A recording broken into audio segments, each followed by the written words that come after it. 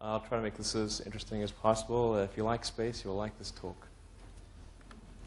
So my background, in brief, I'll talk a little bit about Zip2 and PayPal, and then mostly about space and what we're doing in space. So I originally came out to California to do energy physics at Stanford, actually, and ended up putting, this is in '95, and ended up putting that on hold to start Zip2. Zip2, I'll tell you a little bit about the thought process of exactly what happened there. In '95, it wasn't at all clear that the internet was going to be a big commercial thing. In fact, most of the venture capitalists that I talked to hadn't even heard of the internet, which sounds bizarre, on Sand Hill Road. But I wanted to do something in the internet. I thought it would be a pretty huge thing, and I thought it was one of those things that only came along once in a very long while. So I got a deferment at Stanford, and thought I'd give it a couple of quarters. And if it didn't work out, which I thought it probably wouldn't, then I'd come back to school. And actually, when I talked to my professor and I told him this, he said, "Well, I don't think you'll be coming back." And that was the last conversation I had with him. So, but there weren't a lot of ways to get. The only way to get involved with the internet in '95 that I could think of was to start a company, because there weren't a lot of companies to go and work for, apart from Netscape, maybe one or two others. So, and then I didn't have any money, so I thought, well, we've got to make something that's going to return money very, very quickly. So we thought, well, the media industry would need help converting its content from a print media to electronic, and they clearly had money. So if we could find a way to help them move their media to the internet, that would be an obvious way of generating revenue. There was no advertising revenue on the internet at the time. So, and that was really the basis of Zip2. And we ended up building quite a bit of software for the media industry, primarily the print media industry. So we had as investors and customers Hearst Corporation, Knight Ridder, most of the major US print publishers. We built that up, and then we had the opportunity to sell to Compaq in early '99, and basically took that offer. It was for a little over $300 million in cash, and that's a currency I highly recommend. So we had that, but I wanted to do something more after Zip2. So post the sale, in fact, immediately post the sale, I didn't really take any time off. I was trying to think of where were the opportunities in early '99, where the opportunities remained in the internet. And it seemed to me that there hadn't been a lot of innovation in the financial services sector. And when you think about it, money is low bandwidth. You don't need some sort of big infrastructure improvement to do things with it. It's really just an entry in the database. The paper form of money is really only a small percentage of all the money that's out there. So it should lend itself to innovation on the internet. So we thought of a couple of different things we could do. One of the things was to combine all of somebody's financial services needs into one website. So you could have banking, brokerage, insurance, and all sorts of things in one place. And that was actually quite a difficult problem to solve. But we solved most of the issues associated with that. And then we had a little feature, which took us about a day. That was the ability to email money from one customer to another. So you could type in an email address, or actually any unique identifier, and transfer funds, or conceivably stocks or mutual funds or whatever, from one account holder to another.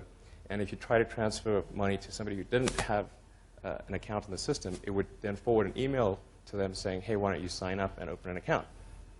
So, and whenever we demonstrate these two sets of features, we'd say, well, this is a feature that took us a lot of effort to do, and look how you can see your bank statement and your mutual funds and your insurance and all that. It's all on one page, and look how convenient that is, and people go, well, ho-hum. And then we'd say, and by the way, we have this feature where you can enter somebody's email address and transfers funds, and they go, wow. So we're like, okay. So we focused the company's business on email payments. And in the early going, the company was called X.com. And then there was another company called Confinity, which had actually also started out from a different area. They started out with Palm Pilot cryptography. And then they had as a demo application the ability to beam token payments from one Palm Pilot to another via the infrared port. And then they had a website, which was called PayPal, where you would reconcile the beamed payments. And what they found was that the website portion was actually far more interesting to people than Palm Pilot cryptography was. So they started leading their business in that direction.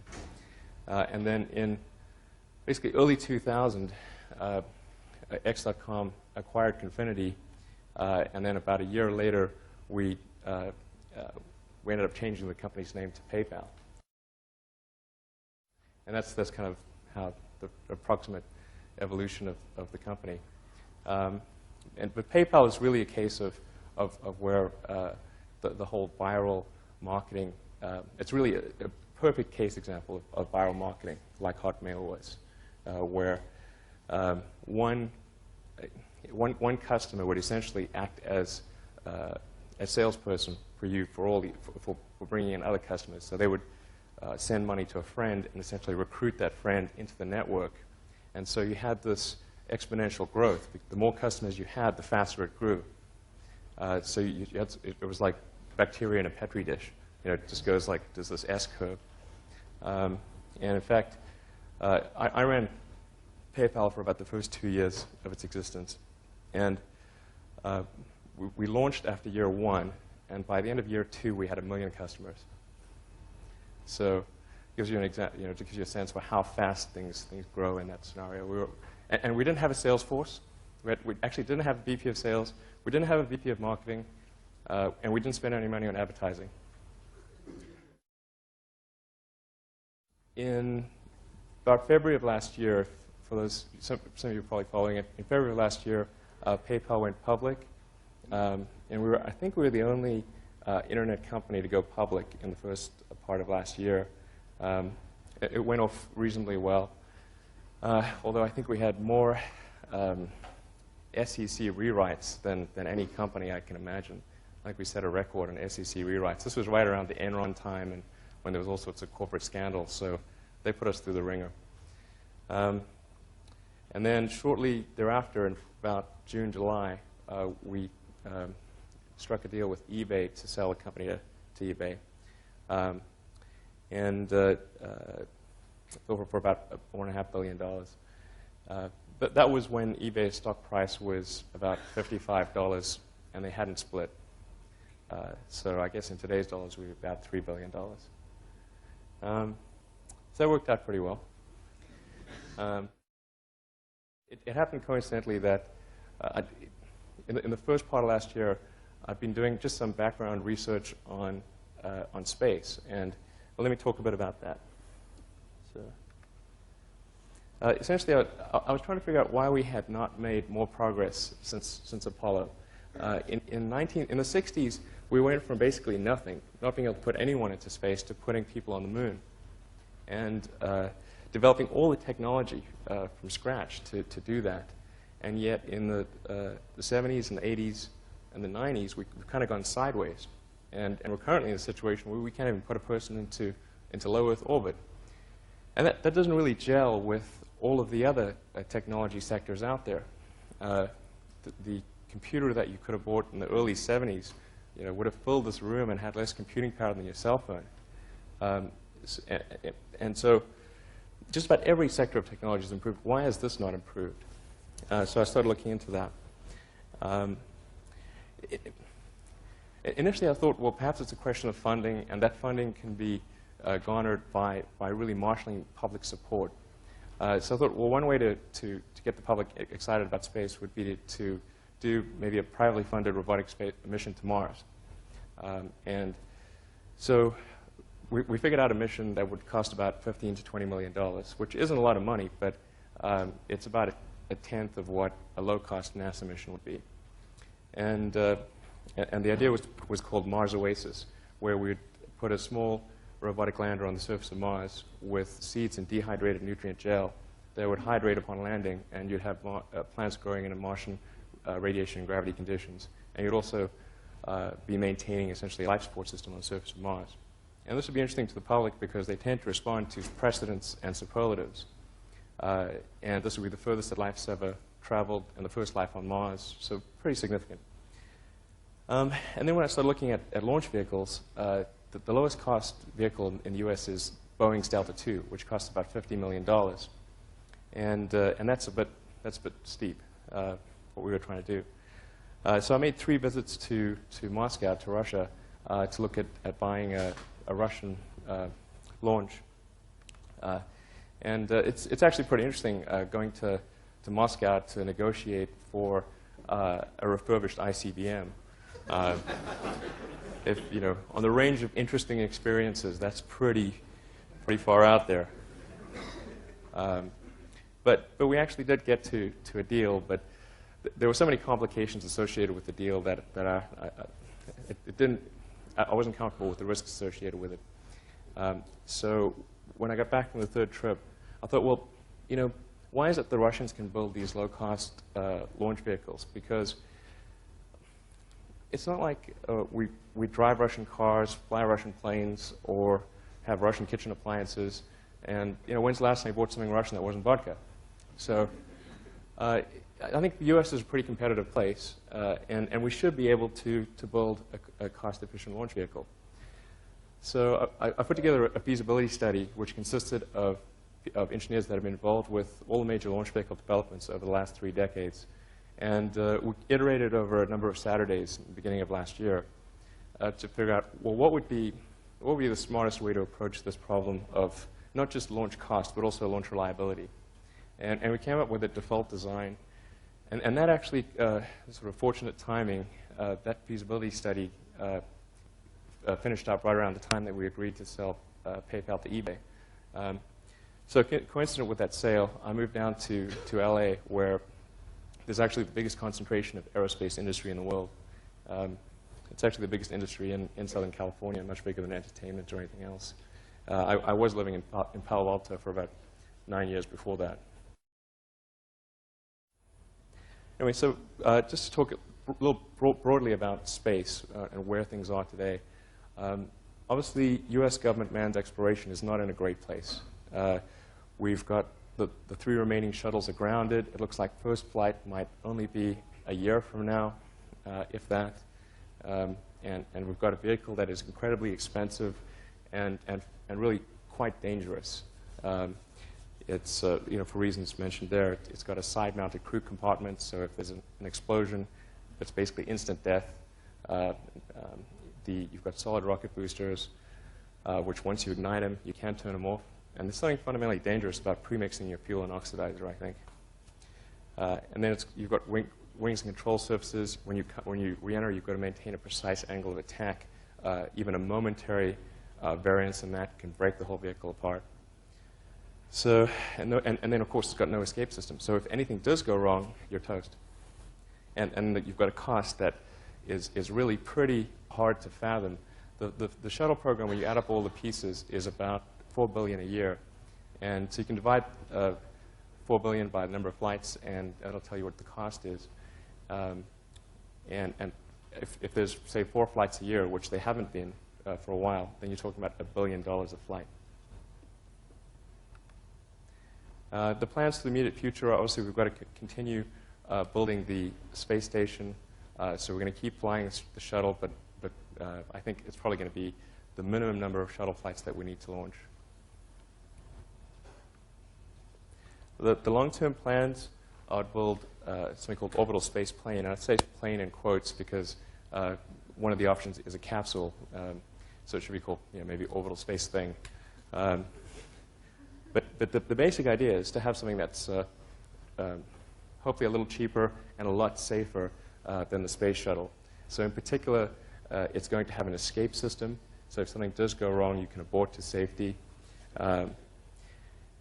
The downside is that it's still, while it might be a little cheaper, it's still going to be pretty darn expensive. The estimated cost per flight of orbital space plane is somewhere in the region of $300 to $400 million a flight. And of that, that amount, just $200 million alone goes to Boeing for the Delta IV Heavy expandable booster. It's a $15 billion development effort and expected to be completed in 9 or 10 years. Now, typically things have not been under budget and under time. So it's unlikely, I think, given historical precedent, that it will stay within $15 billion and the 2012 timeline. And a bit about what's going on elsewhere in the world. In Russia, this is really, the Soyuz is our only access to space station.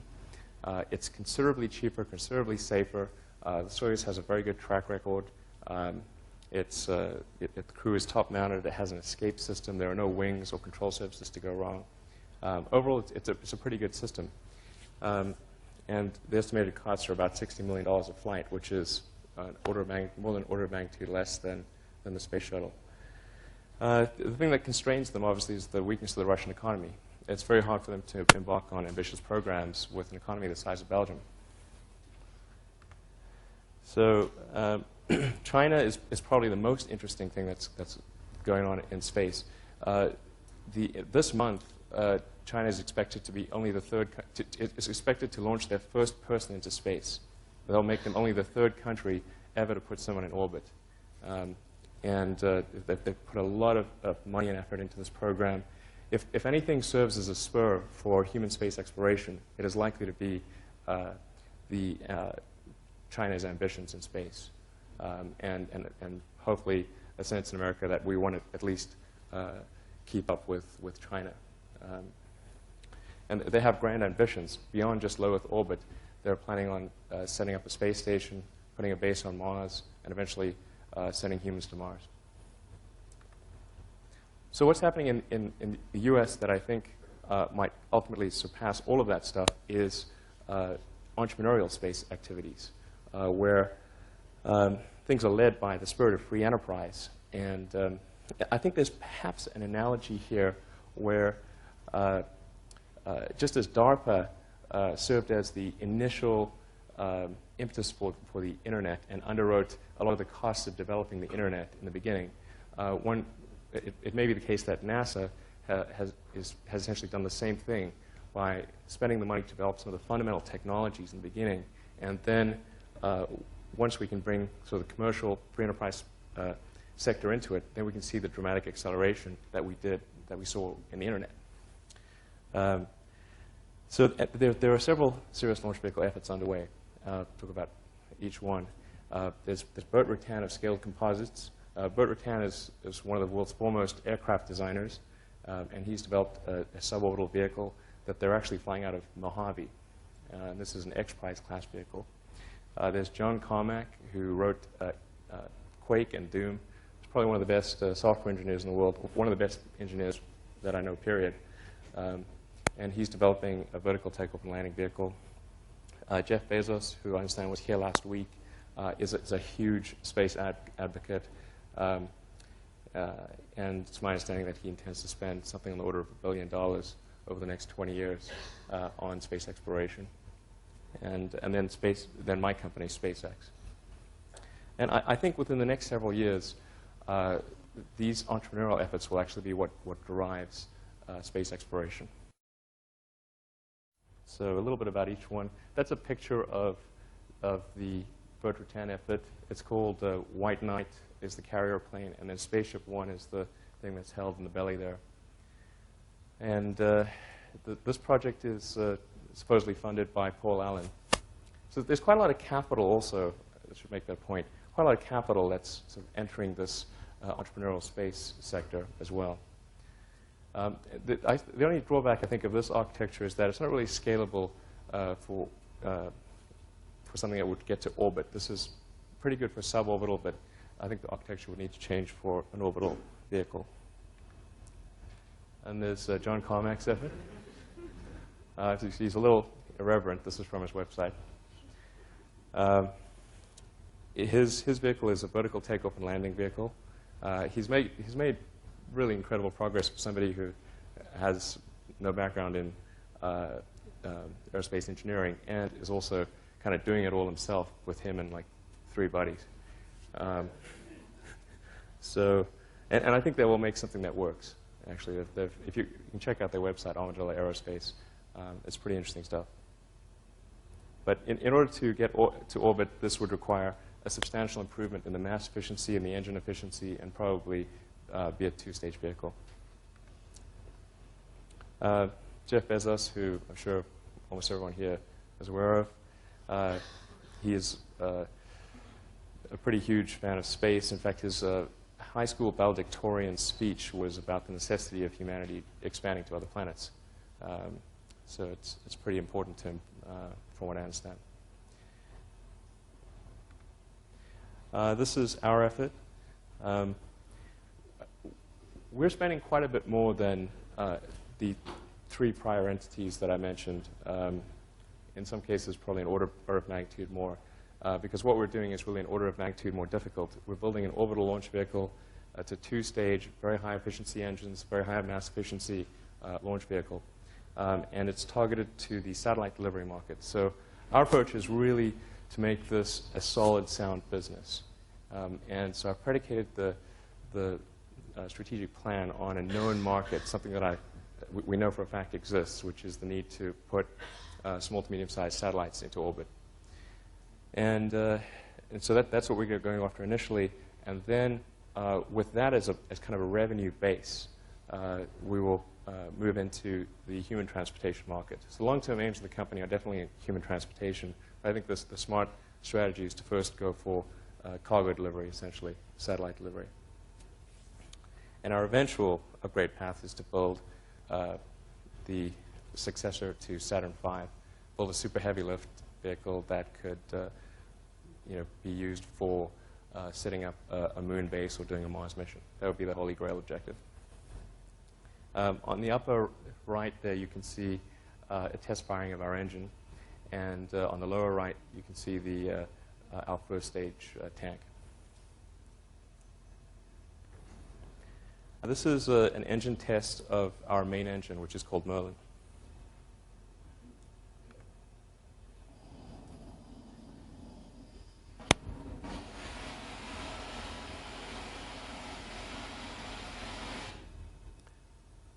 And that generates about roughly 75,000 pounds of thrust at sea level. This is our upper stage engine. It's about 7,500 pounds of thrust in vacuum.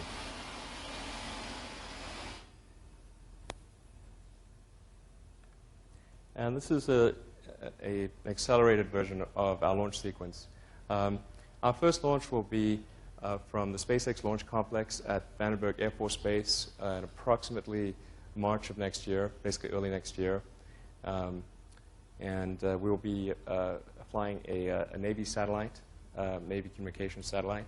So it's notable because often launch vehicle companies are not able to get a paying customer on their first flight, but we've been able to do that. This is also the Falcon development at SpaceX is the fastest launch vehicle development in history, including wartime.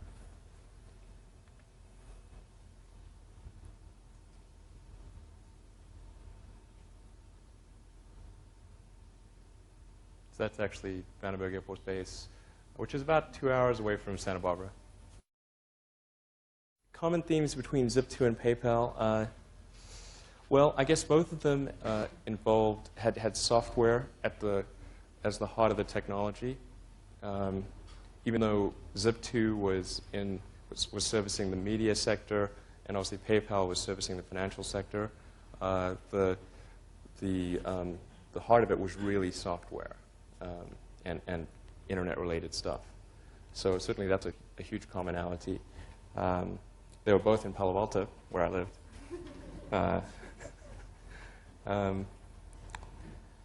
I think we took a similar approach to building both companies, which was to have a small group of very talented people and keep it small. I think PayPal had at its height probably 30 engineers for a system that's I would say is more sophisticated than the Federal Reserve clearing system. I'm pretty sure it is, actually, because the Federal Reserve clearing system sucks. So what else is there? It generally, I think the way both Zip2 and PayPal operated was really your canonical Silicon Valley startup. Pretty flat hierarchy. Everybody had a roughly similar cube, and anyone could talk to anyone. We had a philosophy of best idea wins, as opposed to the person proposing the idea winning because they are who they are. Even though there were times when I thought that should have been the way it goes.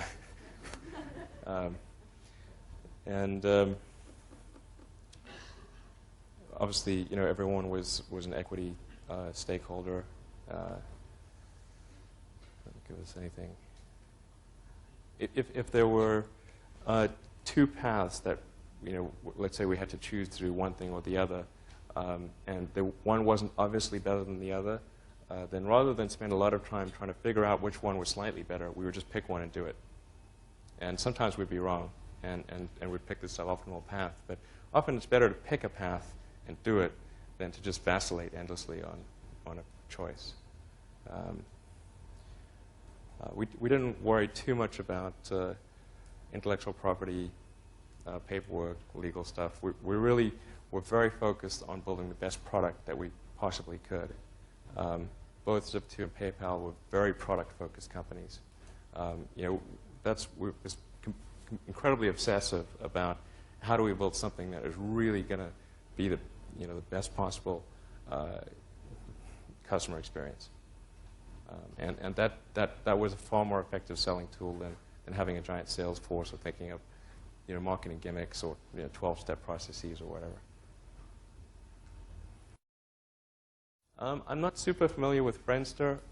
Certainly, the essence of viral marketing is, do you have something that where one customer is going to sell another customer without you having to do anything? There are lots of instances of that. Friendster might be one. Obviously, Hotmail was one. PayPal was one. eBay was one. And in a situation like that, going back to what I said about product matters incredibly, because if you're going to recommend something to somebody, you've got to really love the product experience. Otherwise, you're not going to recommend it, because you don't want to burn your friend. To hurdles in the space industry, entering the space industry,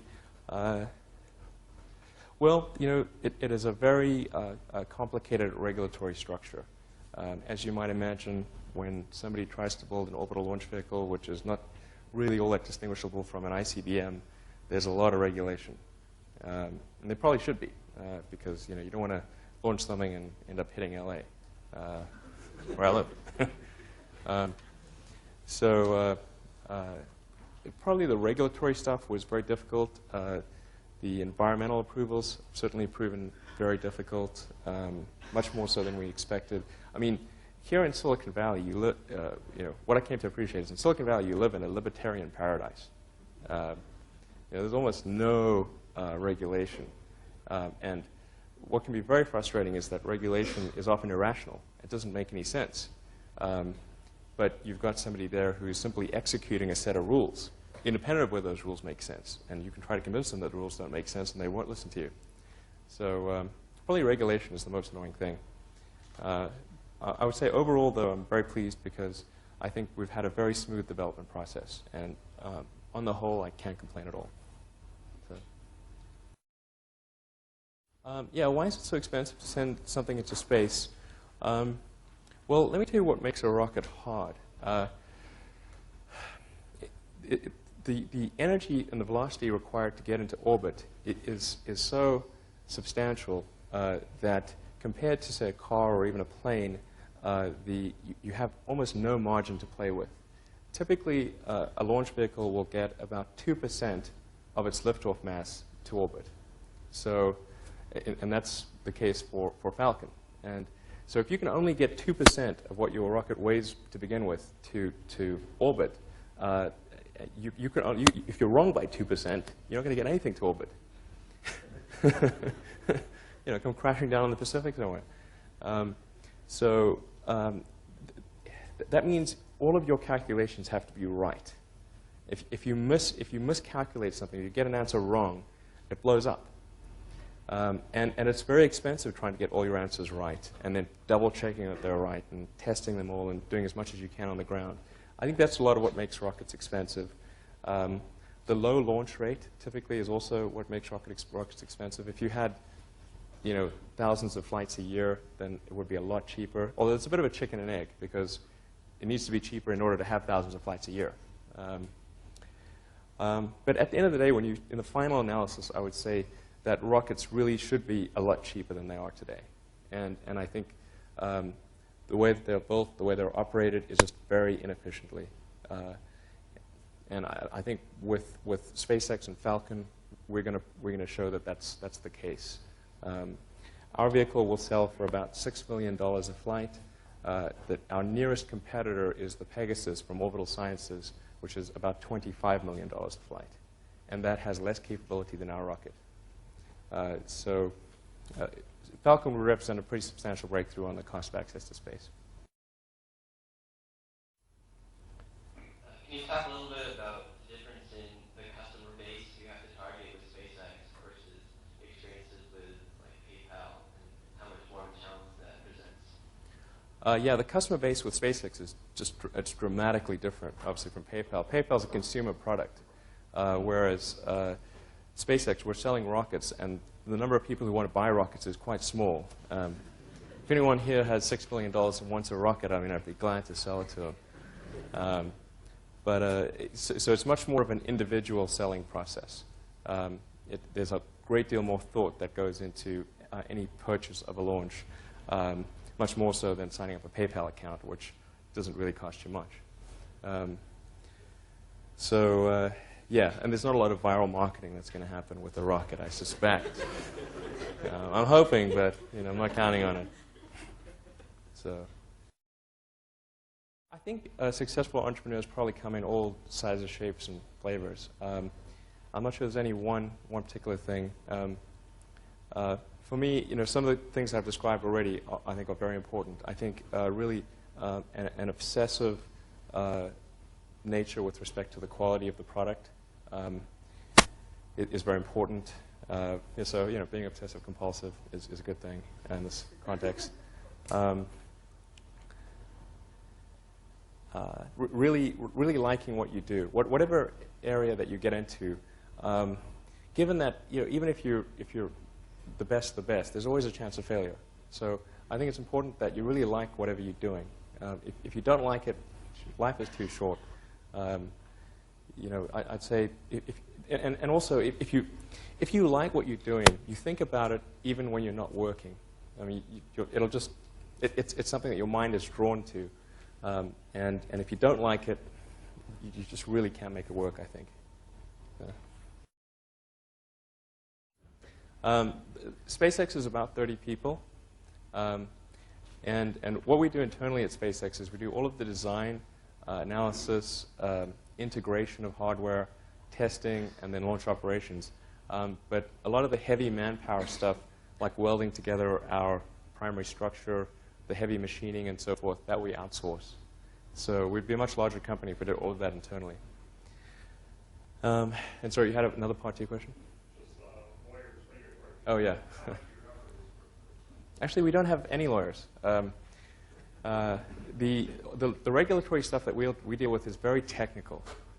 It's really a lot like trying to get an airplane certified with the FAA. We're just getting a rocket certified. So our documentation is very. I wish we could offload it to some lawyers. They wouldn't know what the heck to do. So, how did the Wharton degree help? I think a business degree teaches you a lot of the terminology. It introduces you to concepts that you would otherwise. There's terminology. There's something to be said for that. Introduces you to concepts you would otherwise have to learn empirically. I think you can learn whatever you need to do to start a successful business, either in school or out of school. School, in theory, should help accelerate that process, and I think it oftentimes it does. It can be an efficient learning process, perhaps more efficient than empirically learning lessons. But really, I think there are examples of successful entrepreneurs who never graduated high school, and there are those that have PhDs. So I think the important principle is to be dedicated to learning what you need to know, whether that is in school or empirically. Well, I should point out that Falcon, our first vehicle, doesn't really have the same capability as either the Chinese, the Russian, or the space shuttle vehicles that I mentioned. Falcon would be in the light class of launch vehicles, whereas the space shuttle would be a heavy class launch vehicle. So it's not quite an apples-to-apples comparison. However, the right comparison would be Falcon compared to the Pegasus from Orbital Sciences. Falcon is 6 million. The Pegasus is 25 million. The way we've gotten our prices low, our costs low, is we've really focused on every element of the launch vehicle. There's really no one silver bullet that has been responsible for a substantial portion of the cost savings. It's been really hundreds of small innovations and improvements. And so we've done improvements in the propulsion system, the structure, the avionics, and the launch operations, as well as maintain a very low overhead organization. And when you add up all the things we've done in those areas, that allows us to produce a launch vehicle at $6 million. As far as PayPal, there were a lot of back office relationships that we needed to establish and to attach to various heterogeneous data sources. We needed to attach to the credit card system for processing credit cards. We needed to attach to the Federal Reserve System for doing electronic funds transfers. We needed to attach to various fraud databases to run fraud checks. There was a lot that we had to interface with, and that took a while, but it all came together, I think, roughly simultaneously. I mean, developing the software and having it ready for the general public reasonably coincided with us being able to conclude those deals and interface with the outside vendors, and all that took about a year. I think one thing that's important is to try not to serialize dependencies. So if you can put as many elements in parallel as possible, a lot of things have a gestation period, and there's really nothing you can do to accelerate. I mean, it's very hard to accelerate that gestation period. So if you can sort of have all those things gestating in parallel, then that is one way to substantially accelerate your timeline. I think people tend to serialize things too much. We did do a few patents on the PayPal system, although nothing that ever actually mattered. So patents are mostly useful in a defensive situation rather than offensive. It can be very difficult to actually offensively prosecute a patent. So I think in certain industries, like pharmaceuticals and so forth, patents can be incredibly important. In software, particularly when you've got a very rapid life cycle, where you got a patent, but now it's redundant, so who cares? It's less relevant when you've got a rapid life cycle. Well, I've looked at the various, there are a couple of things that I think are pretty bogus. One is space mining, another is space solar power. I mean, if you calculate how much it costs to bring either the photons from space solar power back to Earth, or the raw material back to Earth, the economics don't make sense. You just can't close the economic case. Not even by, it's probably off by 3 orders of magnitude. So I think probably the biggest thing that could happen is if we decide to establish a base on the moon or a base on Mars, and particularly if we attempt to make a self-sustaining base, self-sustaining civilization on the moon or Mars, that is enormous opportunity on probably the $1 trillion level, because then you've got basically interplanetary commerce going on. I think that's pretty huge. But it's you know, it's not going to be space oil power. It's not going to be space mining, I think.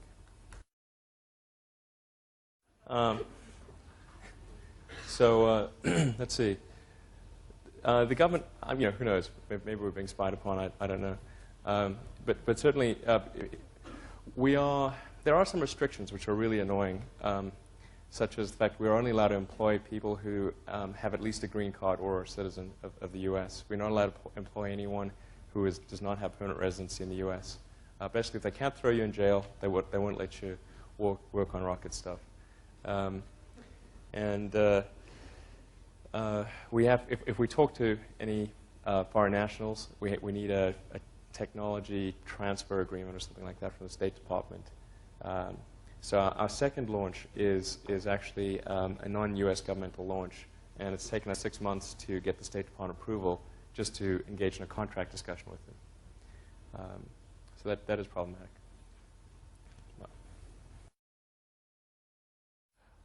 We had several offers, actually, from a number of different entities for PayPal.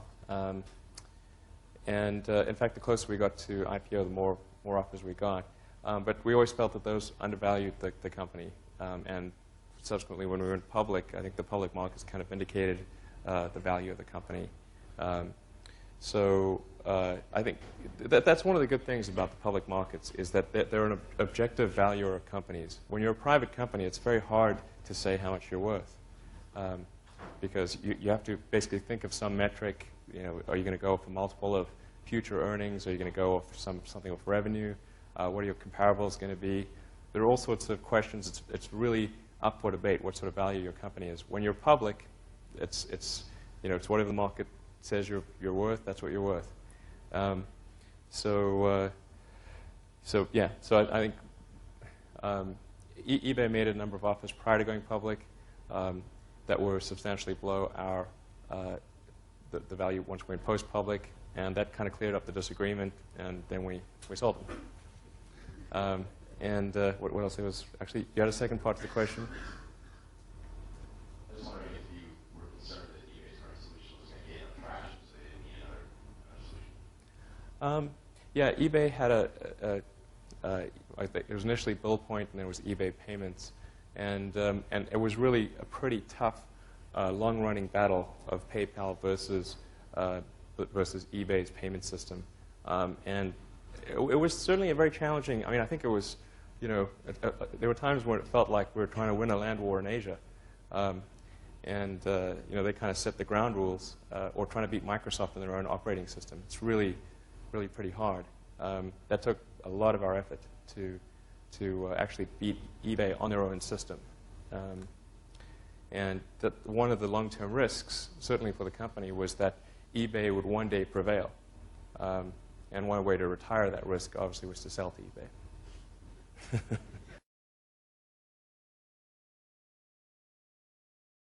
Writing software during the summer of '95, trying to make useful things happen on the internet. I wrote something that allowed you to get maps and directions on the internet, and then something that allowed you to do online manipulation of content, kind of a really advanced blogging system. And then we started talking to small newspapers and media companies and so forth, and we started getting some interest. I mean, half the time we'd be like, what's the internet? Even in Silicon Valley. But then occasionally somebody would bite, and we'd get a little bit of money from them. And then there was basically only about 6 of us. There were myself, my brother, who I convinced to come down from Canada, and a friend of my mom's. And then 3 salespeople we hired on contingency by putting an ad in the newspaper. But things were pretty tough in the early going. I didn't have any money. In fact, I had negative money. I had huge student debts. So, in fact, I couldn't afford a place to stay and an office. So I rented an office instead, because I got a cheaper office than I could get a place to stay. And then I just sort of slept on the futon and showered at the YMCA on Page Mill and El Camino. I was in the best shape I've ever been. Go to shower, work out, and you're good to go. And there was an ISP on the floor below us, just a little tiny ISP. And we drilled a hole through the floor and connected a null modem cable. That gave us our internet connectivity for like $100 a month. So, I mean, we had just an absurdly tiny burn rate. And we also had, a really tiny revenue stream, but we actually had more revenue than we had expenses. So, so when we went and talked to VCs, we could actually, well, like I said, there's no silver bullet that I can point to as to why our vehicle is a lot cheaper. We've really focused on reducing the cost across the board. I mean, for one thing, our overhead in a 30-person company is, an order of magnitude less than it is in Lockheed or Boeing, just for starters. So even if we did everything the same and built the same launch vehicle, we'd be considerably cheaper. And then every decision we've made has been with consideration to simplicity. And the reason for simplicity is because that both improves the reliability as well as it reduces your cost. If you've got fewer components, that's fewer components to go wrong and fewer components to buy. I think there's a fairly significant innovation in our airframe, which is semi-pressure stabilized monocoque with variable skin thickness and a common bulkhead, if you know what that means. I would need a diagram to explain it all. But the net result is that it's very cheap, and it's very mass efficient, and I think easy to test and quite reliable. Our avionics system, I'll give you another example. Our avionics system, we use an Ethernet on the vehicle to communicate. That may not sound like a great innovation, but it is in launch vehicles. All the other launch vehicles communicate in the vehicle by these serial cables that run the entire length of the vehicle. And so you've got these giant copper bundles as thick as your arm running up and down the vehicle. It makes it heavy, it makes it expensive, and it's just, so there's things like that which, when you add them all up, it makes a huge difference. So. No, that's a good question. That's a good question. No, I would not. I think SpaceX is not, this is advanced entrepreneuring. And it may also, I can't tell you how many people have said that, the fastest way to turn, the fastest way to make a small fortune in the aerospace industry is to start with a large one. Hopefully that doesn't work out. But I would definitely, I think space is a tough one for first-time entrepreneurs. You're better off starting with something that requires low capital, and space is a high capital effort. So, sorry, last question.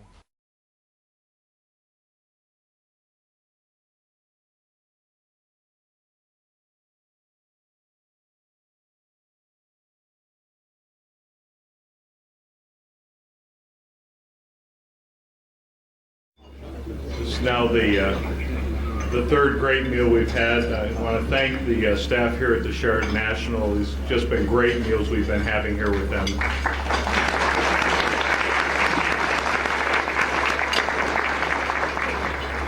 Several years ago, I chaired a couple of other conferences for another association with this hotel, and so when they came up as the winner of the sweepstakes to have this conference, I was actually pleasantly surprised to see them come at the top of this list. And knew that we would have good meals here. They just never cease to amaze me at what they're able to produce, and just the vista here. I mean, looking out, I know that we've had the rain, had the clouds last night. Hopefully these clouds will go away so that when we come back for dinner tonight or for lunch on Saturday and Sunday, you'll be able to see the Washington view that you just will not get any other location in the Washington area. It's just amazing the view that you get from this room here. We want to go ahead into our program here for lunch because we just have another outstanding speaker. It just never stops, the speakers that we have on our program here this weekend. First of all, though, we have an individual who's coming here today to make a presentation of an award. So at this time, I'd like to call upon, introduce to you an individual. Dr. Sam Dinkin is the Chief Economist of Optimal Auctions, a weekly columnist at the Space Review and a space investor. He was there at the start of the B2B internet explosion at GE in 1995. He's conducted research at GE R&D and at IBM Research at LECG, assisting Qualcomm with bid strategy and rollout plans. He had 100 patents approved for in 1 year at IBM Research, including a patent for all externally adjustable implants. He gained his Spectrum auction clients $200 million. He has saved his electricity auction clients $2.3 billion. He is here to present the Space Journalism Prize he sponsored, which he can tell you all about.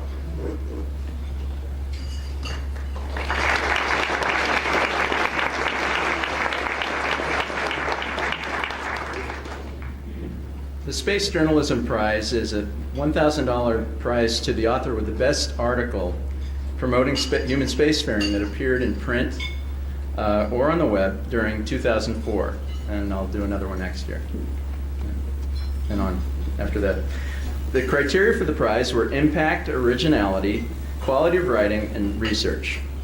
The entries were difficult for us to judge because they all had excellent quality of writing. Where all the entries could use a little work is impact. In order to become a spacefaring race, people need to be taught what to hope for. The Space Journalism Prize and the Space Journalism Association are about focusing on that duty to the race. With that duty comes tremendous power. The space journalists are the main influencers on public opinion about space. The people are the bosses of Congress and the president. So journalists influence whether the space budget is $16 billion or $32 billion. Space journalists influence whether companies succeed in their fundraising. Space journalists will help determine how the public perceives the first fatal crash of a private space vehicle. Will the dead be canonized as martyred heroes or duped victims? Space journalists have the power to set the human species on the road to becoming eternal. Next year, the Space Journalism Prize will be happy to accept sponsorship. We will also be recruiting celebrity judges, including this year's winner. The winner this year wrote an amazing series for the St. Louis Post-Dispatch that included 50 interviews, dramatic writing, and dense coverage of the epic story of the X Prize. The prize was a wonderful way to spark the human imagination. The story captured the courage, hope, and tenacity of the sponsors and the winners. Eli Kintish.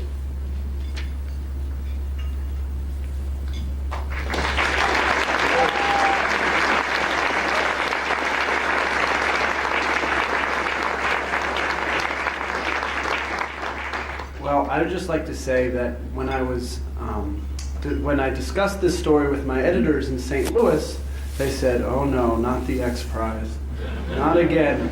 Guys wearing, aluminum foil under their clothing, and I found out it's not all guys wearing aluminum foil under their clothing, although there may be some of them here. But actually, I was not interested in space at all, and I have to say, talking to many of you actually, in writing the story and working with you, I really developed a true appreciation for people who are out there doing, as opposed to just saying something about it. So Elon and Pete Diamandis and obviously Burt Rutan deserve the major credit, but really all of you trying to make your dreams happen are a real inspiration for me, and I hope to write about people like you for the rest of my career. Thanks.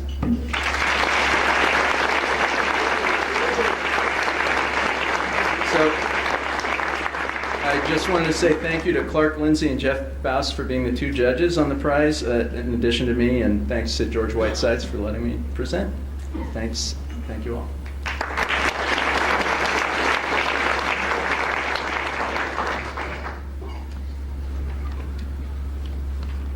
Okay, into the main part of our program.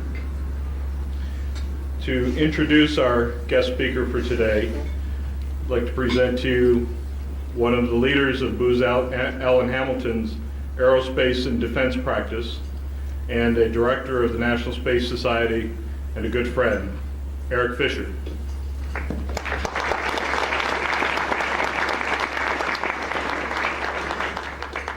Thanks, Bob. Good afternoon. I'd like to add my personal welcome to everybody here in this room and not in this room who's attending the ISDC this year. This is really an encouraging turnout and a wonderful turnout, and I'm pleased and hope you have all been enjoying the sessions to date, and I wish you a good next 2 or 3 days as well. I'm sure they'll be tremendously exciting. I have to admit that I feel a little extraneous introducing the speaker for lunch today, because there can't be a person in this room who perhaps doesn't have a shrine to him at his or her house these days. Elon Musk, and it is my honor and pleasure to introduce our speaker today. Elon Musk has insight and drive and experience that way outstrip his years. After University of Pennsylvania and Wharton, he went on to found what really probably were two of the most interesting and critical and successful internet and enterprise software related businesses that were ever founded, PayPal and Zip2. He both founded them as well as ran them. Once he got tired with that, he sold them off and turned his attention to space, where he'd always had a strong interest. And certainly in the last short few years, Elon has become, if not the main symbol, then one of the main symbols, but in my mind, probably the main symbol, galvanizing and driving force for the entrepreneurial space industry. So without further ado, since you all know of him well, I'd like to invite and welcome Elon Musk.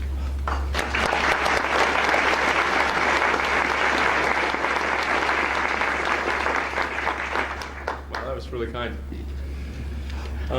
All right, so what I thought I'd do is kind of whip through a presentation on SpaceX. Some of you are probably aware of the details of what we're doing, and some are probably less familiar. So I'll go through it fairly quickly and then try to leave as much time as possible for any questions. And you're welcome to ask me, anything about the rocket or the business. And I think I can probably answer just about everything. Maybe a few confidential items. Can I have the first slide? So, basically, SpaceX. I started SpaceX because it seemed to me that we weren't making the kind of progress we really needed to make in the cost of access to space. And if we don't make cost, I'm somewhat preaching to the converted here. Normally the room is not quite as converted as this room is.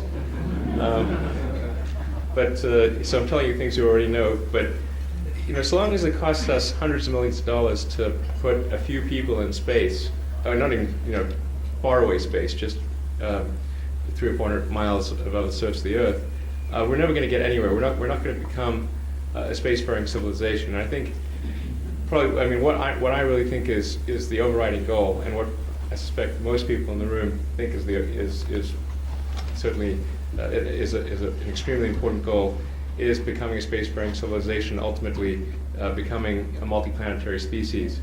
And if we're not on that path, then we really need to get on that path.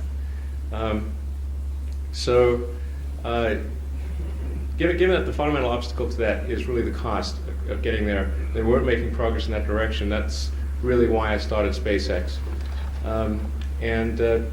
Before actually formally starting the company, I put together a group of engineers that have been involved with most of the major rocket developments in the U.S. and had some familiarity with the way the Russians did it. And in fact, the current NASA administrator, Mike Griffin, was on that feasibility study group, so I'm very glad to see he's the new administrator.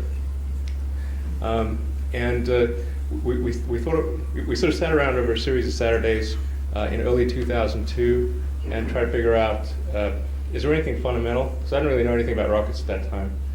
Is there some sort of really difficult physical thing that makes it fundamentally as expensive as it is and you can't make improvements? And it quickly became obvious that there really isn't anything fundamental that prevents chemical rockets from being much cheaper than they are right now. To give you an example, the propellant cost of the Falcon 1, what it costs to fill the gas tank essentially, is about $30,000. and that's on a $6.5 million launch initially. We want to keep driving that launch cost down. But you know, in airlines, that is a dominating factor, often the predominant factor in cost. Whereas for rockets, it's an accounting error. And we need to get to the point where that actually where it's not an accounting error, and actually, unless you have really bad accounting. And you know, it's actually where propellant cost actually matters. So anyway, so the way I usually describe it to people is that the goal is to be kind of like the Southwest Airlines of the space business. And when Southwest Airlines came in, airfares were really expensive, and Southwest came in offered airfares that were often, you know, 15–20% of what say United or Delta was charging. And people at the time said, well, this is really impossible. There must be compromising reliability, or there must be something missing with this picture, or they won't be able to sustain those prices. They've got a business. And you know, the fact of the matter is Southwest Airlines today is the most profitable airline in the industry, has a market cap greater than the sum of all of its competitors, and it still offers those prices. And reliability is good, on-time performance is good. So you know, they went in, they really rethought the whole space business, the whole airline business, and so that's sort of, you know, a good kind of model to think of what, you know, we're trying to do is rethink the business of space transportation. Now I think we've got actually a greater ability to improve in our case, because we're actually driving the fundamentals of the technology, whereas Southwest Airlines could only improve on the service and had to work with an existing technology base of this, you know, the 737. But anyway, that's the basic idea. And I believe in setting objective benchmarks. So, because if you can't measure it, it's very difficult to figure out if you're improving. And so the benchmark objective is a factor of 10, and to put an actual number on that, it's less than $500 a pound to orbit is the goal. I think we can actually get there before the end of this decade. It's structured like a Silicon Valley technology company, because that's how I know how to structure companies. Work well the first 2 times, so hopefully third time as well. You know, a few common things. There's a very flat hierarchy. It's, you know, we're just all in fairly densely packed cubes. We have a fairly small engineering team, but they're really the top engineers in their field. And we have what I call a high signal to noise ratio, where signal is engineering and management is noise. And I think there's a lot of big aerospace companies have a very bad signal to noise ratio. So, and then the big driver in terms of both reliability and cost improvements is simplicity. So that's really our mantra at SpaceX. If we can figure out a simpler, easier way to do something, we'll do it. We don't care about whether it's new technology, old technology, you know, doesn't matter. We just want to get the job done. Our headquarters are in El Segundo, which is about a mile south of LAX, and we have about 75,000 square feet of engineering and manufacturing space. We actually manufacture the rocket right there in LA, which sounds kind of weird to build a rocket in LA, but we do. And then we do our propulsion and structural testing in Texas. We have a 300-acre propulsion test facility out there, and I'll show you some pictures of that later in the presentation. Some of the slides, by the way, I'm going to go through pretty quickly. Next slide, please. So we made pretty good progress. Our 3rd birthday will be next month in June. And so in approximately 3 years, we've designed the entire rocket from scratch, gone through, designed, built, and tested the entire rocket. Both stages, the fairing, 2 new engines, including a pump-fed engine. And our engine is actually going to be only the 2nd American orbital booster engine developed in the past 25 years. The other one being Boeing's Delta IV engine, and before that, the Space Shuttle main engine.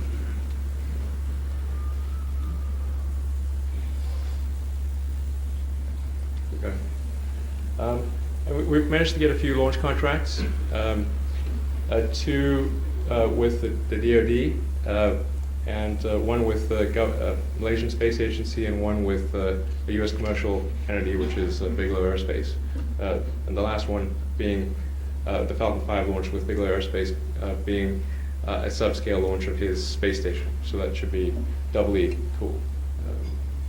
And then we also, you may have seen the announcement that we were awarded a $100 million Air Force IDIQ contract, which hopefully will be used to the fullest extent. And I would expect sort of 1 to 2 launches a year starting next year on that contract. I don't know if you saw the last, if you head back one slide, sort of the contrast is, that just looks black to me, but essentially that prior slide was our facility when we moved in. This is it 1 year later. We're assembling a prototype on the floor. And next slide. And then 1 year after that, the qual vehicle is on the launch pad. And the flight vehicle is actually currently on the launch pad. And we expect to do a hot fire on the pad tomorrow. So, because Delta 4 finally launched, or Delta 2 finally launched this morning at 5 a.m. or whenever it was. And so we're cleared to do the pad hot fire. And then the actual launch should take place as soon as the Titan 4 departs Vandenberg, which is in approximately the August timeframe, or July-August timeframe. Let's see if this works.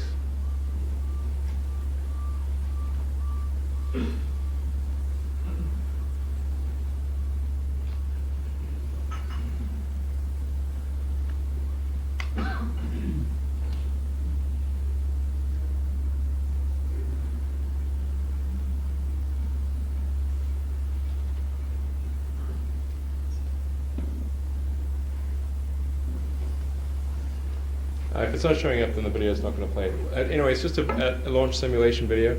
If you want to see that video, you can actually just go to our website, spacex.com, and the videos, that video along with a number of other video segments is available. And we post things regularly there. I'm going to skip over the sort of reliability stuff. We think it's very important, but it's very important, but not really trying to sell anyone here a launch, I think.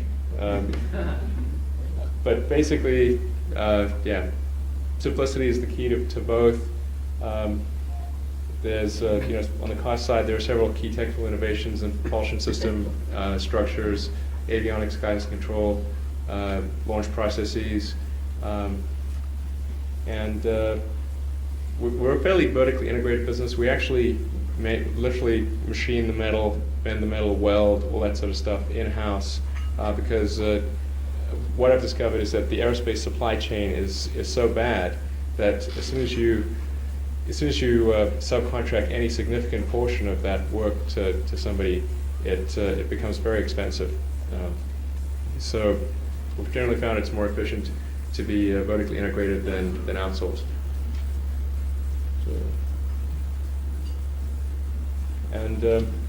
So Falcon 1 capability is just over 1,000, like 1,500 pounds to low Earth orbit.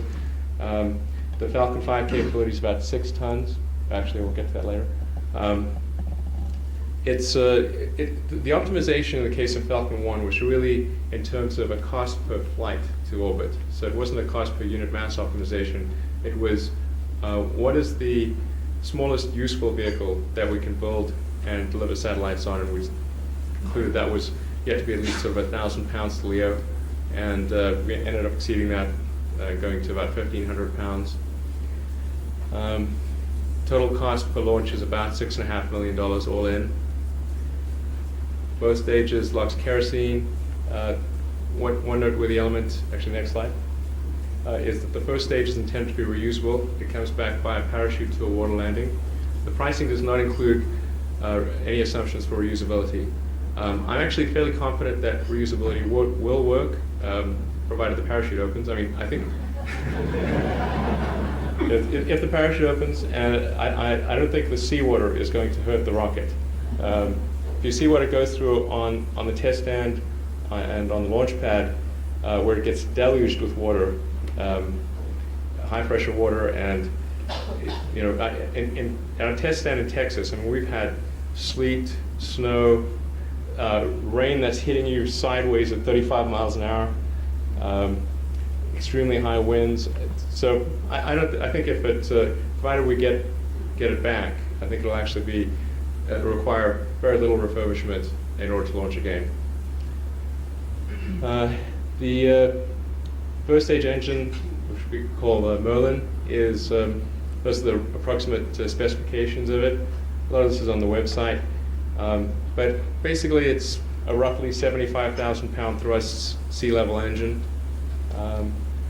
and of modest performance. I mean, one of the things that we haven't tried to do is try to achieve the highest possible performance. Our goal has been to create something which is a reliable truck, essentially, rather than a Ferrari. So we haven't produced, for instance, a stage combustion, super high ISP engine. This is, you need to be pretty good, but to get to orbit at all. But you don't really have to push the envelope any further than we pushed it here. Next slide. Our upper stage engine also locks kerosene, and similar in architecture to the first stage engine, except that it doesn't have a turbo pump, and it's a low pressure engine.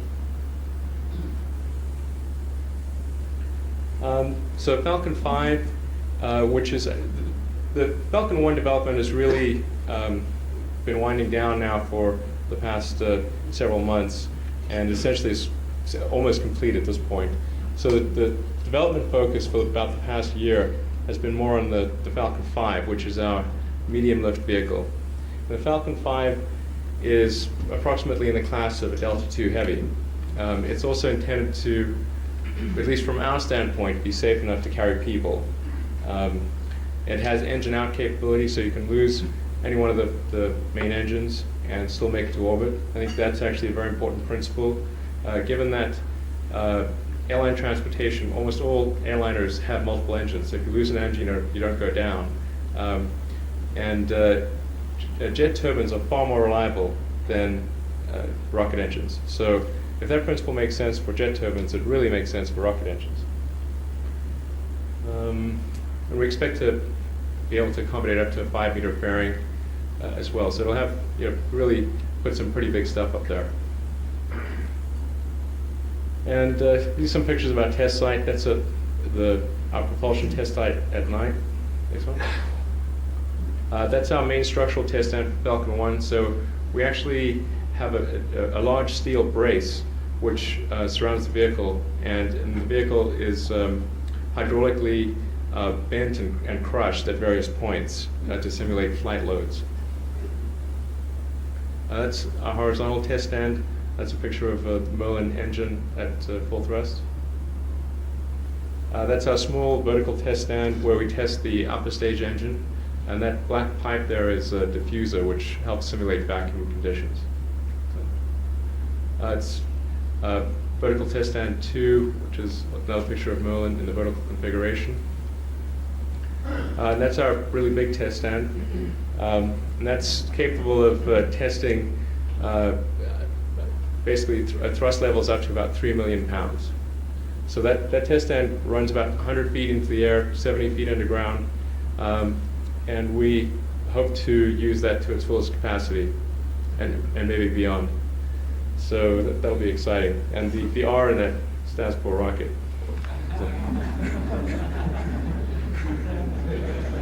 So is there, so any questions I can answer? What's the planned throw weight for the Falcon 5 tomorrow? Oh, that's a good question. I think what is the throw weight of Falcon 5 to Mars?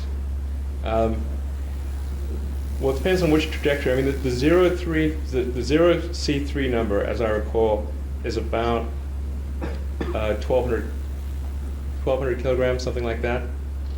Yeah, it's like about a ton, a little over a ton.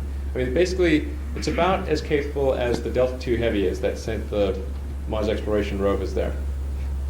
So anything that Delta II could throw to Mars, Falcon 5 could throw to Mars. couldn't really send people if they were alive.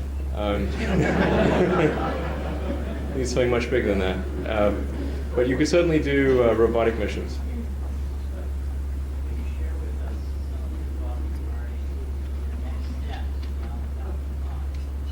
Sure. We don't like to disclose too much ahead of time because, well, frankly, we'd like to. It's more a question of sounding credible than anything else because we'd like to get some things accomplished before we claim we're going to do other things. But the plan is to do a vehicle which is in the class of Delta IV after Falcon 5. And you could apply sort of a common booster core approach to that, and encompass the entire range of the ELV capabilities. So up to about 60,000 pounds to orbit, maybe a little beyond that. I can say that we'll be announcing something fairly significant later this year, as far as much more lift capability than is currently represented. But we'd like to. Ideally, I'd like to have Falcon 1 launch before we make any big announcement in that direction. But you can expect that from a strategy standpoint, we're, call it the 7-11 strategy. We're going small, medium, large, and extra large. Or big gulf, or whatever it is, super big gulf. So Falcon 1's obviously small, Falcon 5's medium, we'll have the large and extra large. Sure, actually, back there. How much has the range impacted your cost of development and your future business plan? I think range-related stuff is probably, all regulatory stuff combined, I'd say at most 25% of the cost. It's 20 to 25% of the total cost associated with both development and launch. You said the first stage is reusable. I noticed you though have ablative sort of nozzle, I guess, Yeah. in the growth. So what percent of the cost of the engine is nozzle and growth? The ablative portion is actually really cheap. It costs less than one of our main valves on the engine. So I don't want to give away sort of really detailed proprietary numbers, but I can say it's really de minimis. It costs us more to hire the tugboat to go out there than it does to replace the ablative. Can you maybe do a little bit more on what the hot fire would be like in the second you get? And given the Titan getting out there in July and August, do you personally expect to fly soon after that? Yeah. And what will make you think? Maybe just the quadrant, how you doing on your other launch? Sure. And by the way, we put out I write a little update every 3 or 4 months. I've been waiting to get the hot fire done before doing the next update. The hot fire that we're planning to do, which hopefully will take place tomorrow, it was originally supposed to take place on May 3rd, and then we had an igniter sensor failure, which we lost that day, and then we have to go behind the Delta II, and so it goes on. Anyway, but it's supposed to happen tomorrow around 1 o'clock Pacific time. And it's going to be a complete launch simulation, including about 5 seconds of flame on the ground. 5 seconds feels like a long time if you're there, by the way. Then as far as the actual launch date, we think we'll be ready to go as soon as the Titan IV departs, which is currently scheduled to be around mid-July.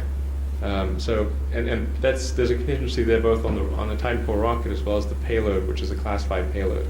And so we only have limited visibility into that because they won't give you specifics when there's classified stuff involved.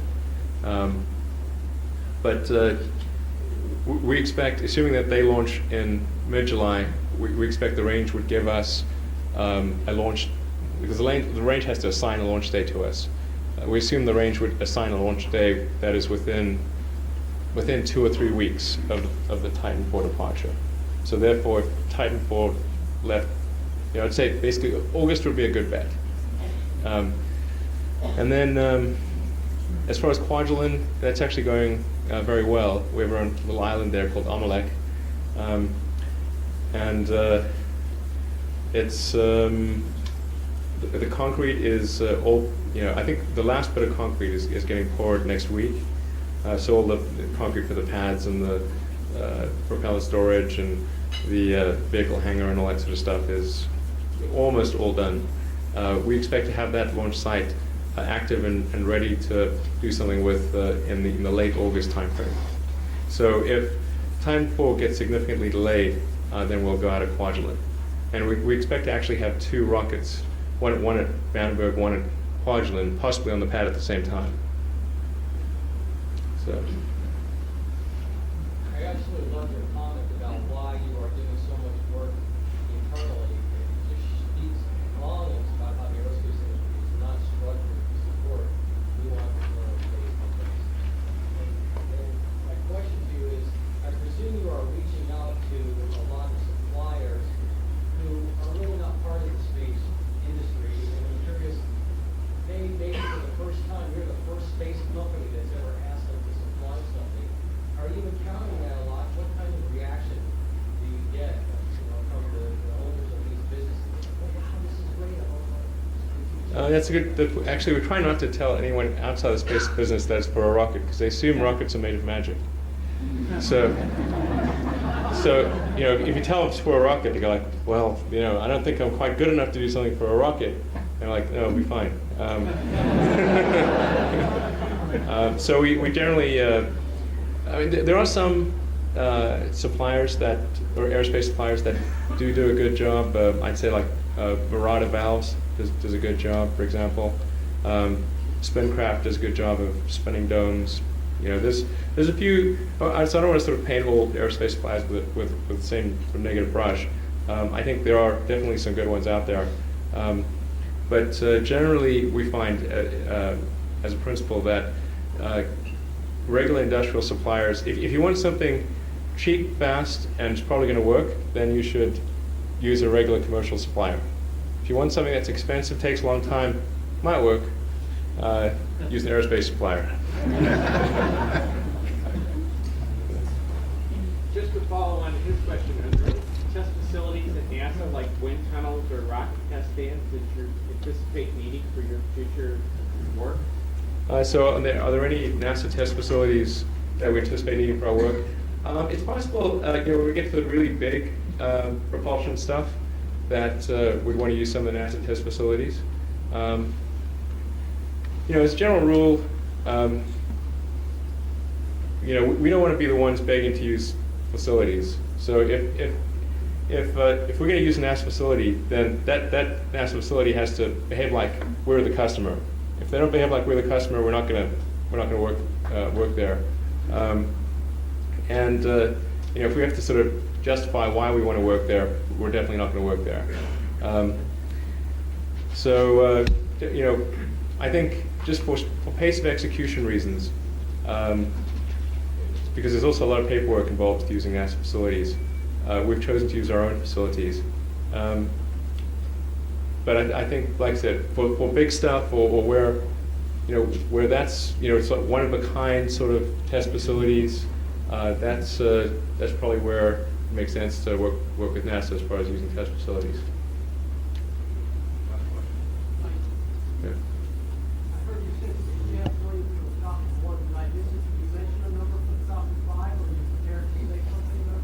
Sure. Well, it's actually on the website.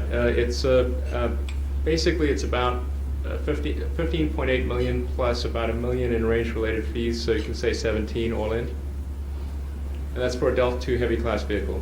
That's about 12,000 pounds. A little more than that, yeah, about 13,000 pounds. So it's a little more capability than a Delta II heavy.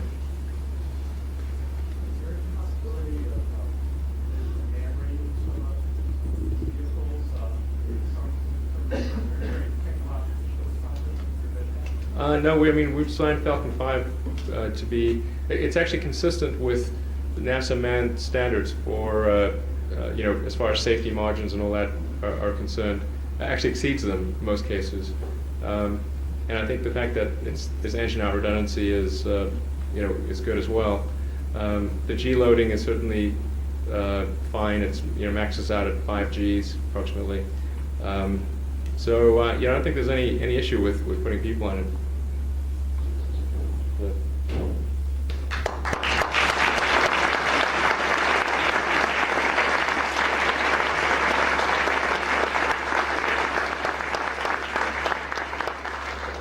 Elon, on behalf of the conference and the National Space Society, we really want to thank you for your talk and being here with us today and accept this memento on our behalf.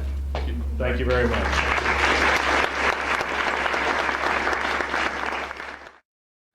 So it is my great honor to introduce a man who needs no introduction. I'm not sure where he's at, but I'm sure he's going to come in here somewhere. Where is he? Oh, okay, there you go.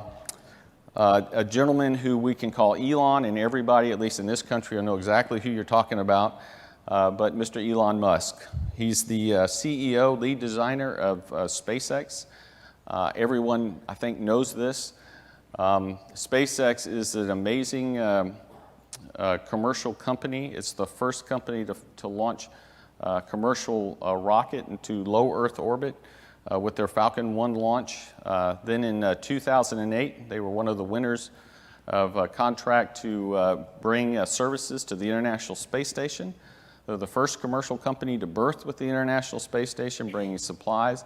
They're also the first commercial company to return a sizable return vehicle with all the components still intact, which is very important to us, back to the surface of the Earth. And so it's an amazing company that's done a great job and continues to push the boundaries. You'll hear from Elon, but his interest really is not so much in low Earth orbit as it is going beyond low Earth orbit and making sure humanity will continue to live by exploring beyond Earth.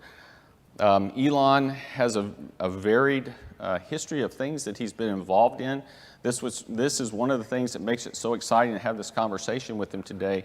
You know, he's not one-dimensional space guy. He's involved in Tesla Motors, which he is a co-founder and CEO, and also a major player in the design efforts and what they choose to go build and how. Of course, he was a co-founder of PayPal and Zip2. He's deeply involved in a number of other industries as well. And so it's my great honor to welcome Elon Musk to the stage.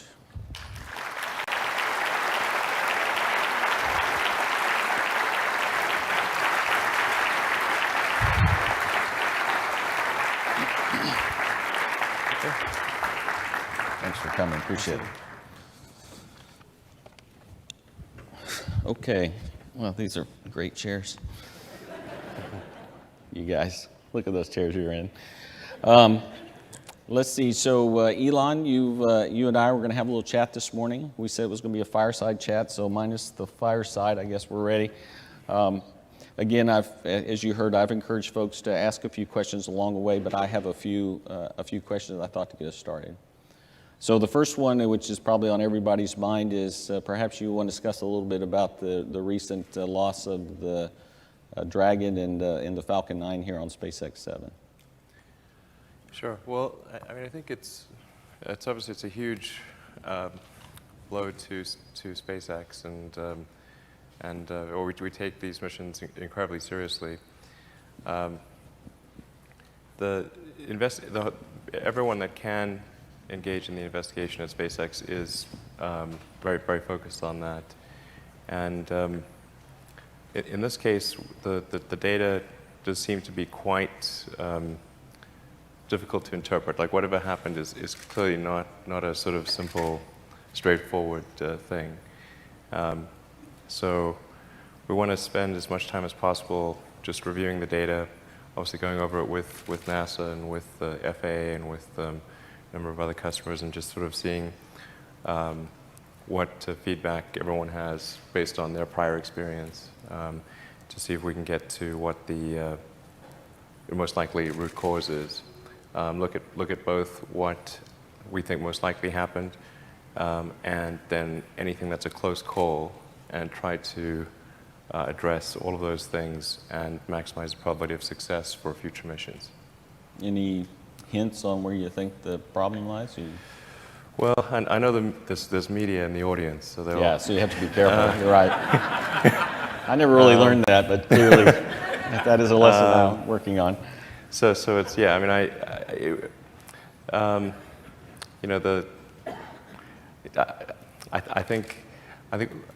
think we'll be able to say something more definitive towards the end of the week. At this point, really, the only thing that's really clear is that there was some kind of overpressure event in the upper stage liquid oxygen tank. But the exact cause and the sequence of events, there's still no clear theory that fits with all the data. So we have to determine if some of the data is a measurement error of some kind, or whether there is actually a theory that matches the sort of what appear to be conflicting data points. Okay, very good. I'll just make a comment. The tweets you put out regularly, particularly when events like this happen, are really useful to everybody. We really do appreciate it. You'd be amazed at how many folks quote what you said, and how glad they are that you just step right out and at least give some sign about what's going on, and that we'll get through it. Things are going well, so we appreciate that. Absolutely, and for sure, as soon as we think we've got a clear line on what happened, and we've sort of cross-checked it with as many experts as we can, and we certainly appreciate the feedback from NASA on this front. Very much appreciated. We'll certainly put out that story. My only reticence about saying something quite yet is I don't want to say something that subsequently turns out to be a misunderstanding of the situation. Oh yeah, absolutely. I understand that. So one of the questions that I ask myself regularly is, at what point does all this government help hurt? So this event occurred, and we have you have NASA folks there from about 3 different programs that intend to use your services, ISS being one of them. You have the FAA that's involved. The range folks are there. Without feeling like you're giving your customers a hard time, how is that interaction, and what should we consider doing differently so that we, in those areas where we can help, we are helpful, and in those areas where we're really keeping you from getting your job done, we can modify ourselves? Yeah, actually, I think the interaction with NASA has been great thus far. The biggest challenge is there are a lot of inquiries coming in simultaneously, so it's hard to sort of keep respond to everyone right away. But actually, it seems to have gone fairly well. The biggest thing that's needed in the sort of short term is the ability to sort of gather all the data, create a very precise timeline, so that by the millisecond we know what each sensor was reading, and we can correlate that with ground video. And actually, like, one of the biggest challenges is matching the things to the exact time. Because when you're talking about a matter of milliseconds, being able to say what is the ground track video compared to the data as received by the by the ground station from the rocket, and then taking into account for the actual time taken to generate a packet of information. When was that sensor read? When was it encoded into a packet? And when was that packet sent to the ground? When you're dealing in milliseconds, all that stuff actually makes quite a big difference. Yeah, sure. So that's the biggest sort of effort we've been engaged in thus far, is just putting together a super detailed timeline, and then just making sure that we have the sequence of events down as precisely as possible. That's what we've been working on, and but actually, certainly with the interaction we've had with NASA and with us, it's actually been quite good thus far, and we've explained that this is what we're doing, and then we very much welcome any feedback or input or review of the data that would lead us to a better understanding of the circumstances. I thought we had a very productive discussion back when we had the Engine 1 anomaly, and so I found it to be very useful. But that's a perspective from a NASA perspective, so it's always interesting to know your perspective of that. Yeah, it seems to be quite good actually right now. Yeah. So you're building, in the last couple launches you've had landing legs, and you've been working on landing the first stage back eventually to shore. Can you talk a little bit about that and what your vision is for that and for SpaceX in general as you go forward? Sure. Well, the overarching goal of SpaceX is to try to advance the state of space transport advanced space transport technology to the point where, well, get as far along the path as we can to where space travel is hopefully commonplace at some point in the future, and where we can send large numbers of people and cargo to other planets. And it's like that's the sort of thing that needs to happen for humanity to have a great future in space. So we want to keep pushing that. And I think like key to that future is reusability.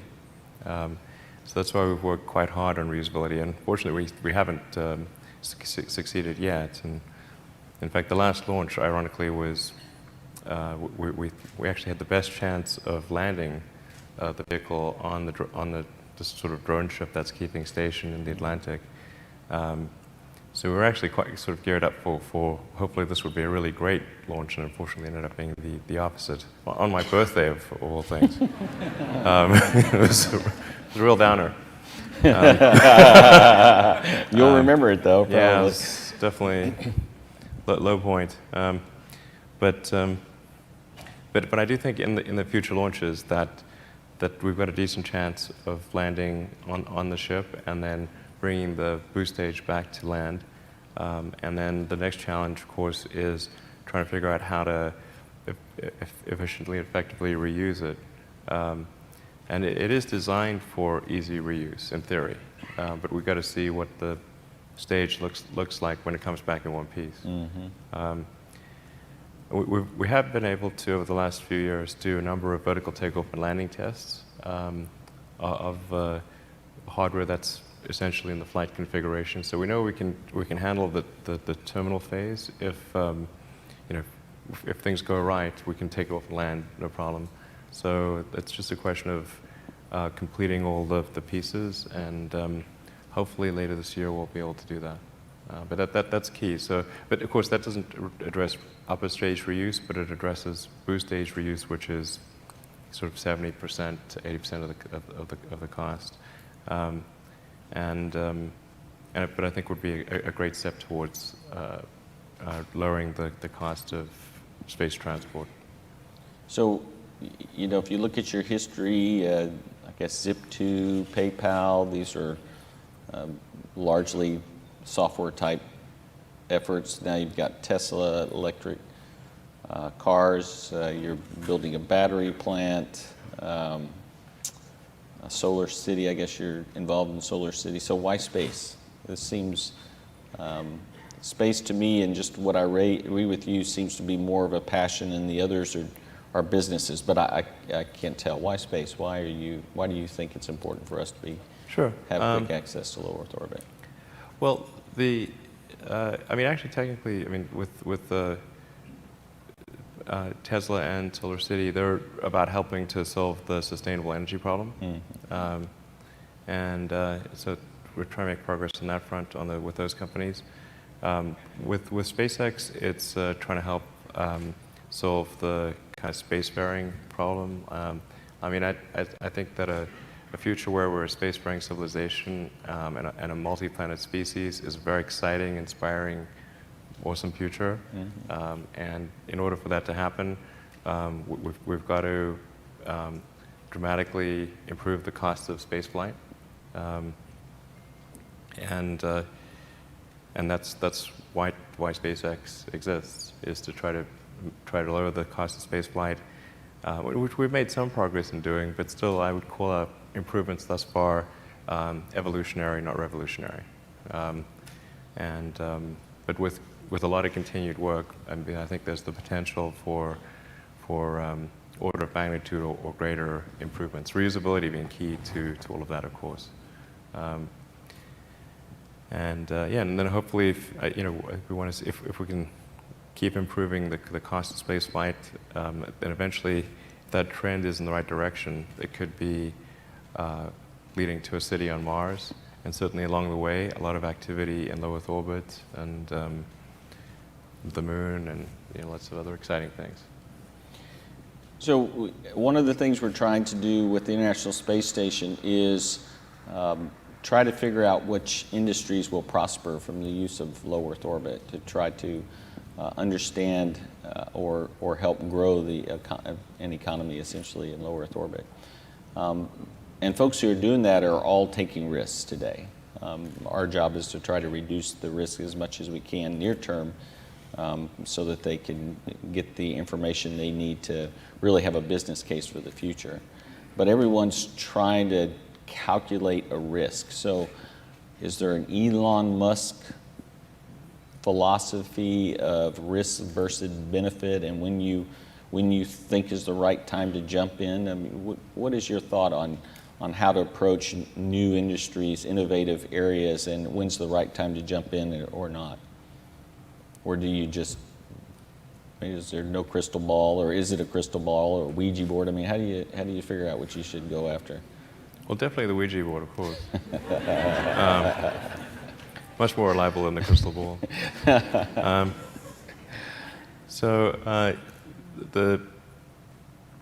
mean, I don't really like risk for risk's sake or anything.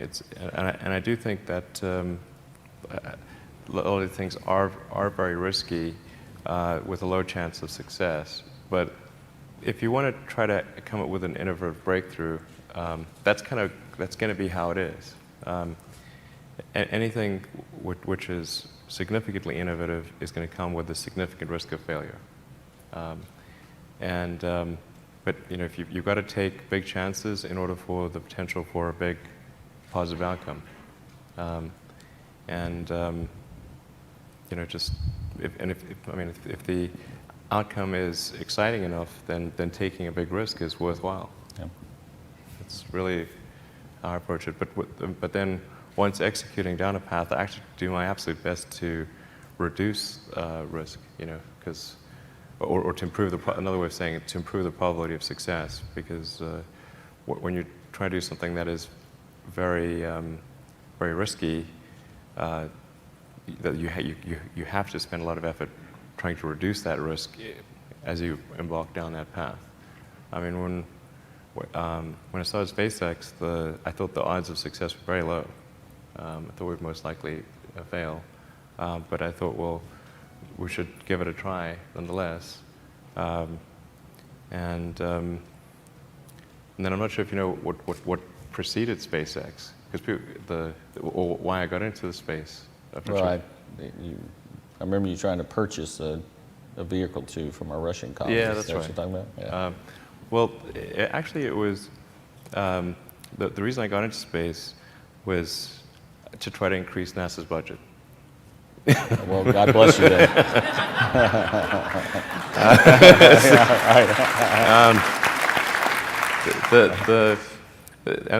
So I'll tell you, so the roundabout way I thought that might be accomplished was, I thought, well, if NASA's budget was larger, then we could do more in space exploration. And I thought, well, particularly if we could get the public excited about sending people to Mars. And I thought, well, if I could do a small greenhouse and send that to the surface of Mars with seeds in nutrient gel, and you hydrate the gel on landing, you have a little miniature greenhouse, and then you'd have, the public tends to get excited about precedents and superlatives, so it would be like the, sort of first life on Mars, the furthest life's ever traveled, and you get people sort of excited about, well, but maybe we should send people there, like the hell with plants, we should send people, Right. And then I thought, well, if that could get the public really excited about sending people to Mars, then that would translate into congressional support for a bigger NASA budget. That was the goal. And then I didn't have enough money to buy, and I thought that outcome would have a 100% chance of no commercial success. So the 100% chance of losing all the money. So compared to that, SpaceX, which I thought maybe had a 10% chance of success, that was an improvement. There you go. Well, that makes good sense. So are you still thinking about that? I do remember that conversation. This was the idea where you used Martian regolith, you send these self-contained habitats, not habitats, well, it's like, but it would only plant be chamber pretty kind of things, and grow. Small, right, like a meter across or something. But just to prove the concept. Yeah, just to get, I mean, the real goal was to get the public excited. You get some engineering data about what does it take to maintain a little habitat on Mars type of thing. But the main thing would be to get the public excited and, get people to be in, the public to be in favor of a bigger NASA budget. That was the goal. Well, again, God bless you. That's a worthy goal. I hope you don't stop. So, commercial crew. So you've been selected as one of the providers for the commercial crew. Can you tell us a little bit about where that's headed for you as a company, and perhaps maybe how it's affected your company, if it has, if it's changed anything in how you approach space? I think things seem to be going fairly well on the commercial crew front. Overall,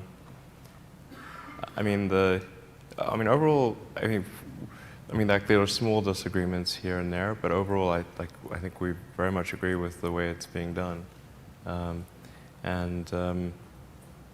yeah, I think it's pretty good. I mean, there are a few things where, it seems like the amount of sort of mass and volume reserved for poop is too high. Sorry, I don't know if that's but that's, there's like little things like that. We're like, well, are they really going to do that much poop? But it's quite a large volume. It really is. But they're pretty small disagreements. So I think that it seems to be pretty sensible. And then we did the launch abort test earlier this year, which at the Cape, which actually went pretty well. Yeah, so things are going along, getting pretty exciting. Yeah, I think there's also some potential use for Dragon 2 as a science delivery platform. Going to sort of delivering payloads to Mars or other places. We're in discussion with other parts of NASA about some of those ideas, because the propulsive landing, it could really lower the cost of getting science instruments to various places in the solar system. So it's kind of exciting. So I'm going to come back to that in just a second. But commercial, the crew vehicle versus the Dragon cargo vehicle, clearly there are some significant differences. Yeah. Fairly innovative approach, I think, to abort testing, where traditionally you've seen the jettison rocket on top. It's a puller versus the pusher technique, where you utilize fuel that you otherwise would use for the on orbit, but of course you're not going there. So, very innovative approach. Are there other areas where you feel like you're, from an innovation standpoint, you're making some significant strides with the crew vehicle? Yeah, I think the big items the biggest item really for Dragon 2 is the ability to do a propulsive landing, and it's basically having heavy thrusters on board. So those same heavy thrusters can then do the abort but retain the engines. So instead of in a normal sort of crewed mission, like say take the Soyuz for example, they'd have a tractor motor on the nose of the vehicle that would have to be, basically a rocket engine on the nose that would have to be discarded on every flight, which is a potential reliability issue, and then you have obviously unable to reuse the abort system, and and it adds bunch of mass. But then in addition, those same thrusters can be used for propulsive landing. So you can achieve a precise propulsive landing, which on land or water, which is I think a significant improvement. I mean, it's sort of also it's sort of like it really I think feels more like the future to have that capability.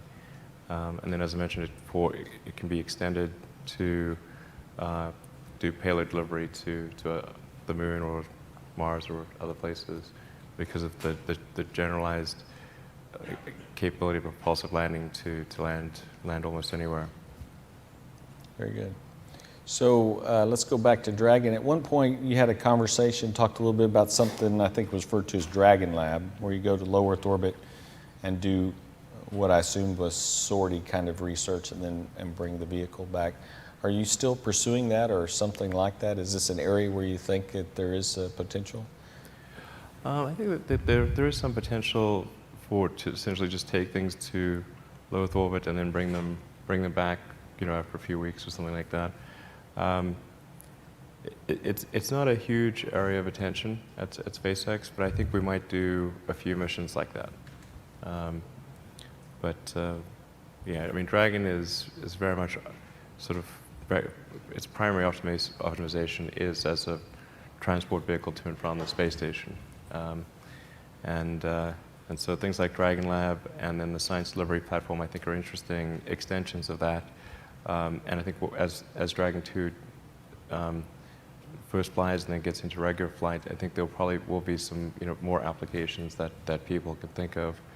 Particularly since with Dragon 2, the reusability of the vehicle should be quite high. So if we have reusability of the Dragon spacecraft and reusability of the booster, and somebody's willing to sort of do a bunch of flights with the fully reused system, there's the potential for much lower cost access to space. There is a bit of a chicken and egg challenge because there's a certain amount of fixed costs that have to be carried no matter what. So the marginal cost of launch, or the cost of each subsequent launch, can drop quite significantly as long as the launch rate per year is high. It stays up. Yeah. Of course, that adds other challenges to the system. Yeah. Trying to fly as often as you need to make that. Yep.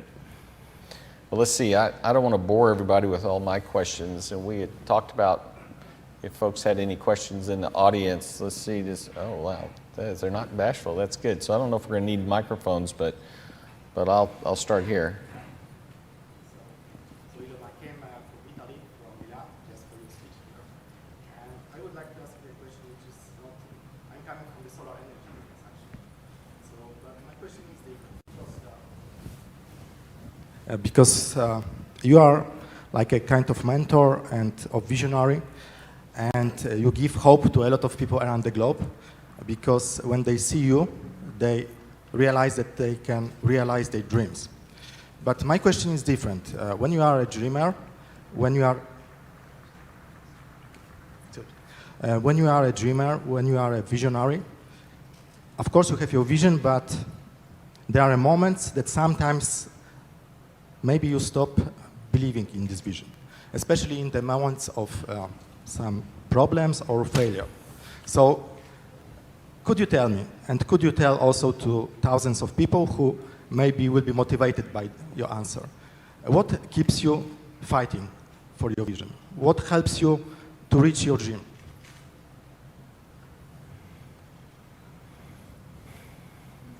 Well, I mean, I think I'm kind of constitutionally just geared to just keep going. I don't know. It's yeah. I mean, it just I don't know. I mean, it certainly there are times when things don't go well, and then that's quite dispiriting for sure. And so then it's difficult to proceed with the same level of enthusiasm. But I do think the things that we're doing are pretty important to the future. And if we don't succeed, then it's not clear what other things would succeed. And if we don't succeed, then we'll be certainly pointed to as a reason why people shouldn't even try for these things. So I think it's important that we do whatever is necessary to keep going. Okay, and last question. So in 2004, when you are going to Burning Man with your cousin, you were thinking, there is a sun, and let's make energy out of it.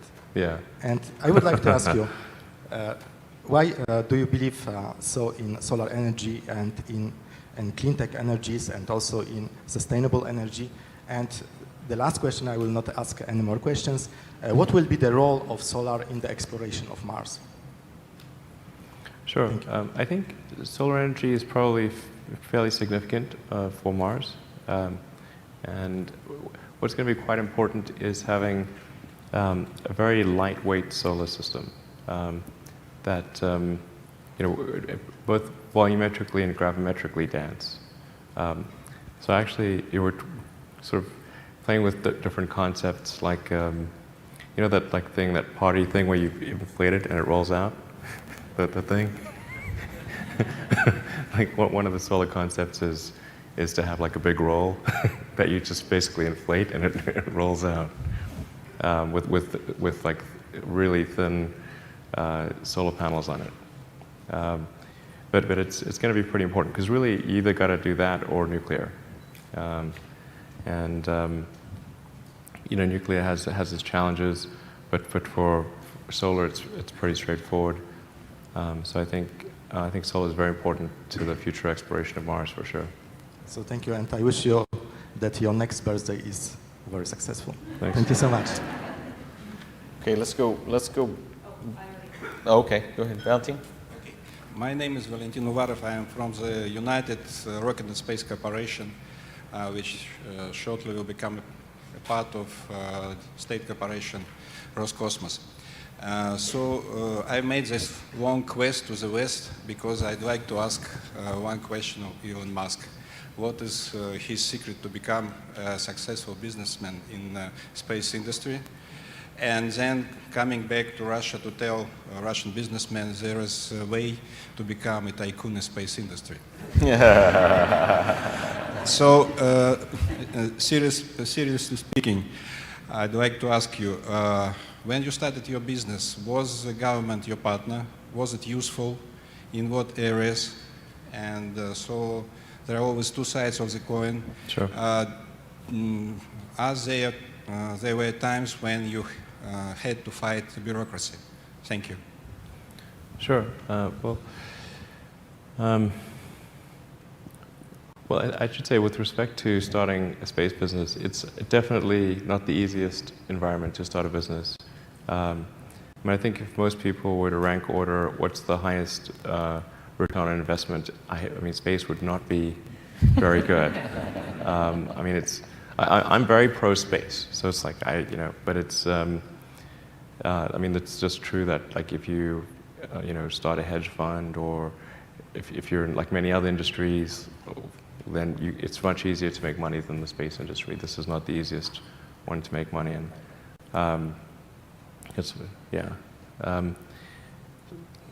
Car industry also quite difficult. In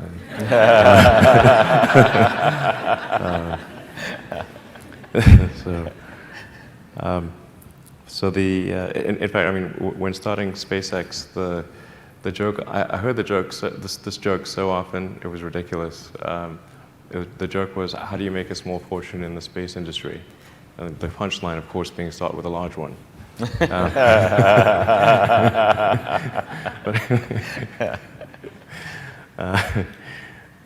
Yeah, I got to a point, I'd heard the joke so many times that I would just get to the punchline and say, like, well, I wanted to figure out how to turn a large fortune into a small one. That was my goal. And they're like, wow, how did he know that?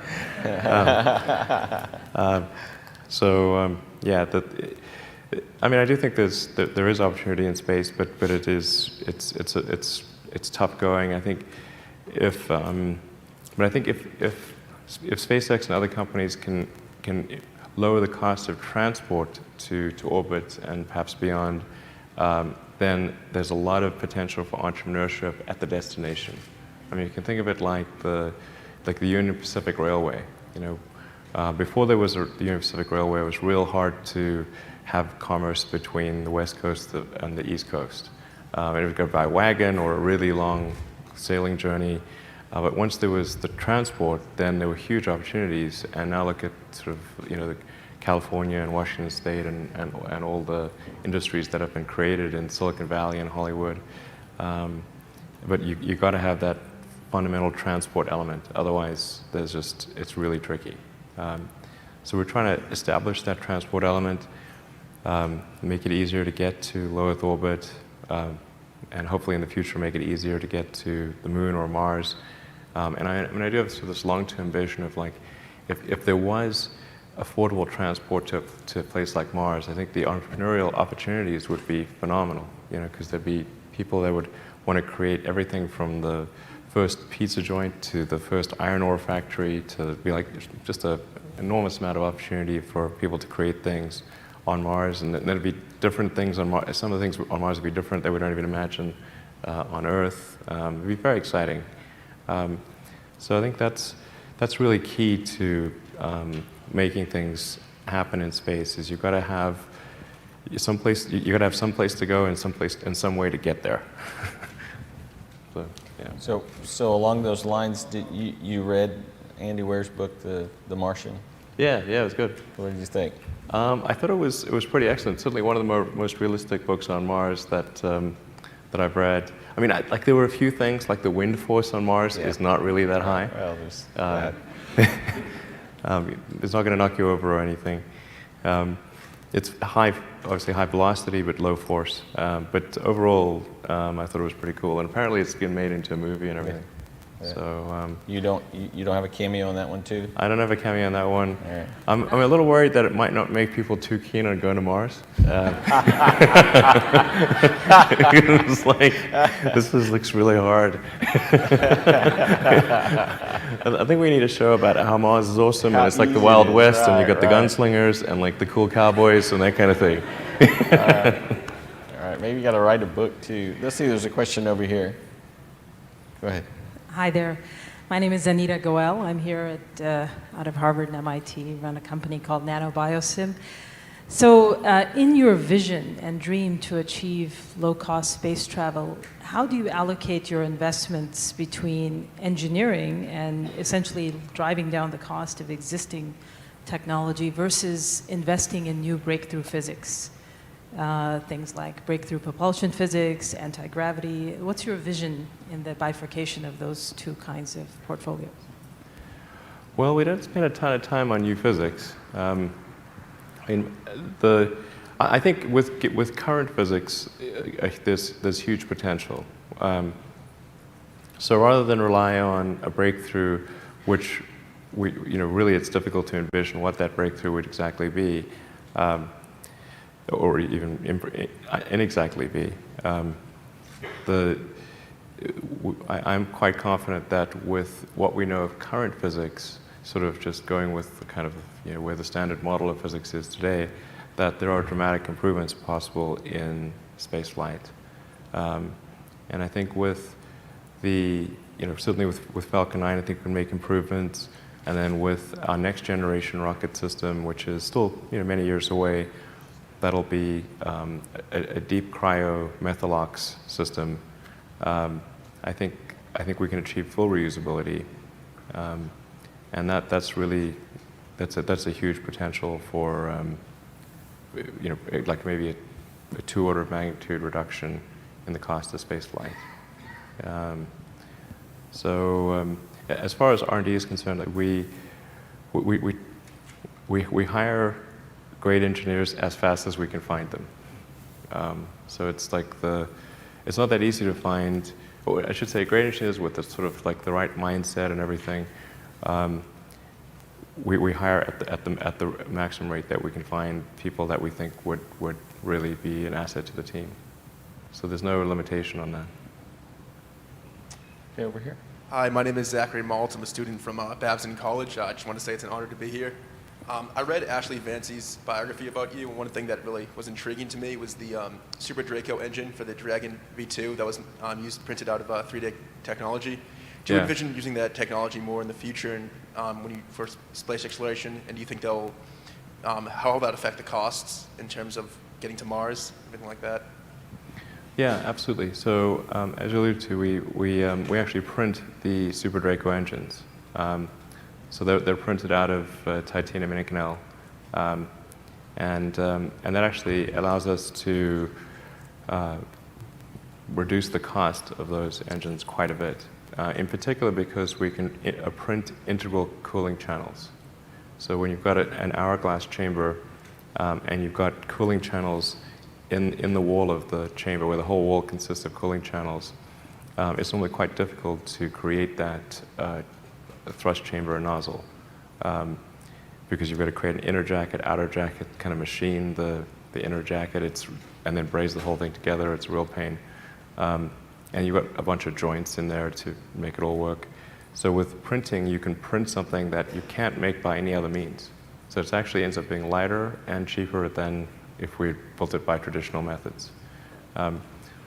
For our next generation engine, which we call the Raptor, which which, as I mentioned, is sort of a it's a deep cryomethylox. So what I mean by that is that the methane and oxygen are cooled to close to their freezing point, so not far from their freezing point, as opposed to close to their boiling point, which is normally the case. With that engine, we're trying to print as much as possible. It's a bit the biggest limitation on 3D printing right now is the size envelope. So there's a limit on how big we can print something. But we're able to print the turbopump components and much of the injector, not the whole thing, but many of the critical parts we can print. So that actually helps us in speeding up the development. So instead of waiting for castings to be developed, which can take several months, and then if the casting is wrong, you've got to iterate on the casting, and each iteration can take several months. With printing, those iterations can be reduced to a matter of weeks or months. So that actually helps with the speed of development as well. Let's see. Over here. Hi, I'm Ross Bunchrock with a company called High Orbit. I wondered if you could give us a little bit of an update on what's going on with the Hyperloop, and is there any overlap between the work you're doing with SpaceX and Hyperloop technology? Yeah, SpaceX is not, neither I nor SpaceX are doing anything to try to commercialize the Hyperloop. There are, I think, at least two, maybe more than two companies that have formed that are completely independent of me or SpaceX that are working towards commercializing the Hyperloop technology or the Hyperloop idea or design. What SpaceX is doing is we're going to just create a little student competition for Hyperloop ideas. So kind of like around the way that Formula SAE works, where students can come up with a design and compete against each other to design the best pod. So what SpaceX will do is just construct about a mile-long low-pressure tube, nearly vacuum tube, basically, in which students can kind of race their pods.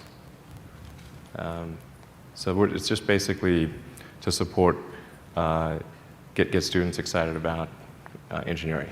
That's the only involvement of SpaceX and myself with the Hyperloop at this point. Okay, over here. Hello, I'm Paula Castaño. I'm a sociologist, and I'm writing a book about the International Space Station. How would you describe the scientific value of the International Space Station? And where would you draw the line between luxury and need when it comes to space exploration? Well, I mean, for space, I really spend all of my time thinking about just how to get to the space station. To be honest, I actually hadn't even really seen a proper movie of the inside of the space station until I went to see a preview of the new IMAX thing that's coming out, and it's amazing. Like when that space station IMAX movie comes out, people are going to get blown away. It's awesome. I actually brought my whole team at SpaceX to go see the preview of the IMAX movie, I mean, it is a very unique laboratory because it's the only thing that's in sort of microgravity, that's above the Earth's atmosphere, and you can learn a lot about basically human physiology and do experiments that you can't really do in any other lab. And you can bring scientists up, and they can actually work in this incredibly unique lab. So I think that there's a lot to be gained there, and I think you can't sort of ignore the coolness factor of it. Like people think it's pretty cool, so I think it's pretty cool. And the public want to have something going on in space. That involves people and and it's just I don't know, it's the coolest thing going on in space. So there's a lot of value to that. We try to sell's the wrong word. It's the word we use, but sell's really the wrong word. we're trying to get people to recognize that there's a platform in low Earth orbit and that this is important. What's done in low Earth orbit has benefit to those of us on Earth that will never actually go to space. But in doing that, you're trying to get their interest level, and part of their interest level is the cool factor that you talked about. And I've always kind of struggled with that, being sort of a black and white. I understand the purpose in my head. That's why I joined NASA, right? But over the years, this is one of the things that I've started to recognize as important. So my question to you is, I've heard a rumor that for the suits for commercial crew that you wanted to play a role in that. And so is that true? And is there some reason behind the design of the suit that you want to personally be involved in other than crew safety? Yeah, I think we've actually spent a lot of effort on the spacesuit design, on both the functionality and the aesthetics. But I think just getting, it's actually really hard, because if you just sort of optimize for functionality, it's one thing. If you optimize for aesthetics, it doesn't work. Like, you know, those things that you see in movies, they don't work. So it's like, okay, how do we make something that looks cool and works? With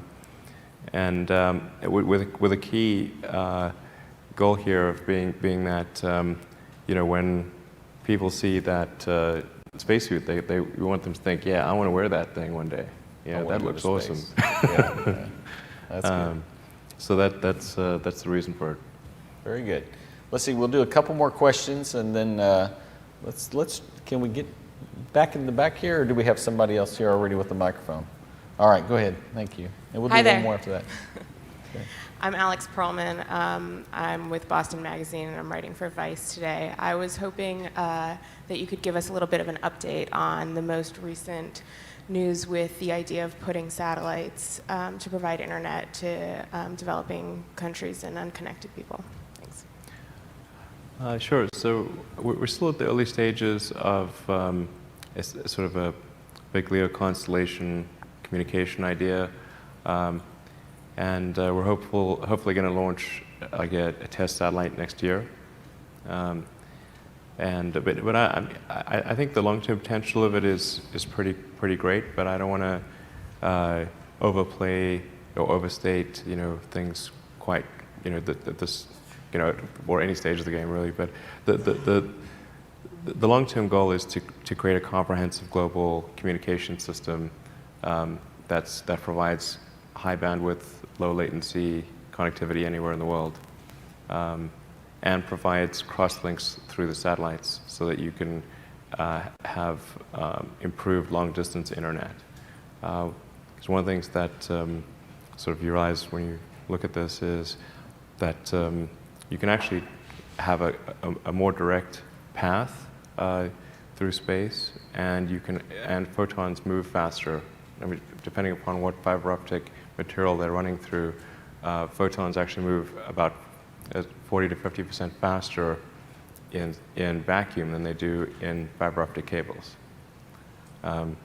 And if you look at the way that the fiber optic cables go, they trace the outlines of the continents, and they go through many repeaters and routers and everything. So if you want to, say, communicate from a server in California to one in South Africa, it's a very, very long route and sort of very roundabout path. And it's high latency, low photonic speed. And you could actually have that communication be quite a bit faster if it's in space. So I think there's the potential for doing a fair bit of long-distance internet activity, as well as providing bandwidth broadly. But it's also worth saying that a lot of companies have tried this and kind of broken their pick on it. And I think we want to be really careful about how we deliver it, about trying to make this thing work, and not overextend ourselves. So we're being fairly careful about it, but I do think this is something that should be built and would be quite good to have. What are you looking to do differently than others have done previously? Well, in our case, the communications technology would be substantially more advanced. So in the past, with, say, attempts like teledesic, the electronics of the day were very low bandwidth. I mean, really analog or barely digital. And they weren't very high bandwidth. So it really didn't compete with, say, with terrestrial phones. In the case of teledesic, they were looking to compete with or to address cellular needs. The system we're talking about would not attempt to compete with cellular needs. So for example, it wouldn't compete directly with, say, Iridium, which can talk directly to a handset. Our system would seek to talk to a small user terminal that's about the size of a pizza box, or much like current dishes that are the satellite dishes, but it will be flat because we have phased array antenna that's tracking the satellites. But you could mount it in a window or just anywhere outside. As long as it can see the sky, it would work. Let's see, back here, we'll take our last question back here. Hey Elon, thanks for coming out. I would like to show you, we brought a virtual reality camera here to record for the first time. We have a small startup in San Francisco called Space VR, and we believe that virtual reality is the future of space exploration because you can put people on the very front of every exploration mission. Is that something that you've given much thought or have any opinions on? Well, I've received the virtual reality demos at Oculus and at Valve, and it's pretty impressive. You can sort of imagine if that's extrapolated into the future, it's really going to super feel like you're there. And I wonder if some people are never going to want to take that off, honestly. It's pretty, I mean, it's pretty entrancing. But I do think it'd be quite exciting to do that for space as well, yeah. Do you have a setup here? Yeah. Okay, it's right there, wow, okay. Yeah. Cool. If you have time, SpaceX launched the last one, so if you want to come by the booth, you can see it in VR. Okay. Where are you based in? Where are you based? Howard, San Francisco. Okay. I think maybe today is going to be tricky, but but maybe since you're based in California, we could arrange something in the coming weeks. All right. Well, let's see, Elon. We'll call it a conference. I wanted to first thank you very much. You've been very generous with your time, and we, from the moment I called you, you were all in, and it's really this open conversation and your thoughts on what's in front of us that really excites us all in this room. So thank you very much for your time. We really appreciate it. Yeah, thank you. Thanks for having me. All right. Thanks again. Appreciate it. See you soon.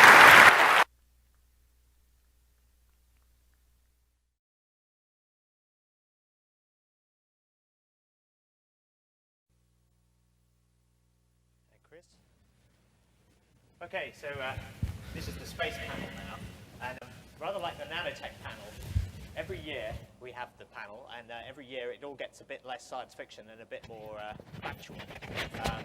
So I'm very pleased that of the representatives of the new space industry, the two we have here, Elon Musk and Chris Farinetta, have actually done things. They've actually flown things, they've actually built things, and there's a lot of talk in the new space sector, and here are some people who've actually delivered things. Elon actually has to get away because he has to talk to NASA at 28 minutes past the hour. So we're going to start with Elon, and then we're going to hear from you, Chris, and then I hope we'll have a bit of a discussion with both of you before you have to rush off. So I'm sure many of you are familiar with Elon Musk and with with SpaceX. But if perhaps you could give us the elevator pitch just to bring people who aren't familiar with where you're coming from up to speed. Certainly. So I think we have some videos as well. If you're ready to play some of the videos, that might be a good way to start. Are the SpaceX videos ready? Can we have the first video, please? Well, while we're waiting for the video, I will describe SpaceX. So, Well, anyway, since we last saw you, you've flown a rocket. yes. A little bit. Yes. So, Here it is. in fact, okay, so we're going to see, this is a video from our island. We launched from a small island in the middle of the Pacific.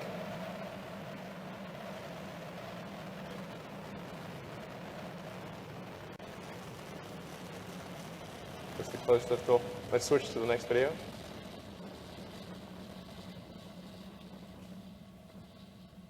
That's the Falcon 1 rocket that you see there. So far, so good. Yeah. So the next clip, The rocket business is a tough business. there hasn't been a single rocket in the history of the business that flew the first time, has there? Well, no new, well. No new design, Yeah. exactly. Yeah. So Space Shuttle. Space Shuttle, arguably. Yeah, that's true.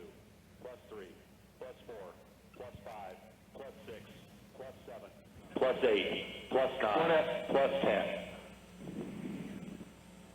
We have liftoff confirmed. Copy. Good signal strength.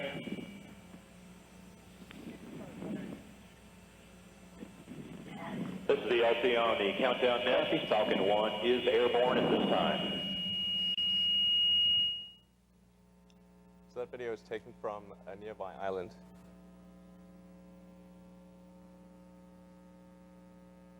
This is the onboard video camera we're about to see. Oh, cool. Which is the round trip, actually.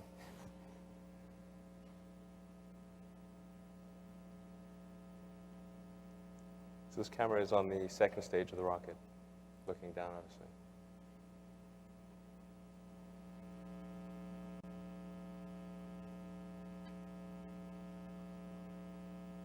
You may want to skip forward a few seconds. Here we go. Yeah. That's the water deluge system.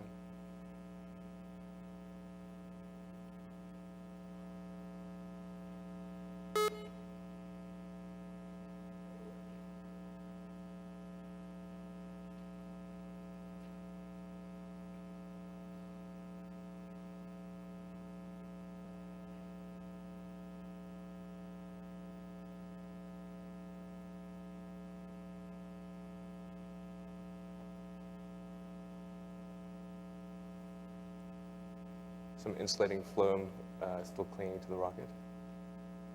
Our own foam problems.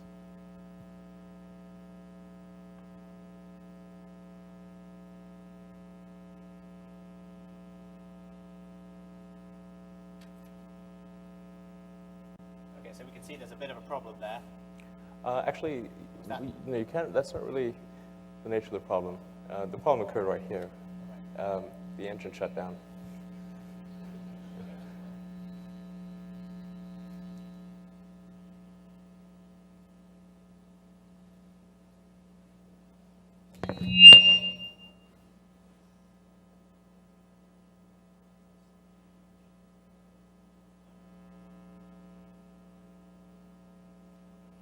All right. Right. So SpaceX.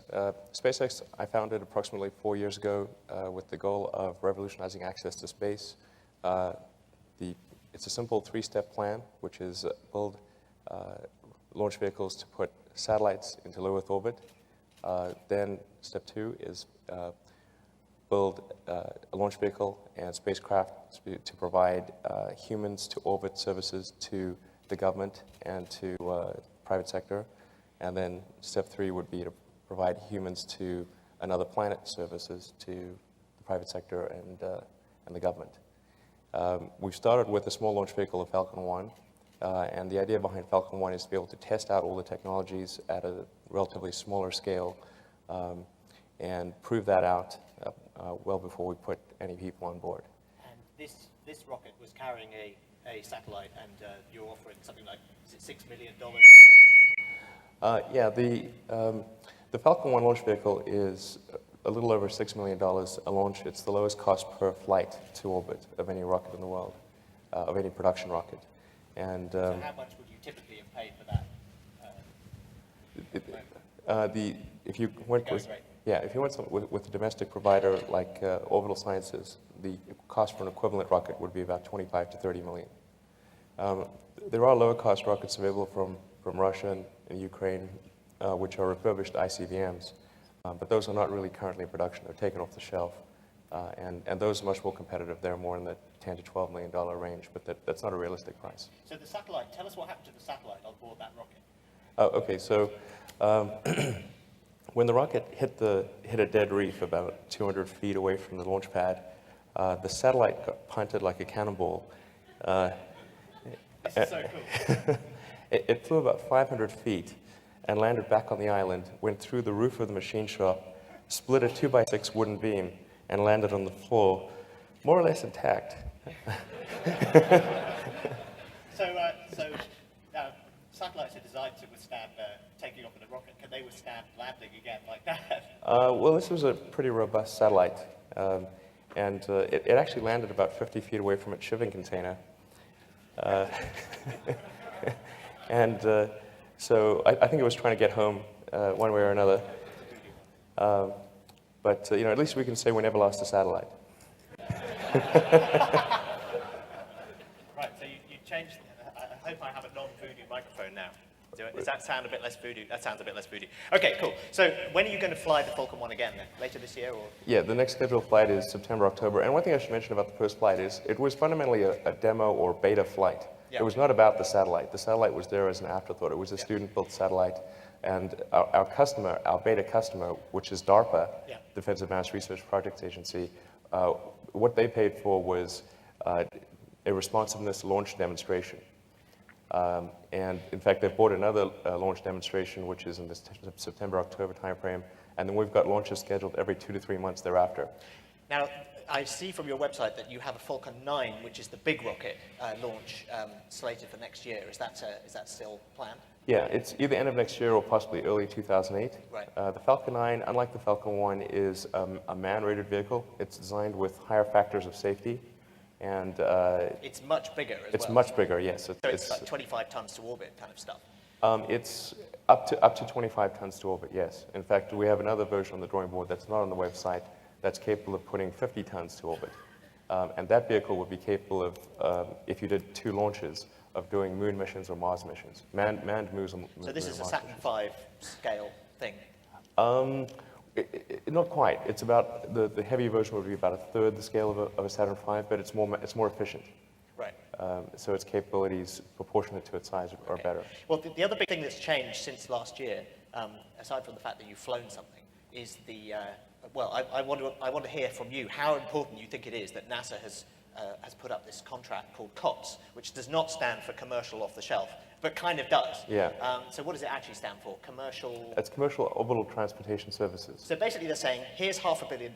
Can somebody build us something that can get to the space station, please? And Right. they've now got 6 companies, and you're on the short list of 6 to Right. provide that service. They're going to make the decision in August. You're going to speak to them in about 13 minutes about this. Do you think that's a big shift? Is that kind of NASA saying, okay, there is something to this new space business after all? Yeah, it's a huge shift. NASA essentially has put forward as you say, a $500 million program for a replacement to the space shuttle is what it amounts to. So SpaceX is in the short list to build the replacement to the space shuttle. I think we're the lead candidate. And this would be a Falcon 9 based? Yes. So it would essentially be doing what the Soyuz is doing now? Exactly. In fact, the Falcon 9 in its smallest version is a Soyuz class launch vehicle. Right. And I suppose the question for those of you in this business is, historically, NASA and the incumbent builders of stuff have been the bad guys. And you were sort of, well, never mind about them, we'll go to Mars on our own and all this kind of stuff. And now here they are saying, well, actually, we'd like to buy some services from you. I mean, is there... That is a big change. Does that require a absolutely. philosophical change for you as well, that you No. actually have to collaborate with them? Or do you not care who buys your rockets as long as someone does? I'm agnostic. Okay. We don't make value judgments about our customers. They can put a wheel of cheese into space. So their money is as good as anyone else's, is the point. Absolutely. If somebody comes to us and they want to put a wheel of cheese into space, we'll do that. Okay, right. Or a ham sandwich. No, that Absolutely. was integrated into something else. So has this resulted? You've just had this conference earlier in the month, the where all the new space guys get together in LA. And what was the mood like there? Was it a big change from last year? Has this changed the landscape? I wasn't at the conference last year, but I can say that the mood was buoyant. Right. I think there's a lot of new investment coming into the space sector. You have guys like, obviously, Jeff Bezos, Paul Allen, John Carmack, who did Doom and Quake, and it's hilarious. It's all these .com guys who are using the money. Well, technology guys. I wouldn't say it's technology necessarily. people. Okay. Yeah. So you've made your money in technology, and now this is Right. the new frontier. Okay, well, I'd like to talk to Chris, and then maybe we can have a bit of a discussion about some things. So Chris, your company is Space Adventures, and you are the go-to guy if you actually want to go into space now. And you've got your $20 million. Is that the price? Yes. Yeah. So you've sent 3 people to the space station already. That's correct. And you've got a queue of others coming. 3. And you also do vomit comet flights, don't you? And, Well, we don't like to call it that. Okay, but, sorry. We only the reason they call it the vomit comet is they do about 60 parabolas. Right, so they And die you start, for the parabola. Right, you start feeling sick after about 15, and that's when we Okay, that's we enough. stop. That's enough for me. And you also do MiG flights to the edge of space and That's this sort of thing. correct, Now, you're starting to get into the business of actually. Well, you're not building any spacecraft, are you? But you have we outsource our space program. and you have a Russian firm that designed the Buran Russian shuttle, or the people who did that. Tell us about that, because you actually have a. Well, we're using the Masishev Design Bureau, which designed the airframe for the Buran program. So they're going to but design. really, we're using the whole Russian space program, Right. because there's a whole cadre of subcontractors that will be involved. So this vehicle, the Explorer, Right. what sort of thing will it let you do?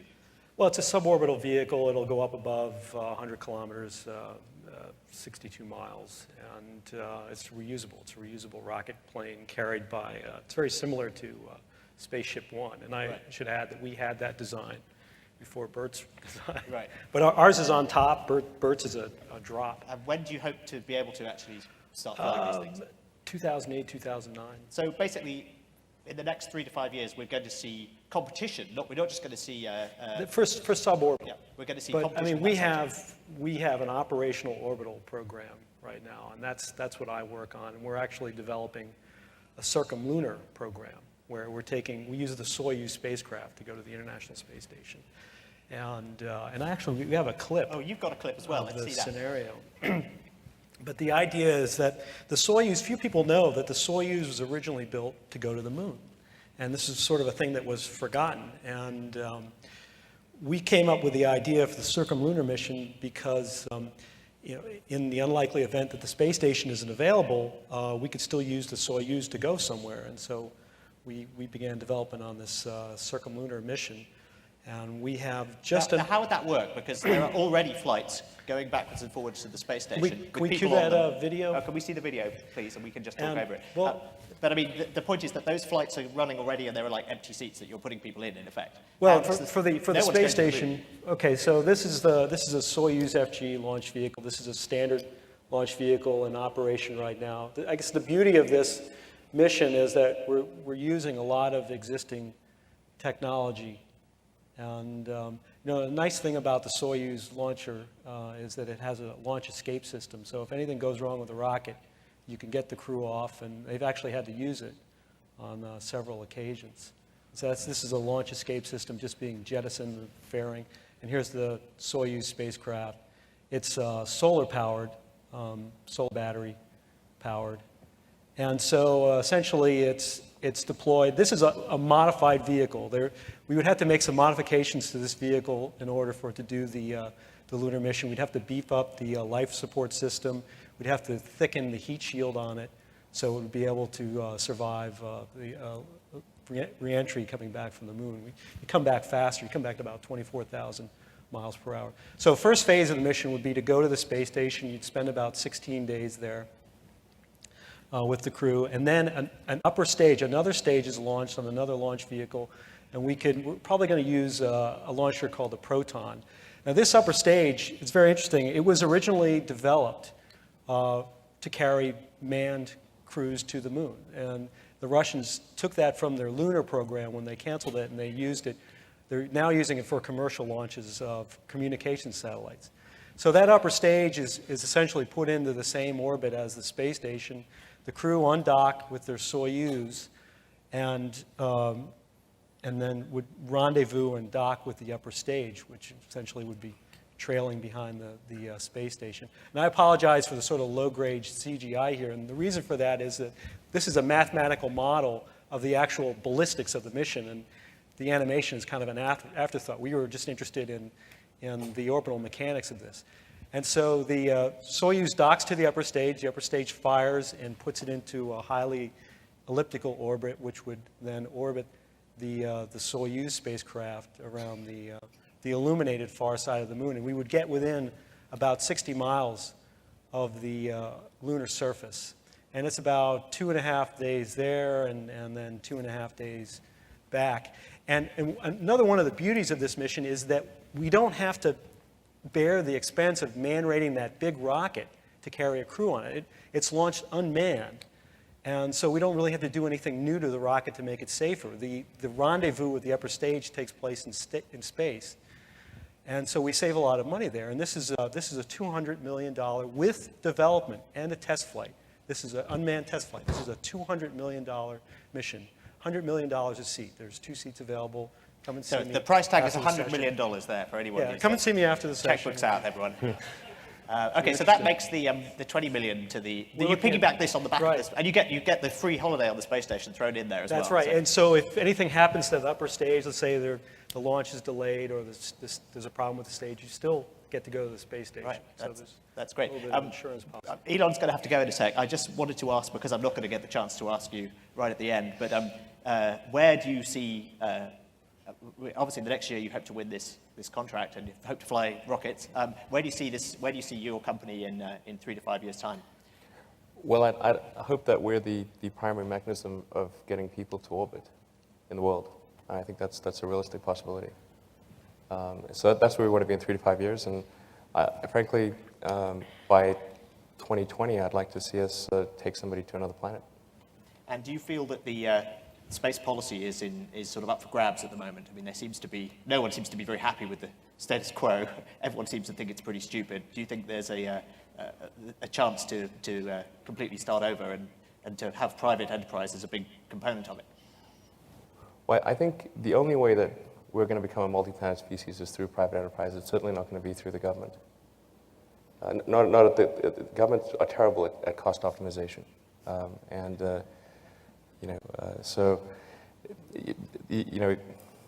think really to the point at which becoming a multi-planetary species can happen, I think the point at which it becomes an exothermic reaction is if you can reduce the cost of moving to Mars, which is I think the only realistic possibility, to somewhere on the order of the cost of the price of a median house in California.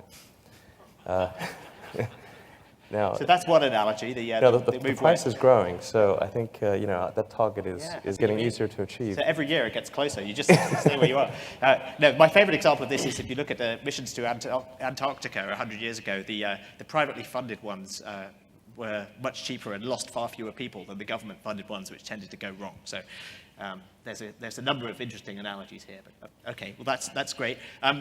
Going back to you, Chris, what do you think about the current state of play in the industry? I mean, obviously the NASA seems to be changing its position. Does that affect you, or does that just mean you have more stuff to sell people? What really affects us, and this also affects Elon, is technology transfer barriers. The U.S. government seems to think that it has this proprietary space technology and it doesn't want it to proliferate around the world. Meanwhile, India has a very vibrant space program. They're building satellites. They launch satellites to geostationary orbit. China has a manned space program and a very vibrant communication satellite program. And so this technology is pretty much already proliferated. So it's very frustrating that to a certain degree we have to be very careful that we don't transfer any technology to the Russians.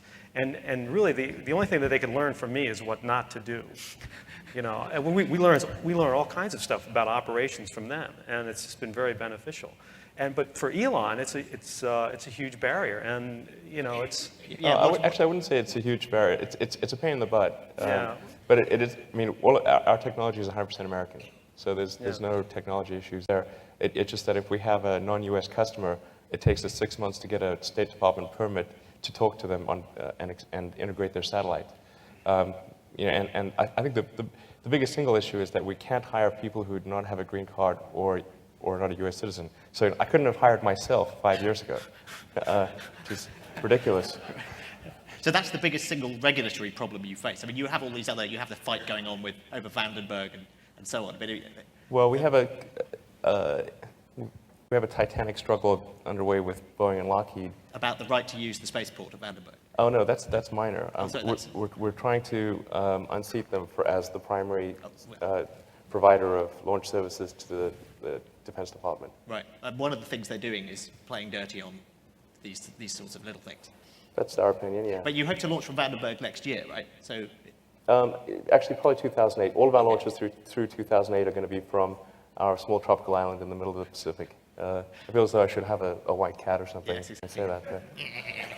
Yeah. It is unbelievable, isn't it? But the thing is, every year you come back and there's more and there's more evidence and there's more going on and it's less fictitious.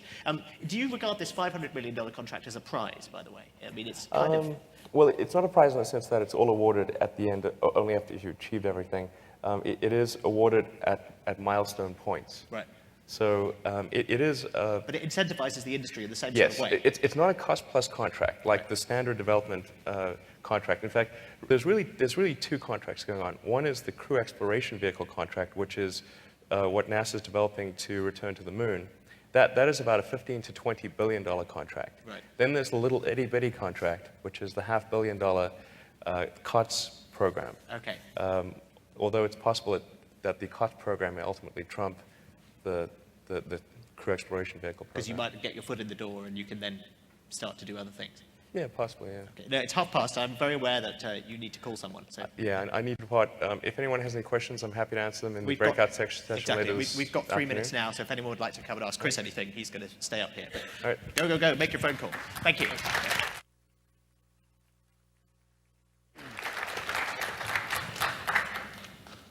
ahead. Is on? Okay. 2 questions. One, what are your plans on the circumlunar project for dealing with solar flares and killing the crew while you can't get back any faster than Newton's laws? What was the problem during Apollo? They just were lucky, basically. And then the second question is, who do you think is actually going to land on the moon next? The U.S., the Chinese, or private industry? Well, I'll answer the second question first. It'll be space adventures. And regarding solar flares, NASA, they weren't lucky. They actually developed the science of solar flare forecasting, and there were space probes in orbit.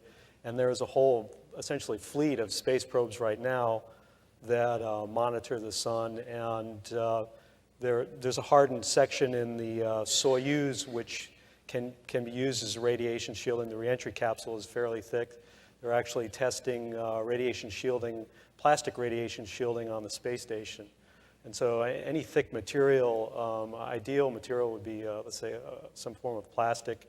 Water is a good radiation insulator. So I think we have the problem well under control as far as solar landing flares. you have planned, then how does that work? I mean, do you have a... Well, we've identified another existing launch vehicle.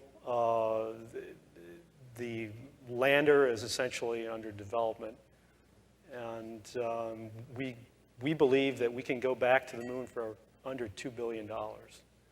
That's an even bigger price tag, but how many people would you imagine taking? It would be, you could get 2 people back. It would be similar to Apollo type mission. You can get 2 people. I mean, clearly there's demand of at least 10 people or so for the space station round trips, but the number of people who have the kind of money you're talking about for these other things must be even smaller. Are there even 2 people in the world who want to do that? We developed the market for orbital, and we have at least a dozen people in line for that, and we get more credible inquiries every day.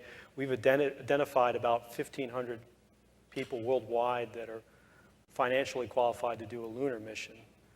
And we have some solid leads That must there. help you that a lot of them made their money in the tech industry, so they're kind of But, naturally you know, inclined to want to think do of- this kind of stuff. Think about, yeah, you know, it has, and there are governments that are also interested, and we don't necessarily have to use a private individual.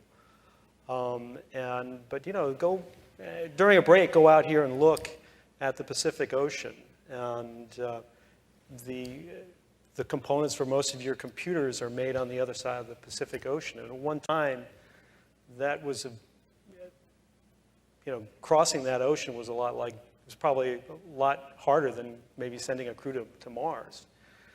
And you know, the moon is only 250,000 miles away, and it's this huge, untapped piece of real estate. And you know, we have a few ideas of what it could be used for, but I won't even pretend to try and justify it. I mean, the future will prove out the moon's utility. Okay, well, I think we'll leave it there. Thank you very much indeed. Thanks.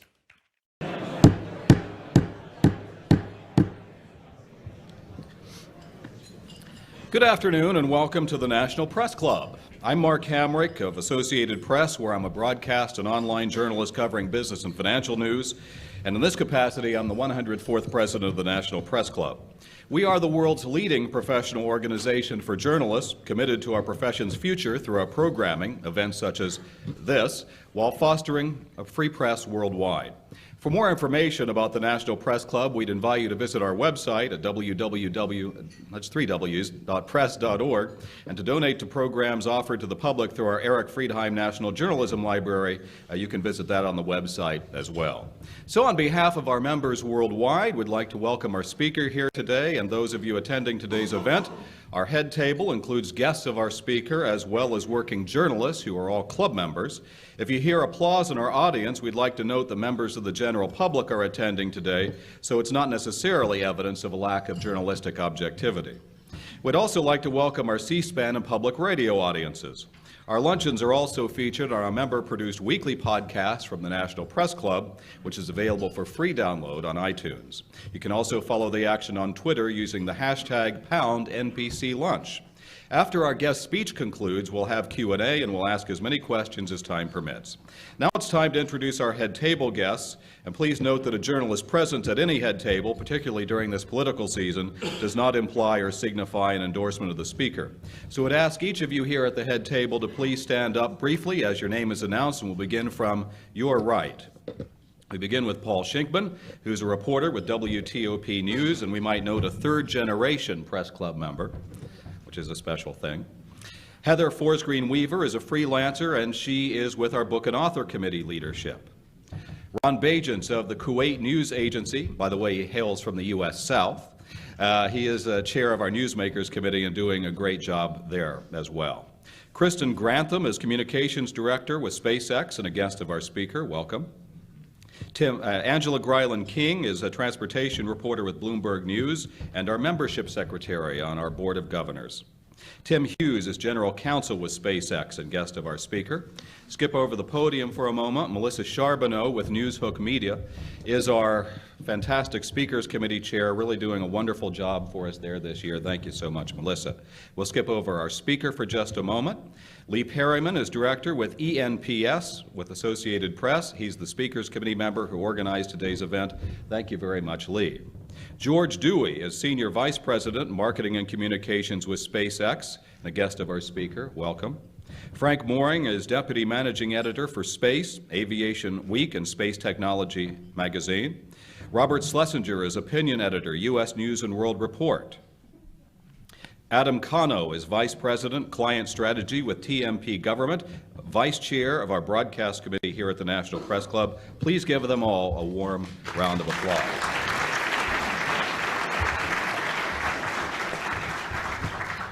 One might be inclined to call our guest speaker today a Renaissance man.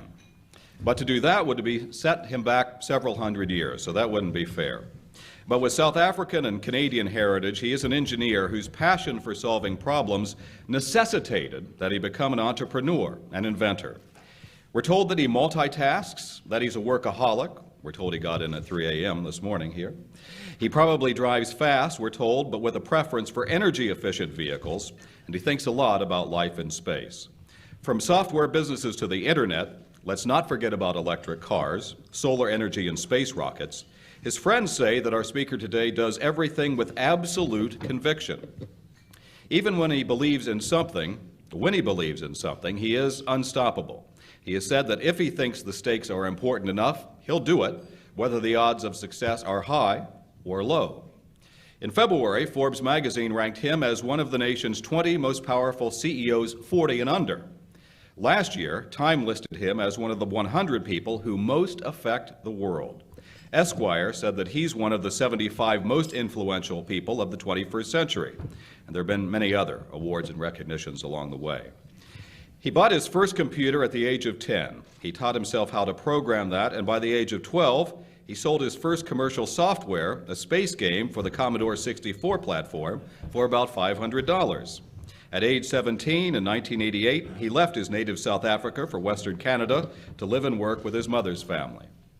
In 1992, he won a scholarship to the University of Pennsylvania, where he received an undergraduate degree in business from the Wharton School. He got a second bachelor's degree in physics.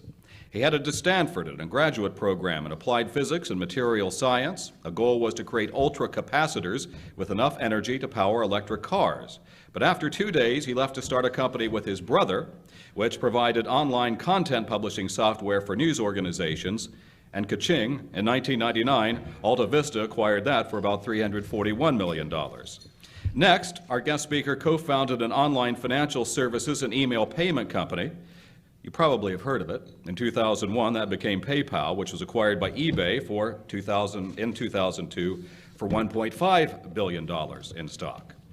So he used the proceeds to help start Space Exploration Technologies in 2002, where he is CEO and CTO. In 2008, SpaceX won a NASA contract to replace the cargo transport function of the space shuttle to support the International Space Station with astronaut transport in mind. And in 2009, SpaceX's Falcon 1 rocket became the first privately funded liquid-fueled vehicle to put a satellite into Earth orbit. He is known as an original investor, chairman of the board, and eventual head of product design at Tesla Motors, where he led design of the all-electric Tesla Roadster. Today, Tesla also sells electric powertrain systems to Daimler and Toyota. He is the primary investor and non-executive chairman of Solar City. Our guest speaker has been compared to Henry Ford, Howard Hughes, and even the fictional Tony Stark, Iron Man. He has been described as the inspiration for Robert Downey Jr.'s interpretation of the character, and he had a cameo in Iron Man 2. Appropriately enough, the SpaceX factory was used in the film. We hope he got some money from that as well. He's not without critics and skeptics, however, including some who doubt that SpaceX's economies of scale can sustain the low-cost business model, but he insists that he is proving them wrong today. So the founder of PayPal, the world's largest internet payment system, CEO and product architect at Tesla Motors, manufacturer of the all-electric Tesla Roadster automobile and Model S sedan, and non-executive chairman of Solar City, a leading provider of solar power systems in the U.S., is here today, and we're grateful for that, to talk about the future of human spaceflight as head of SpaceX, developer of rockets and vehicles for missions to Earth orbit and beyond. Our guest views space exploration as a key next step in preserving and expanding human life, and he's promoted making life multi-planetary, starting with Mars. It is an appropriate follow-up to our luncheon this summer that featured NASA Administrator Charles Bolden and astronaut Mark Kelly. All of this serving as proof that you do not need to be a rocket scientist to be a National Press Club luncheon speaker, but it helps. Please give a warm National Press Club welcome to one of the most interesting personalities and entrepreneurs of our day, Mr. Elon Musk.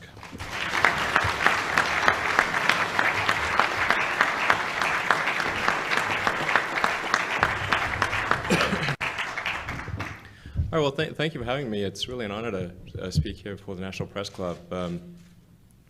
So I have an exciting announcement with respect to space, and I think one which should be provide some inspiration and some belief that the innovation is alive and well in America and going in really interesting directions. But before I'm going to get to that, but I'm going to preface that with the logic that explains why such a thing is important, because it may not be immediately obvious. So first of all, going back to why am I in space and electric cars and solar power and internet stuff, it goes back to when I was in college and I was trying to think of what were the most important things that would affect the future of humanity. What could have a significant positive effect on the future of humanity? And the three things that I came up with were the internet, sustainable energy, both production and consumption, and then space exploration, but specifically making life multiplanetary. And I didn't expect when I was in college to actually be involved in all three of those areas, but as a result of some success in the internet arena, that gave me the capital to get involved in very high capital endeavors like cars and rockets, which really are very high capital. So the reason for I'm mostly going to talk about space. So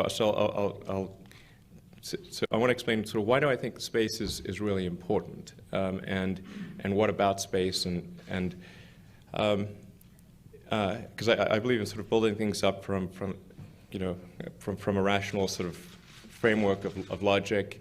And so you start with sort of, well, how do you decide that anything is important?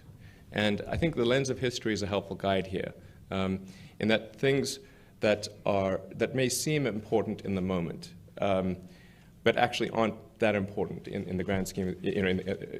Over time, if you look at things over a broad span of time, the things that are less important kind of fall away. And if you look at things from the broadest possible span of time as it relates to life itself, and the evolution of life has been, primitive life, I think, started around 3.5 to 3.8 billion years ago. And what are the important steps in the evolution of life? And obviously there was the advent of single-celled life, there was differentiation to plants and animals, there was life going from the oceans to land, there was mammals, consciousness, and I would argue also on that scale should fit life becoming multiplanetary. And in fact, I think consciousness, it's the next step, actually, because you really kind of need consciousness to design vehicles that can transport life over hundreds of millions of miles of irradiated space to an environment that they did not evolve to exist in. It would be very convenient, of course, if there was another planet just like Earth nearby. But that's unlikely, and as it turns out, not the case. So I think you couldn't really. There's no way for life to sort of just by dint of natural selection just sort of get over to Mars and survive. So you need consciousness. You got to design. So I think it is the next natural step. So I think if one could make a reasonable argument that something is important enough to fit on the scale of evolution, then it's important, and maybe worth a little bit of our resources. And one can also think of it from the standpoint of life insurance. There's some chance, either as a result of something humanity does, or as a result of something natural like a giant asteroid hitting us or something, that civilization, life as we know it, could be destroyed. There's clear evidence for life being destroyed multiple times in the fossil record. So we don't need to guess that this is something that can occur. It has occurred. The Permian extinction being a particularly interesting one, because I think that destroyed somewhere between 90 and 95% of all species on Earth, which doesn't tell the full story because most of the remaining species were fungi. So unless you're a mushroom, you're out of luck. If we think it's worth buying life insurance on an individual level, well, perhaps it's worth spending something on life insurance for life as we know it. And and arguably that expenditure should be greater than zero. So then we can just get to the question of what is an appropriate expenditure for life insurance. I think probably if it's something like 0.25% of the GDP, that would be okay. I think most people would say, okay, that's not too bad. It's but you don't want it. You want it to be some sort of number that is much less than we spend on healthcare, but maybe more than we spend on lipstick. Something like that. And I like lipstick. It's not like I've got anything against it.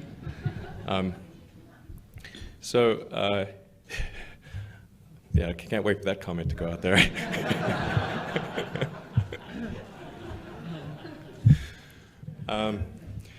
That's kind of the thing that I think it's important that we give a little bit of our mind space towards. And I think it's also one of the most inspiring and interesting things that we could try to do. It's one of the greatest adventures that humanity could ever embark upon.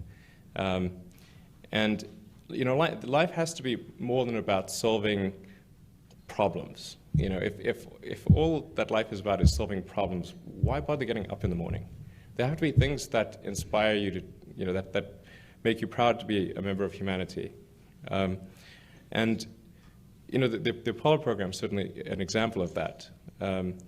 It's only a handful of people went to the moon. And yet, actually, we all went to the moon. We went with them vicariously. We shared in that adventure. I don't think anyone would say that was a bad idea. That was great. We need more of those things. Or at least we need some of those things. Even if someone's in a completely different industry and in a completely different walk of life, it's still something that's going to make you feel good about the world. That's another reason why I think we should try to do these great things. So now then let's get to the question of how do you make life multiplanetary? What are the fundamental obstacles to that? Because it's all well and good if everyone agrees that that's worth doing, but if we can't do it, well, it doesn't matter. So the pivotal breakthrough that's necessary, that some company has to come up with to make life multiplanetary is a fully and rapidly reusable orbit-class rocket. This is a very difficult thing to do because we live on a planet where that is just barely possible. If gravity were a little lower, it would be easy. If it was a little higher, it would be impossible. Even for an expendable launch vehicle, where you don't attempt any recovery, after a lot of smart people have done their best to optimize the weight of the vehicle and the efficiency of the engines and the guidance system, everything, you get maybe 2 to 3% of your liftoff weight to orbit. That's not a lot of room for error. So if your rocket ends up being just a little bit heavier, you get nothing to orbit.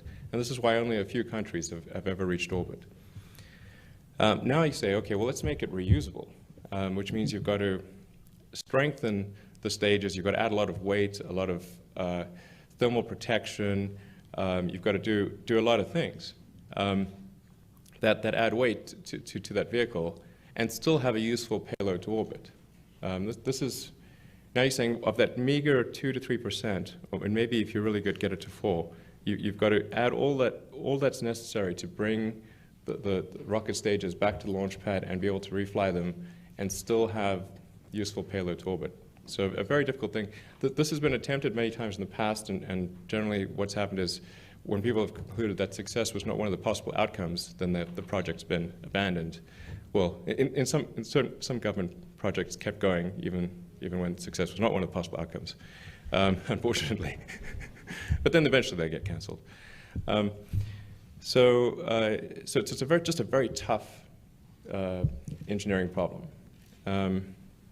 And it wasn't something that I thought, I wasn't sure it could be solved for a while. But then I think just so relatively recently, probably in the last 12 months or so, I've come to the conclusion that it can be solved. And I think SpaceX is going to try to do it. Now, we could fail. I'm not saying we're certain of success here, but we're going to try to do it. And we have a design that, on paper, doing the calculations, doing the simulations, it does work. And now we need to make sure that those simulations and reality agree, because generally when they don't, reality wins. So that's to be determined. And the simulation that you may have seen in the lobby coming in, which will be posted to our website right around now, will show you a simulation of what we plan to do. Now that simulation is mostly accurate, but there are a few areas which are inaccurate. In some cases, just due to timing constraints, we weren't able to work with the simulation people to get it completely accurate. And in some cases, we're keeping a few technical things under our hat. But it gives you a pretty good idea of what we intend to do, which is to land, basically, for the first stage, after stage separation, turn the stage around, relight the engines, boost back to the launch pad, and land propulsively on landing legs. And then with the upper stage, after dropping off the satellite or Dragon spacecraft, then do a deorbit burn, re-enter. You need quite a powerful heat shield.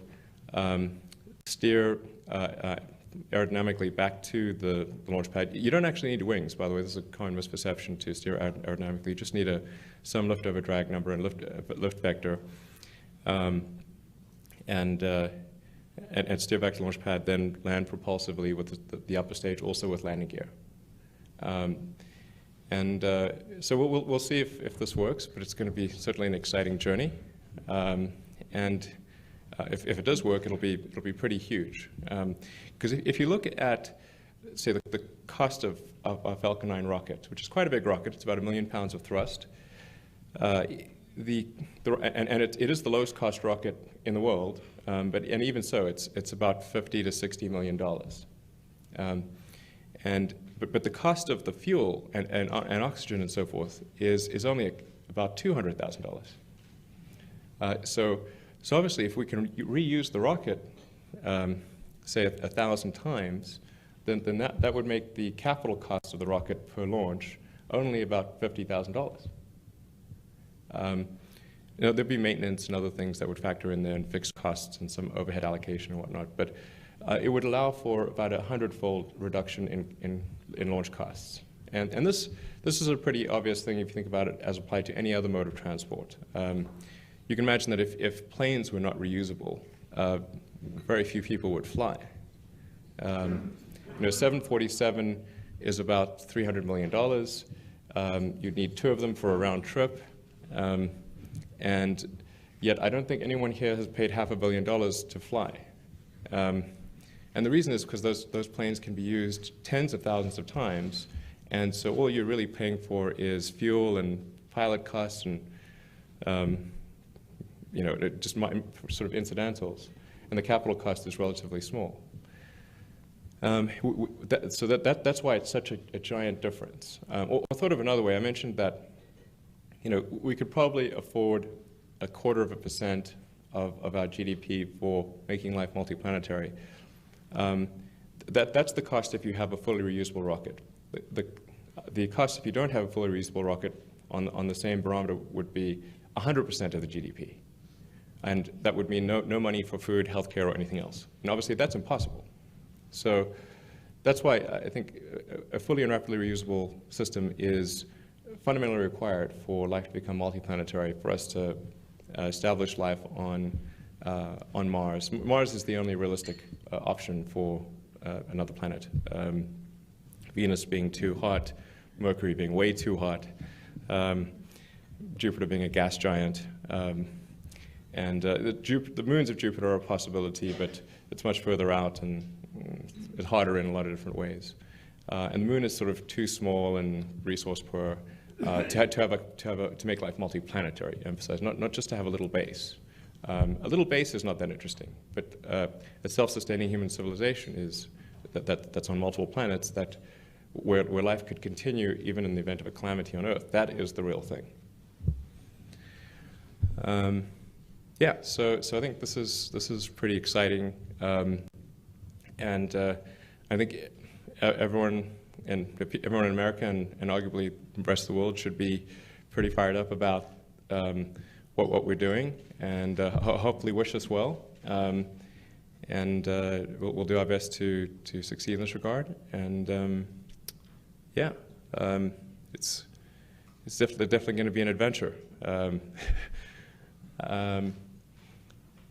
And I'll say one final thing, which is that sometimes people say, well, what is the business model for Mars? And sometimes they think, well, can you mine Mars and bring things back? And that is not a realistic business model for Mars, because it's always going to be far cheaper to mine things on Earth than Mars. But I do think that there's a business model where if you can reduce the cost of a flight to Mars or moving to Mars to around the cost of a middle-class home in California, which these just seem to be rising over time. Maybe not recently, but certainly pretty expensive. So maybe to around $500,000. Then I think you would have enough people would buy a ticket and move to Mars to be part of creating a new planet and be part of kind of the founding team of a new civilization. You don't have to have you don't obviously have to be willing to have quite an appetite for risk and adventure. But there's 7 billion people on Earth now. There'll be probably 8 billion by the midpoint of the century. So even if 1 in a million people decided to do that, that's still 8,000 people. And I think probably more than 1 in a million people will decide to do that. So that's what I think is sort of the Mars business model, if you will. And then ultimately Mars can probably export intellectual property like software and inventions and things like that. If you can sort of beam it back with photons, that's sort of the better way to go. All right, so I'm happy to answer any questions. Thank you very much.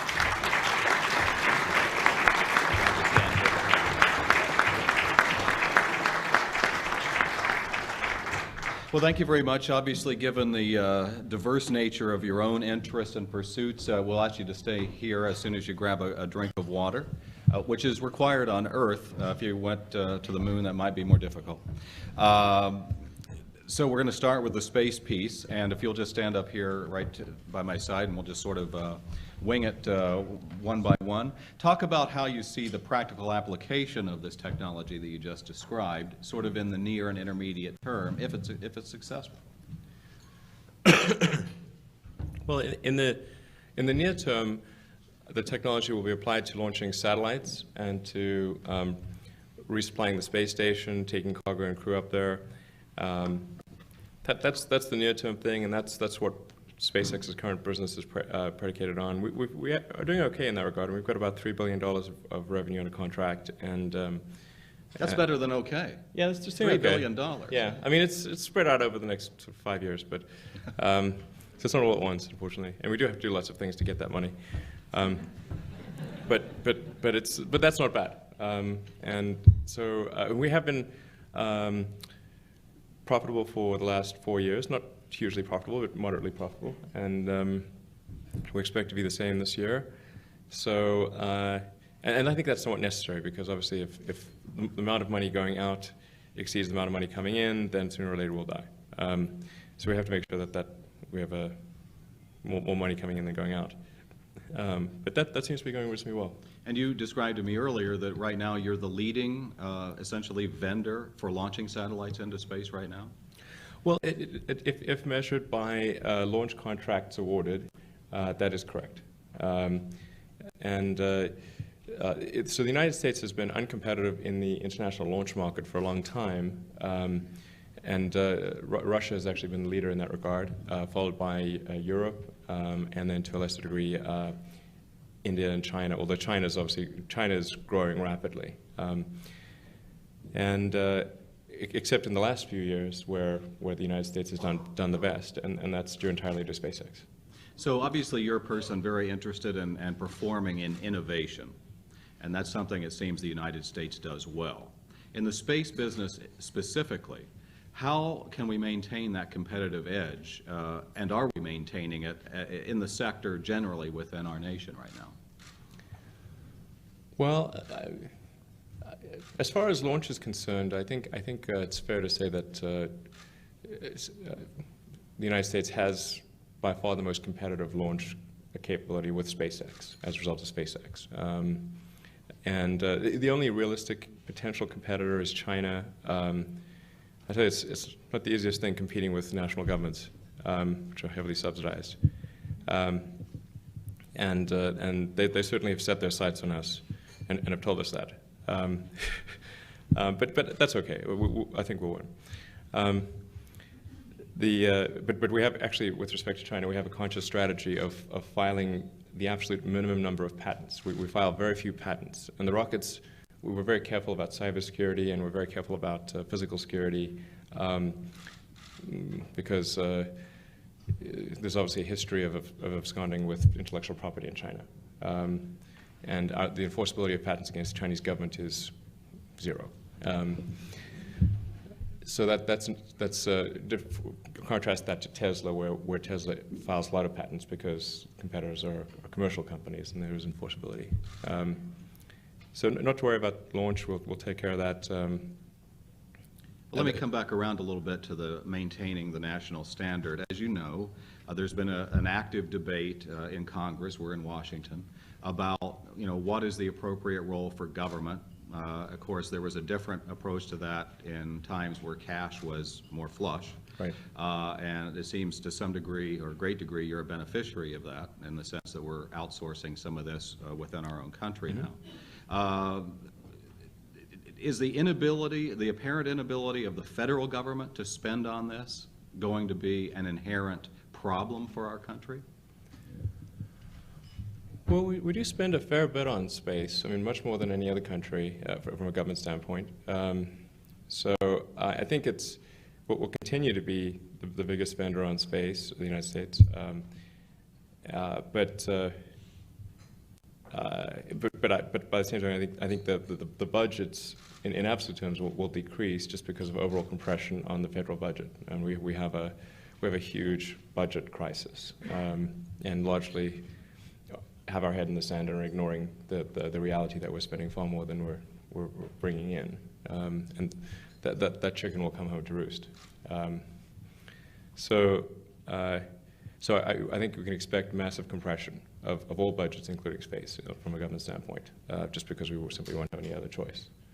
Well, I want to get more to the SpaceX piece, but since you just now talked about sort of the way that you should do business as a government, there's obviously a political issue right now that's out there about what is the appropriate role of government in encouraging job creation. You have 1,500 employees at SpaceX. You're having those jobs in the United States. I guess you have a launch facility in the Marshall Islands. Yeah, well, actually, our primary launch facility is Cape Canaveral, and then we're building a launch site at Vandenberg Air Force Base in California. We're not currently using the Marshall Islands launch site. We did use it initially, but the logistics are just too difficult getting out there, because it's like Waterworld out there. It's a zillion miles from anywhere.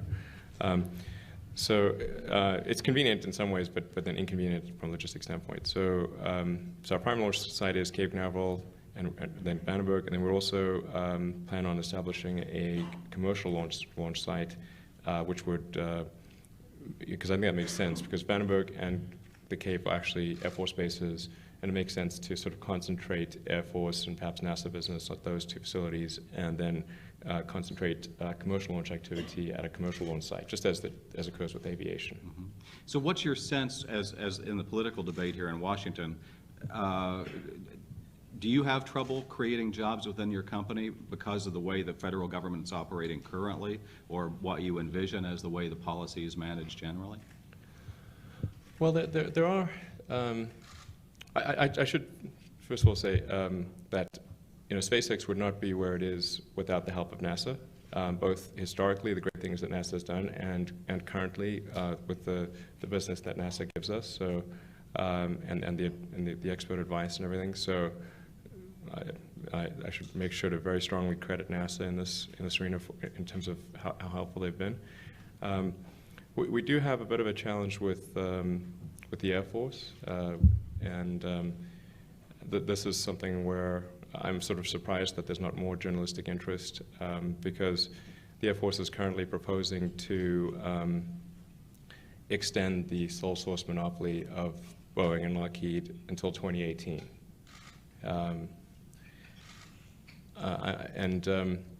The reasoning given for that is preservation of the industrial base.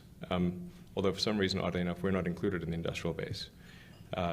And this is doubly odd because the main rocket used by Boeing and Lockheed is the Atlas V, which has a Russian main engine and a center airframe, the interstage, and a forward airframe, the fairing, which are made in Switzerland. So which industrial base are we talking about preserving? The one in Russia? That doesn't make much sense. So you sense that's a political problem? You know, we have 1% of the lobbying power of Boeing and Lockheed. That's a political problem. If this decision is made as a function of lobbying power, we are screwed. I think you just earned some journalistic attention. Well, let's get a little bit more to the space business here, because we do have a lot of questions, and I want to be fair to our audience to get in as many of those questions as time permits. And obviously, these are some far-flung questions, literally as well as figuratively. Someone asks, how will today's announcement divert resources from sending humans to the International Space Station? And I would probably add, if at all. No, I wouldn't consider this to be in any way a diversion. This is a parallel effort, so it's not really impacting our sending of cargo to the space station, nor is it affecting our human spaceflight development activities that we're doing in partnership with NASA, which is going really well. So think of this as sort of a parallel thing. It doesn't really affect the ascent phase of the vehicle, but we're really trying to have the descent phase not be hits atmosphere and explodes. You know, that's actually what happens to all rockets otherwise. That's a good goal to keep. Given the grounding of Russia's rocket fleet, are you in discussions with NASA to accelerate launch dates for the International Space Station missions? And what happens with your scheduled November launch with the possibility that the ISS may need to be evacuated? Yeah, and with the Soyuz failure that occurred recently, it actually will likely result in a delay in our launch to the space station because it sort of pushes out the other missions. And NASA rightly wants to have the appropriate level of astronaut, the right astronauts, and a number of astronauts, and with the right training and everything on board the space station when we arrive. So it looks like things will be more like January for the launch of the space station, and that is contingent upon the Russians meeting the schedule that they've currently stated. So, how do you evaluate the fact that we're using Russia as an important partner in our space program right now? How do you feel about that? What are the risks and what are the benefits? Well, I think despite the recent failure of the Soyuz, it is actually a good vehicle. It has a good track record. I think there may be some concerns going to the future long term with Russia in that a lot of their expert rocket engineers have retired because it's much more compelling financially to go into the oil and gas industry in Russia than it is to go into the rocket industry. So,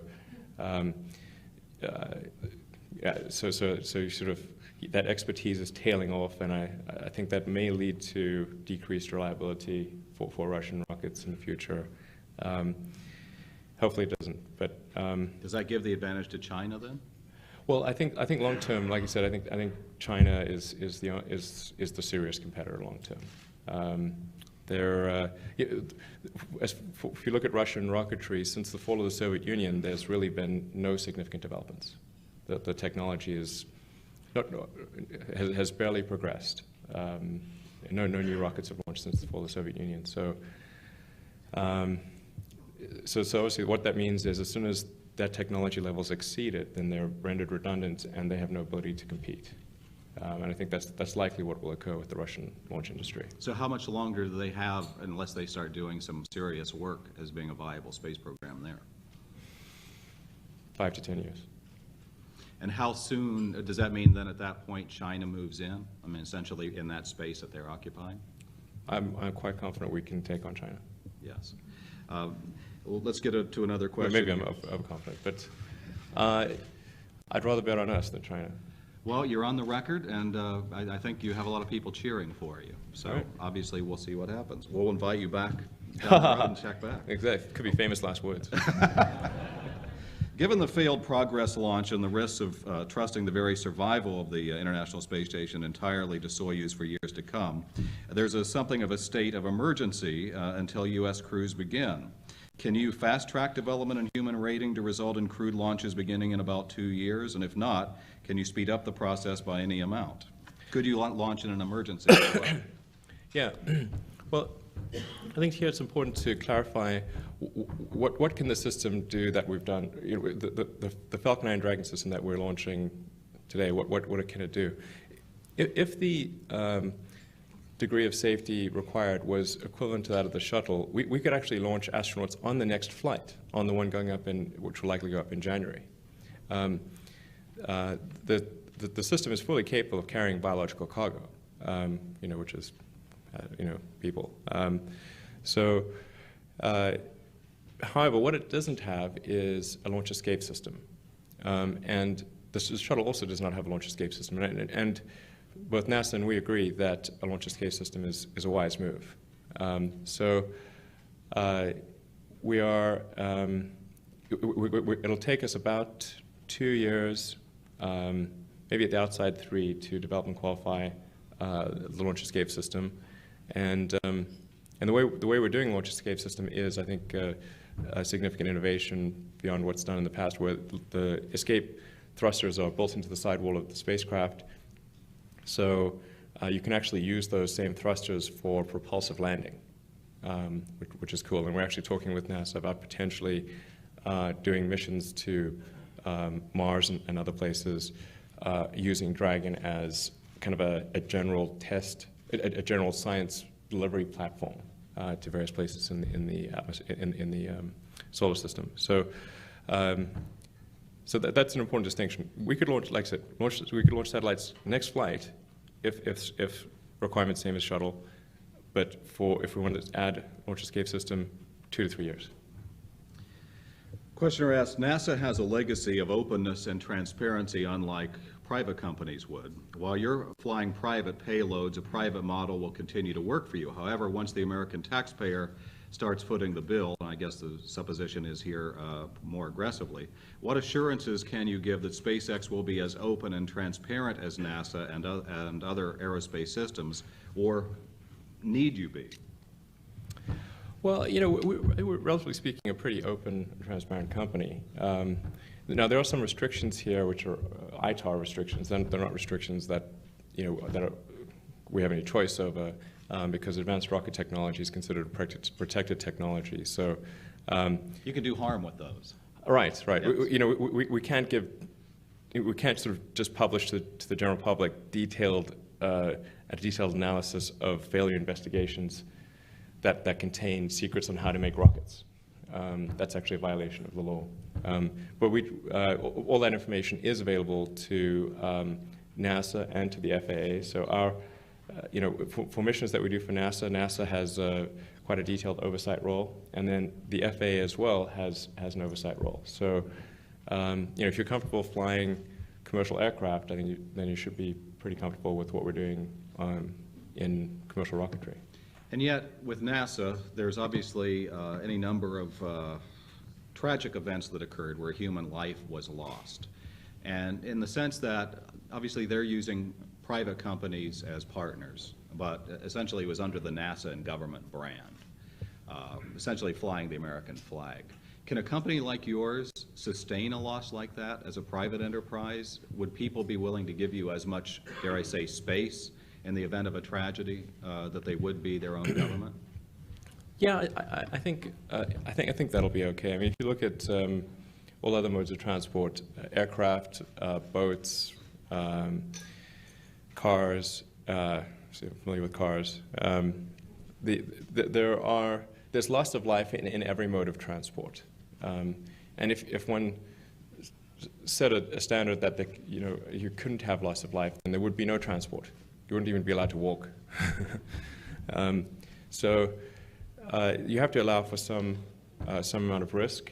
It needs to be reasonable and measured, but you have to allow for that. But I don't think that a commercial company, I think a commercial company arguably would be better able to deal with that than a government entity, because with government, then you have the congressional hearings, and it tends to become sometimes a political football. So Congress has a willingness to investigate private companies as well. Oh, sure, yeah. But I think that certainly occurs where it seems like there's been sort of in a violation of the rules or something like that. But as long as something's within the rules, I mean, obviously there are fatal car accidents every day, but you don't get a congressional hearing on it. I'm trying to think. Yeah, I think you're right. Let me follow up then. Someone asked, if you took NASA out of the equation, in the sense of being responsible or important for your future business, is there enough private satellite and other government payload business to keep you going if for some reason NASA wasn't in the picture? Or is that a concern at all? Well, certainly NASA is our largest customer and our most important customer. But if you look at our launch manifest, we have over 30 Falcon 9 missions under contract. 13 of those are with NASA.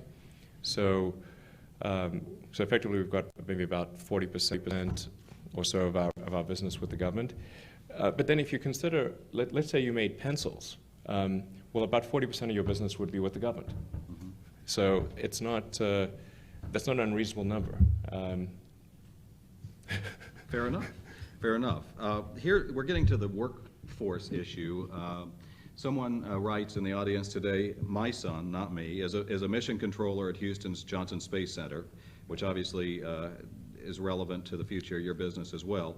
Many of his friends with the shuttle program have been let go and are interviewing via video for jobs with your company.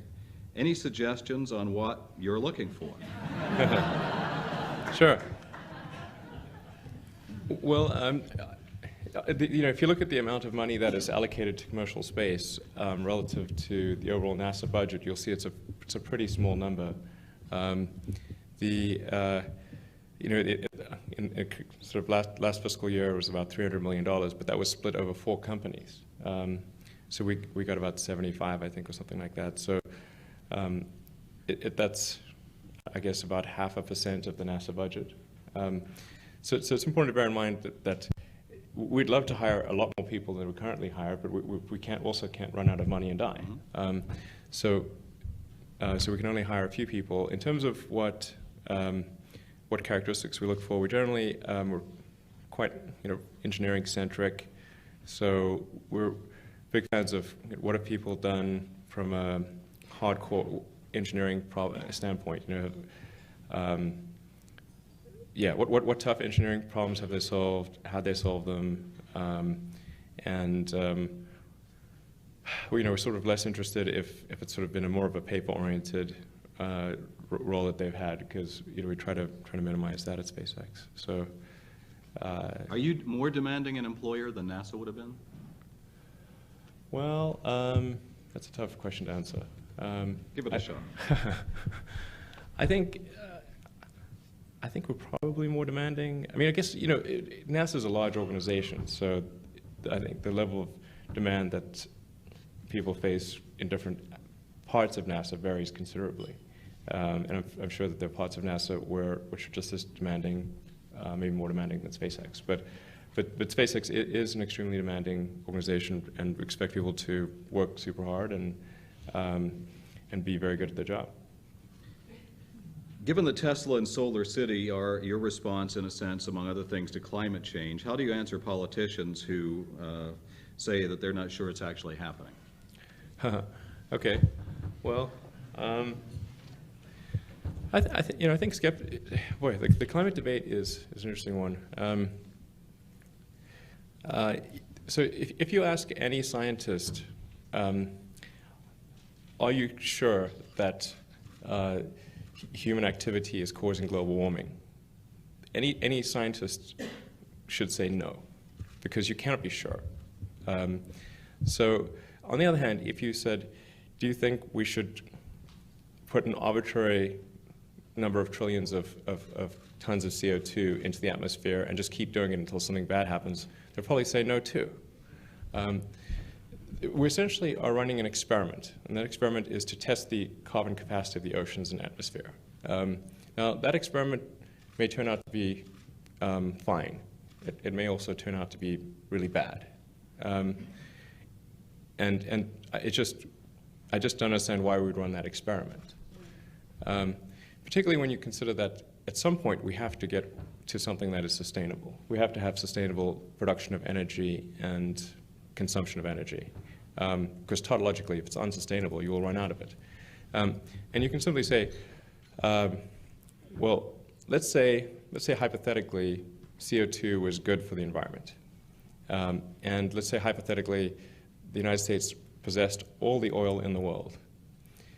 Well, you'd still have to get off oil because it's a finite resource. And as you start to run out of it, the scarcity would drive the cost up and cause economic collapse. So why not do it sooner? And I'm not saying that it needs to be a radical or immediate change, or that people need to now inject a great deal of misery into their lives to avoid CO2. But we should lean in that direction. We should lean in the direction of supporting technologies that are sustainable and lean slightly against technologies that are unsustainable. That just seems pretty sensible, even if environment isn't a factor. And in fact, my interest in electric vehicles predates the current climate issue. I mean, I was interested in electric vehicles 20 years ago when nobody was really talking about global warming, because I just thought it was the obvious means of transport. But I do think the climate thing does add urgency to things, and I do think we will see quite a significant increase in the cost of oil. Just from a demographic standpoint, you've got China and India and a few other countries that represent almost half the world's population and have very few cars on the road, but are rapidly adding cars to the road. And so you can expect a doubling of demand, and I think it's going to be difficult to achieve a doubling of supply. Have you changed anything in the wake of the federal Solyndra investigation? And do you have any concerns about an inquiry into government loans and contracts? Will Tesla's DOE loan application stand up under such scrutiny?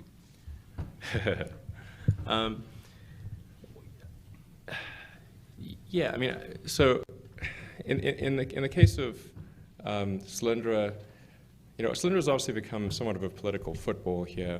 Speaking of political footballs earlier, the DOE programs, they're necessarily are a portfolio of programs where some number of the things that are funded there are going to fail. That should be assumed. You should not assume that a 100% success. And in the case of Solyndra, people forget that private investors lost twice as much as the government did. So it's not, and there were some really first-rate venture capitalists in Solyndra. It's not as though these were suckers. So if you've got first-rate venture capitalists who've lost twice as much money as the federal government, you have to say, okay, I mean, it was a bet. The bet didn't work, but that doesn't mean it's something really terrible happened. I mean, the most you could say is that Solyndra executives were too optimistic. They presented a better face to the situation than should have been presented in the final few months. But then, if they didn't do that, it would have become a self-fulfilling prophecy of as soon as the CEO says, "I'm not sure whether we'll survive," you're dead. So, I think people are making too much of the Solyndra thing. And do I think there are parallels with Tesla? I mean, we got a loan from the DOE from a different program, I should point out. But in our case, we have significant capital reserves, and we have more money at Tesla than we need to complete the program in question. And we don't face the same issue that Solyndra faced, which is extreme competition from China on a commodity product that drove the cost per watt of solar panels from $4 a watt down to $1. That's the fundamental reason why Solyndra went down, is Solyndra would have been okay at $2 a watt, but not $1. And that's it. So and here's another thing which is not getting enough press, which is how much money do you think the Chinese government's put into solar? Estimates are about 40 billion, okay? So we've got our team with operating on a pittance. We've got China operating on 40 billion, and our team lost. That should be no surprise. Do you worry that that's tarnished the view of by the American public of the solar industry in the United States? You know, there's probably a little bit of tarnish, but you know, it's unwarranted tarnish. Solar City now. The scenario that occurred with the cost per watt of solar was something that I expected would occur. So if somebody had asked me, do you think Solyndra is a good investment, I would have said, no, you're going to get your ass kicked. So Solar City works on balance of system, where they do everything except the panel. And they own the end customer relationship. They're kind of like Dell or Apple. You know, Dell or Apple don't make the CPU or the memory or the hard drives, but they design the overall system and they provide it to customers. They do the sales and marketing service, and that's what Solar City does. Solar City is doing super well, and they're growing at 50 to 100% a year with positive cash flow, which is pretty incredible.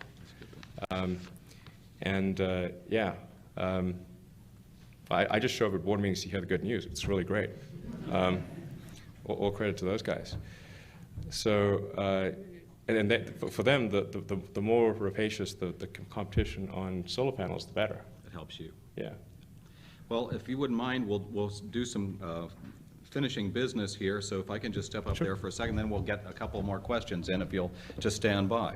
So as many of you know, we're almost out of time. And before asking the last question of the day, a couple of housekeeping matters to take care of. And first among those is just reminding you about some immediately upcoming luncheons. Ken Burns, the documentarian filmmaker, will be here on Monday to talk about his new film, Prohibition. On October 5th, Ron Paul, a candidate for the GOP presidential nomination. That's the 5th of October, and that event is sold out. We just announced October 24th, TMZ's Harvey Levin will talk about the changing landscape in entertainment news. So before I get to the last question, if you'll just come right over here, we present our speakers on a routine basis with our token of our appreciation, and thank you very much, our National Press Club coffee mug. Thank you. Thank you, Elon. Go ahead and take that.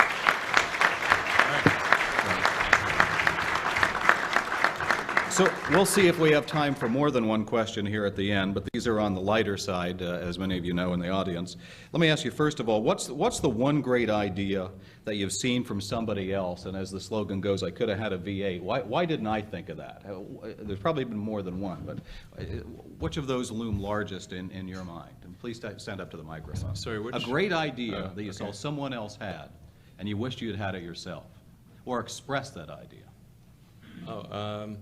Well, there's lots of great ideas that people come up with all the time. I don't necessarily wish I'd had them myself, but certainly, what Larry and Sergey came up with Google was really smart. With the backward links to pages. Obviously, what Facebook has done, Twitter. I mean, there are great examples on the internet,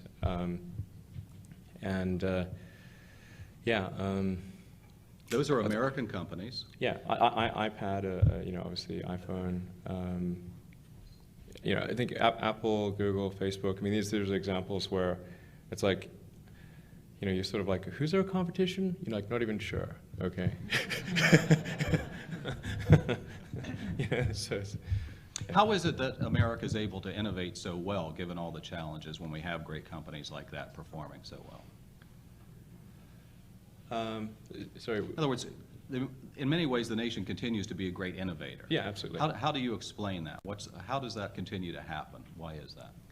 Well, the United States, it's kind of like the statement about democracy. It's sort of it's a bad system, but it's the least bad.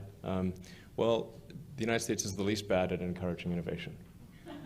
And then Silicon Valley, actually, I'd say, is particularly good at encouraging innovation. But Silicon Valley is just, you know, orders of magnitude better than any other place in the world for creating new companies and fostering innovation. It's quite remarkable.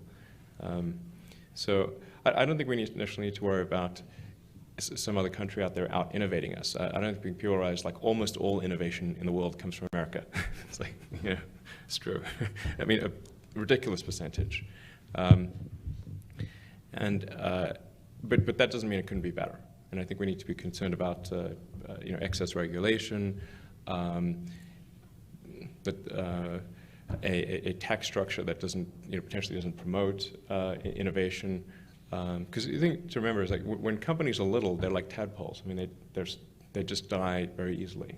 And so you need to have an environment which tries to protect little companies and help them get bigger. Silicon Valley does that very well. And America, you know, in general, does that very well relative to other countries. But most other countries tend to foster and protect, or rather, they tend to protect the big companies. Big companies don't need protection. Very well put. How about a round of applause for our guest speaker today? Thank you very much.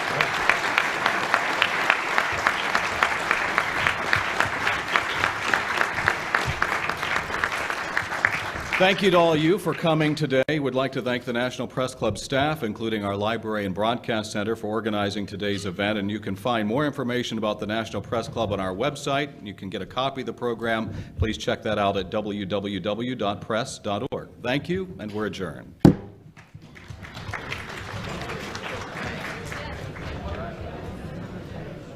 It was great meeting you. Nice to meet you. Absolutely. Thanks so much. Appreciate it.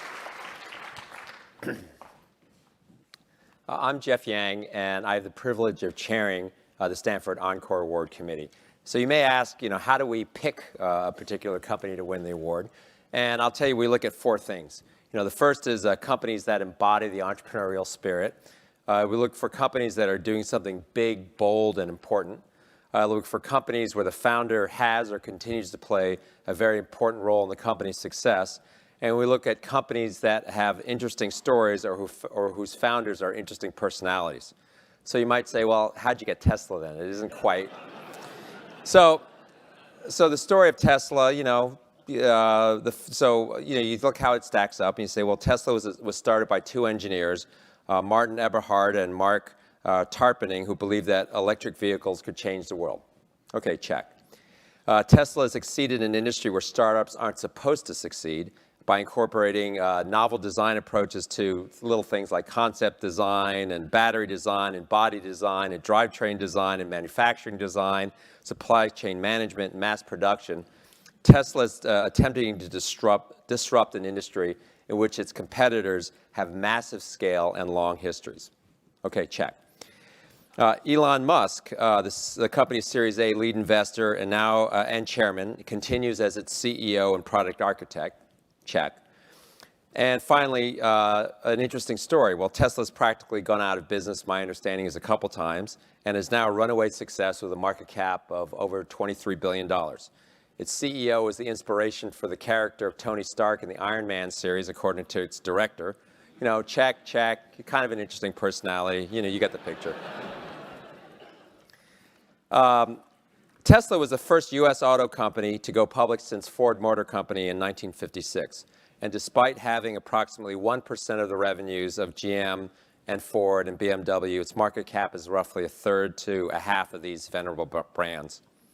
It's my pleasure to introduce Elon Musk. Elon was a native of South Africa and studied at Queen's University, University of Pennsylvania, and ultimately Stanford to pursue a PhD in physics. He started Zip2, a software provider which was sold to Compaq. He co-founded X.com, which was later renamed to something called PayPal, which was acquired by eBay. He founded his third company, SpaceX, in 2002 and continues as its CEO and CTO, which I hope he'll tell us a little bit about. He's also the founder and chairman of SolarCity. And then in his spare time earlier this year, he announced a proposal to form a new form of transportation he's working on called Hyperloop. But most importantly, for the purposes of tonight's program, he's CEO of Tesla Motors. Tonight, Elon will be interviewed by my friend and fellow Stanford Encore Award Committee colleague, Steve Jurvetson, Managing Director of Draper Fisher Jurvetson. Please join me in welcoming Steve Jurvetson and Elon Musk.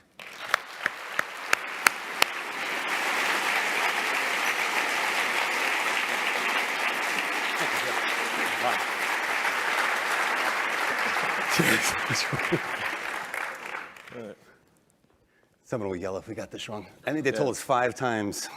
I sit here, he sits there, and then just as we came up, he's like, which one do I do now?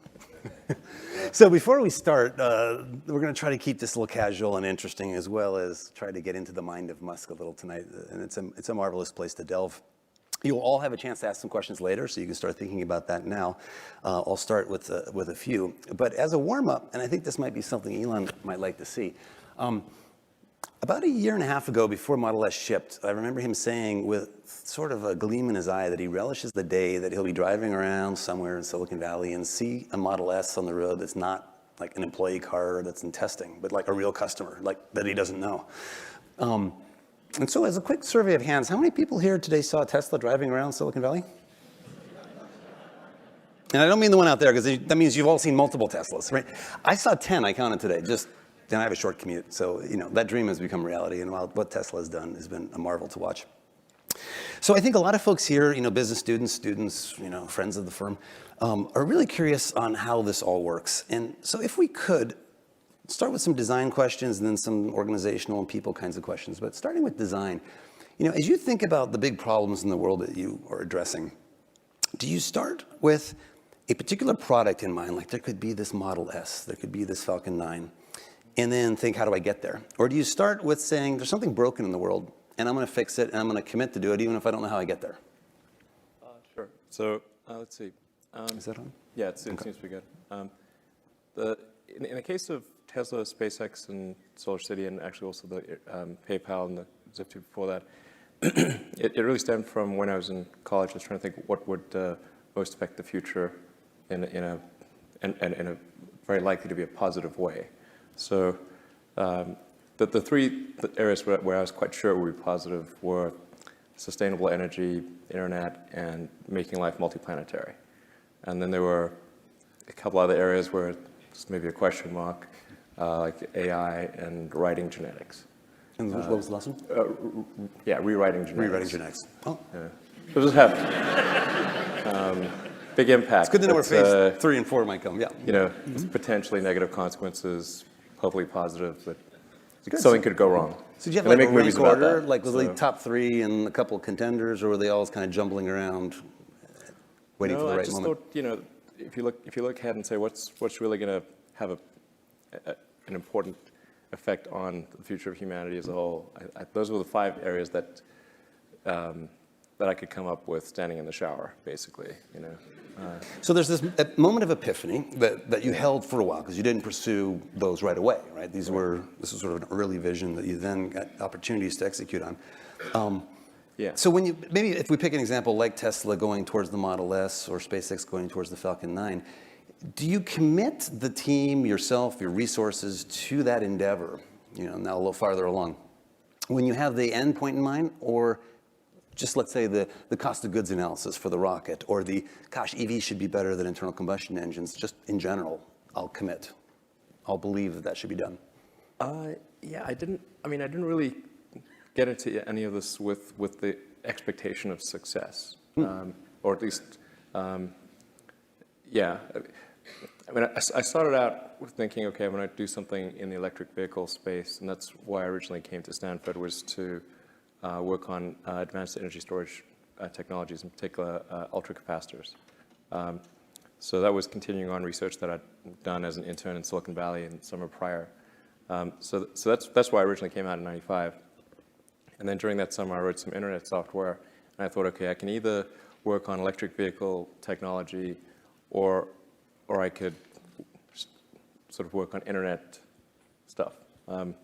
Try to do something with the internet. And I thought the internet would be something that would dramatically affect the future of humanity. It would be like acquiring a nervous system. And whereas previously communication would have to occur almost by osmosis, from one person to another, or slowly through telephone or mail or something like that. But now, if you have a nervous system, any part of the sort of human collective can know about any other part instantly. Previously you'd have to be at the sort of Library of Congress, even to have the Library of Congress's sort of information. But with everything digitized and access anywhere, you could be in a jungle in South America, and if you had just an internet link somehow, you'd have access to all of humanity's information. So it would actually effectively create a superorganism and fundamentally change the nature of humanity itself. So I just want to be kind of part of that. Is that the path to AI that you might see? It's actually not exactly AI. It's some sort of human-machine collective intelligence. So different from AI. Although AI may not turn out to be exactly what, hopefully not, it's not exactly what's like described in Terminator or something. Now, a quick pause for those who haven't been to SpaceX. The data center has got to be the coolest thing you've ever seen. It's Skynet on the door, Cyberdyne Systems branding and logoing, the most badass set of lights coming from all the linking servers. So you own it. Exactly. Yeah. Our FVA and CFD cluster is called Cyberdyne Systems. We'll get back to influences later on, but I want to try to see if I understand what you were saying about this. You see the long arc of, and what's important to humanity, not little problems, but huge problems that could be solved. A lot of us go around and we see something frustrating like traffic on the 405, and we just take it as, well, crap, government's screwed, what are we going to do, right? You have this incredible sort of scope of ambition, right? Planetary scope, interplanetary scope, right? A little more than just changing the world, let's change some other worlds too, right? And this is big stuff. Was that always in your mind, or did you become more emboldened over time that this is available, we can do these things? It definitely emboldened over time. I mean, when I started the first internet company, Zip2, with my brother and another person, Greg Curry, it wasn't really with the thought of being wealthy. I've got nothing against being wealthy, but we'll get back to that later too. but it was just from the standpoint of wanting to be part of the internet, and I figured if we could make enough money to just get by, that would be okay. And when we started off, we literally only had like one computer, and so it would be our web server during the day, and I'd code at night. And we just got a small office in Palo Alto back when rent was not insane, and it cost us like $450 a month. It was cheaper than an apartment, so we actually just slept in the office and then shower at the YMCA on Page Mill, El Camino. So we'd walk over there and shower, and that was actually, I think that was when I first met you, by the way. So I don't know how many people, probably not many people know this, but we actually pitched Steve in like January '96 on the Zip2 business plan, and actually I thought. Steve was actually one of the most up to speed on what actually was in our business plan. Most of the people we met did not actually read our business plan. In fact, a lot of venture capitalists we met at the time didn't even know what the internet was. They'd never used it. Sure, and they didn't think I'm it would not sure amount if to we anything. still do. Yeah, right. Yeah, I'm talking like sort of well-known people on Sand Hill. It was like, wow, okay. But at the time, nobody had made any money on the internet, so I guess that's. Then it wasn't really clear evidence that there was a business, Those were fun times. I remember Kimball and you coming in. And right. Very young-looking guys. I think I was in my first 4 months on the job too. Yeah, exactly. So. Let's shift gears for a sec. I've also had the great honor to work with Steve Jobs briefly, but enough, and as a business school student, to study him with as much scrutiny as I could during that period. And there's some obvious parallels. And so let's start with the most obvious, that just must be like the elephant in the room. Is the secret to your success to be the CEO of two companies at the same time? No. I think it's... Because look at the correlation. Yeah. Struggling companies, everything's in the craft can in December 2008, so let's take on a new CEO gig. And same for Steve, coming back to Apple. No, definitely it was not my intention to be CEO of two companies. There are certain things that I kind of wanted to...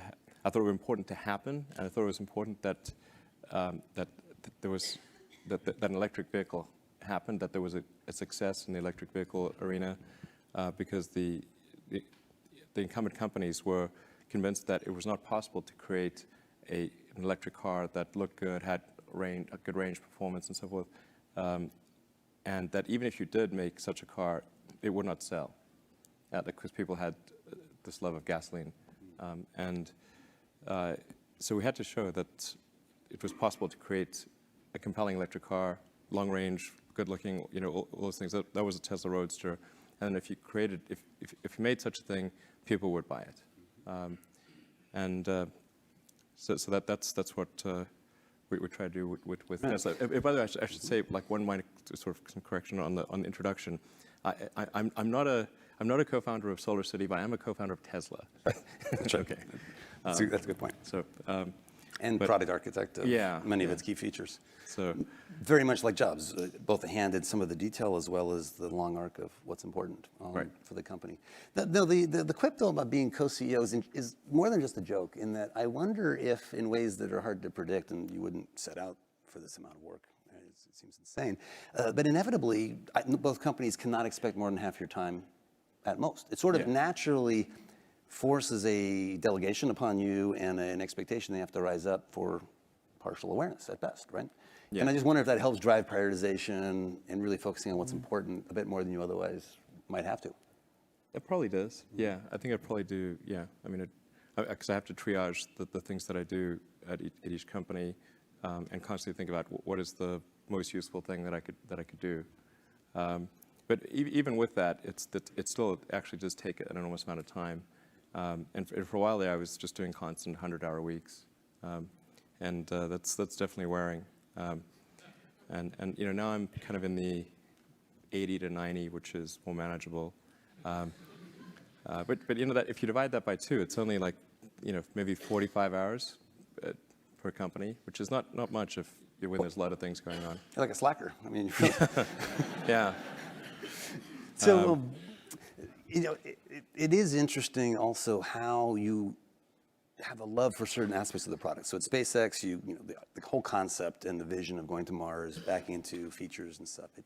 It's a wonderful thing to see. I think what obviously should strike folks in the room as remarkable is the diversity of industries that you've tackled, right? From commercial banking to the military-industrial complex to the automotive industry. These are heavily regulated industries that generally investors flee from, and startups routinely fail in, and they haven't seen much change for good reason over decades.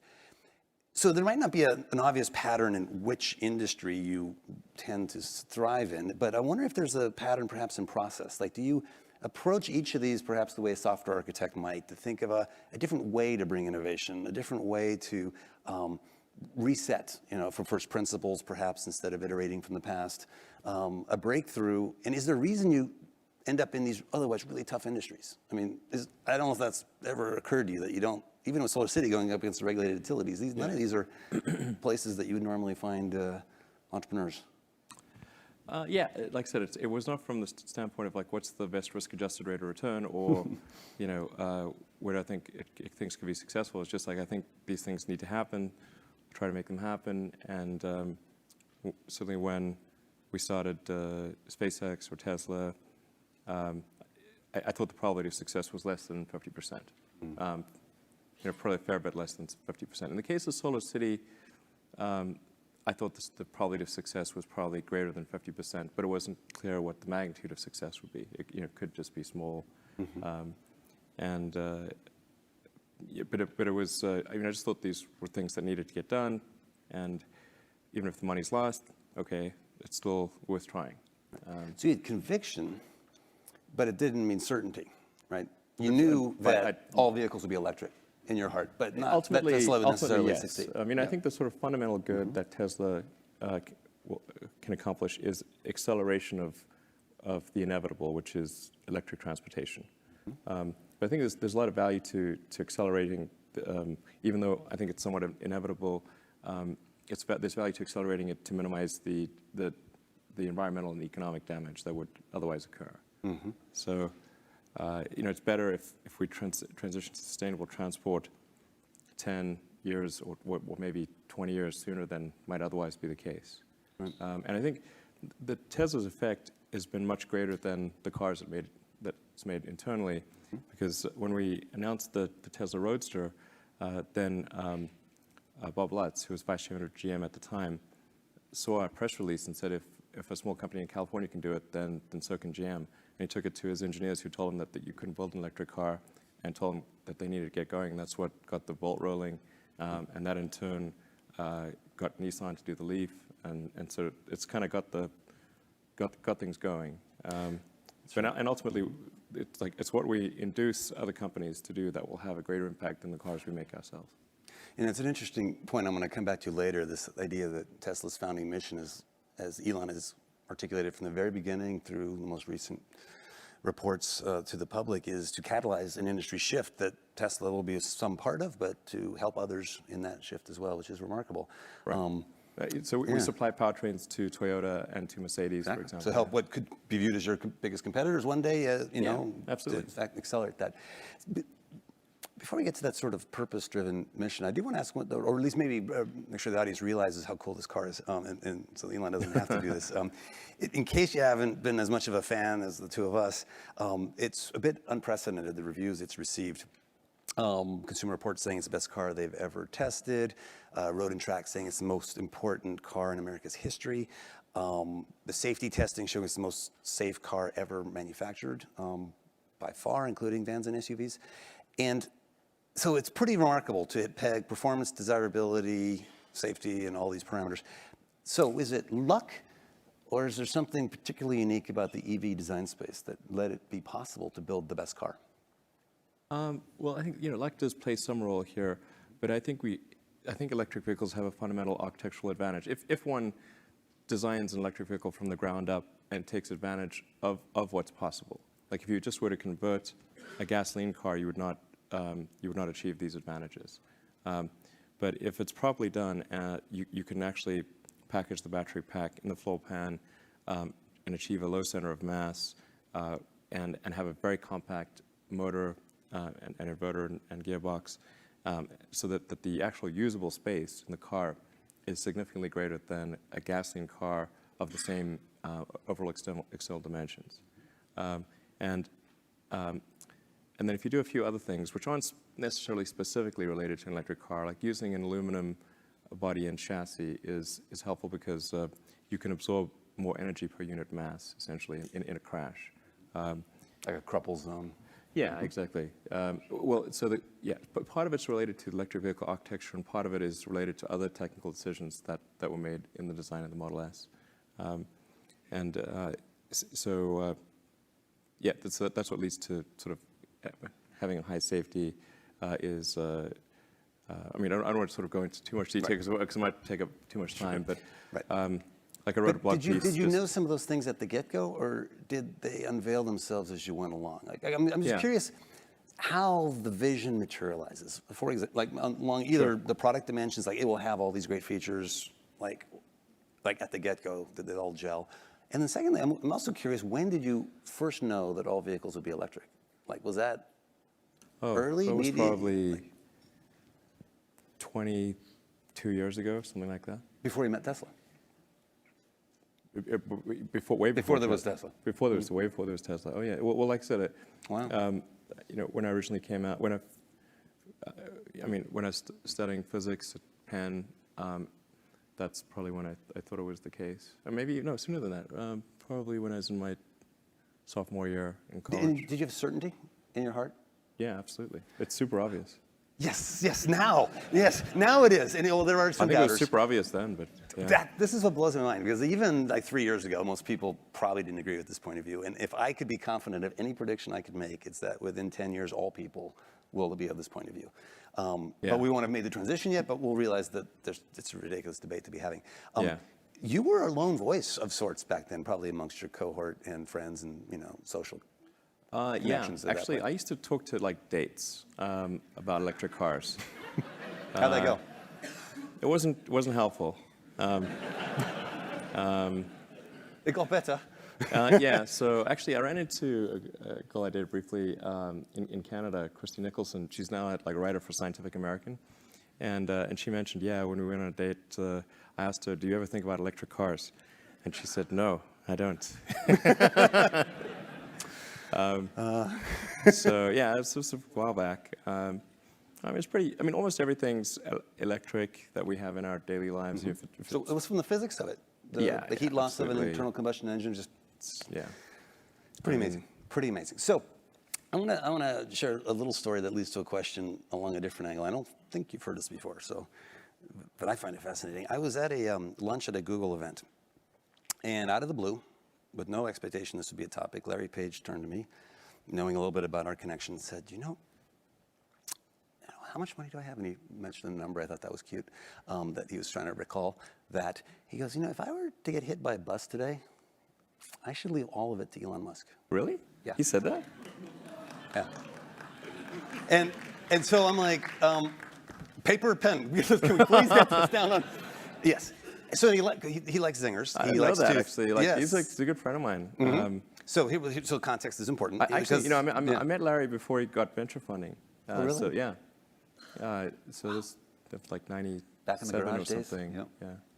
Wow. Well, he's a remarkable guy, obviously also an underachiever, and has a company that wants to do good in the world, right? Yeah. And I think he looks at you with a bit of envy, because what he then proceeded to say was, I could give my money to a nonprofit and a lot less would get done than a corporation that's pursuing things that are directly aligned with things I care about, like getting off of oil and colonizing other planets. He believes in those missions and thinks that a corporation, if endowed with the right to do that as its business purpose, is the best vehicle out there, and wishes he could do more of that in his own life. He compared poignantly, I think, to some other software companies in the Pacific Northwest who might have executives who do evil for the first part of their career, then do good for the second half, and then the sad story of others who never get to the second half of their life, like Steve Jobs.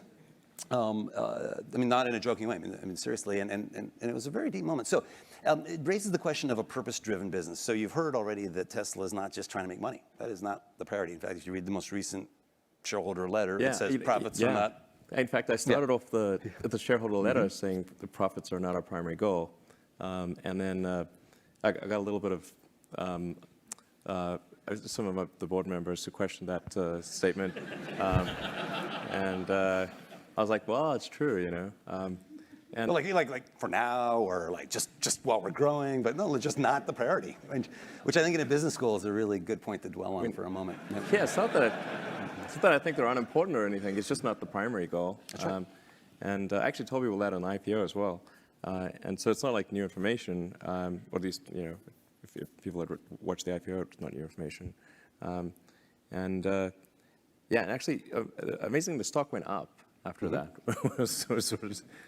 I think there's a profound reason. I mean, you see the benefits of being focused on something that's a higher calling as your primary motivation. Your employees love it, the customers love it, partners love it, right? Yeah. And you feel better about your job. The interesting thing, the irony perhaps, is that at least within our portfolio, the companies that have that kind of a founding principle actually make more profit and grow their revenue more quickly than the ones that don't.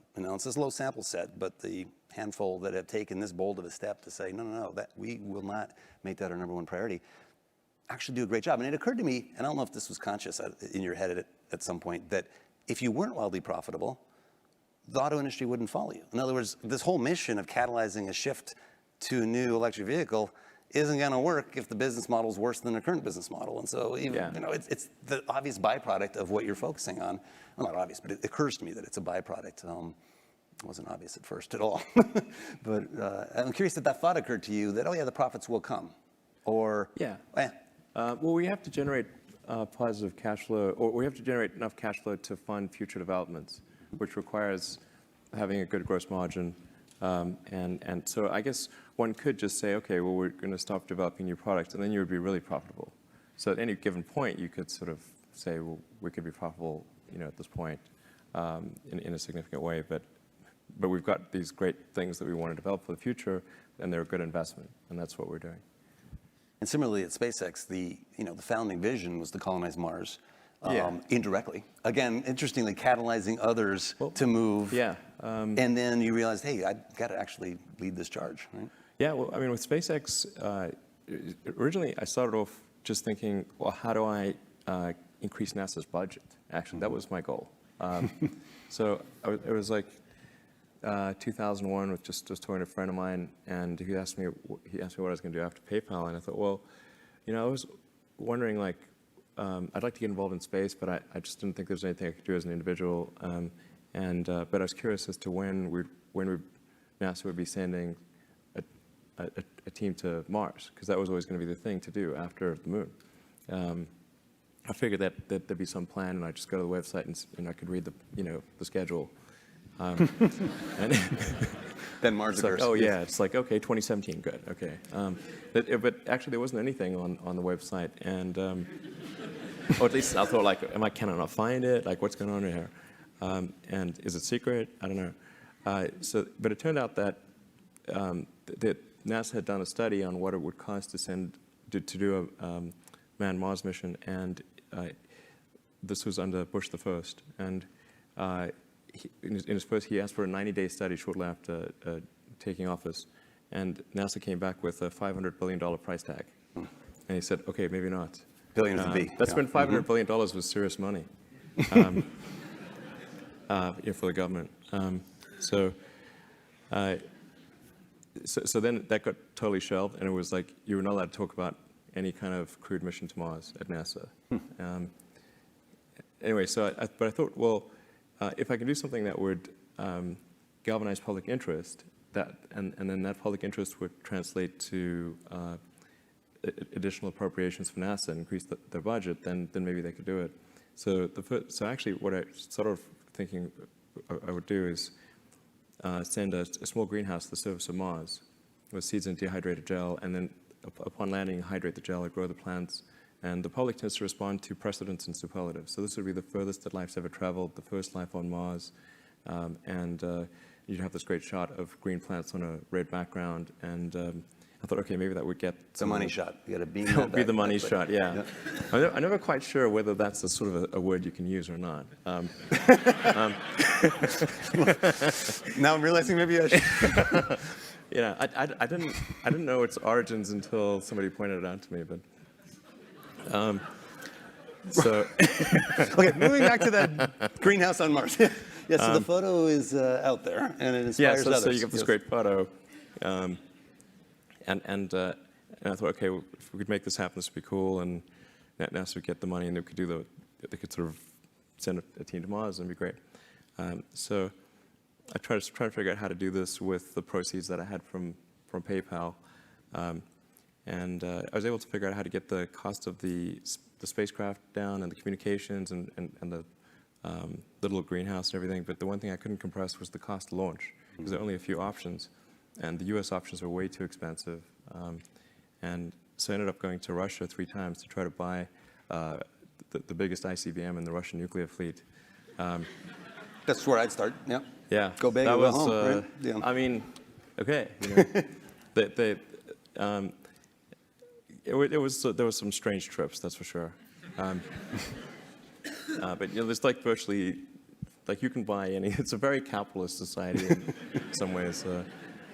So I actually did negotiate a deal to buy 2 of the ICBMs minus the nukes. But I came to the conclusion after that 3rd trip that it wouldn't really matter. Like I actually came to the conclusion that my initial premise was wrong. Because I actually think there's a tremendous amount of will in the American population, particularly, to explore. The United States, maybe more than any other country, is a distillation of the human spirit of exploration, and it's really fundamental to psyche. So, if people think there's a way, I think it would actually get a lot of support.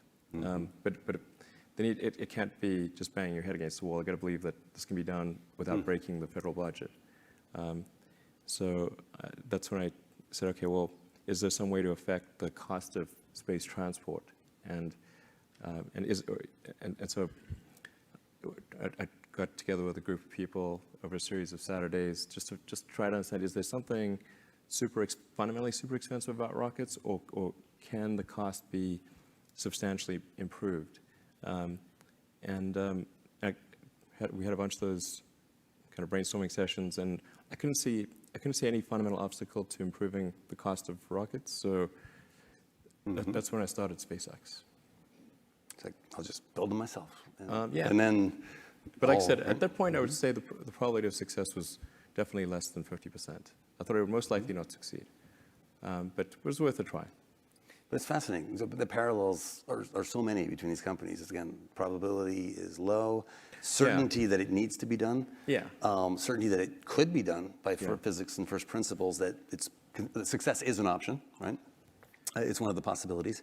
And interestingly, starting with a Roadster and a Falcon 1 as a proof point to a larger design. You know, as I look at the Falcon 9, and it looks like the product of a software engineer. Modular reuse, like let's build one engine and step and repeat, and building all kinds of elegance into the system design to abstract away, you know, almost from the hardware into the software or into the design, the beauty of the system. And I wonder if that's why incumbents don't see this sort of re-engineering of the car or the rocket or the what have you. The Hyperloop is this, they don't approach it in that kind of blank sheet of paper. How would you do this if you didn't have to create jobs across districts or you didn't have some other ulterior motive?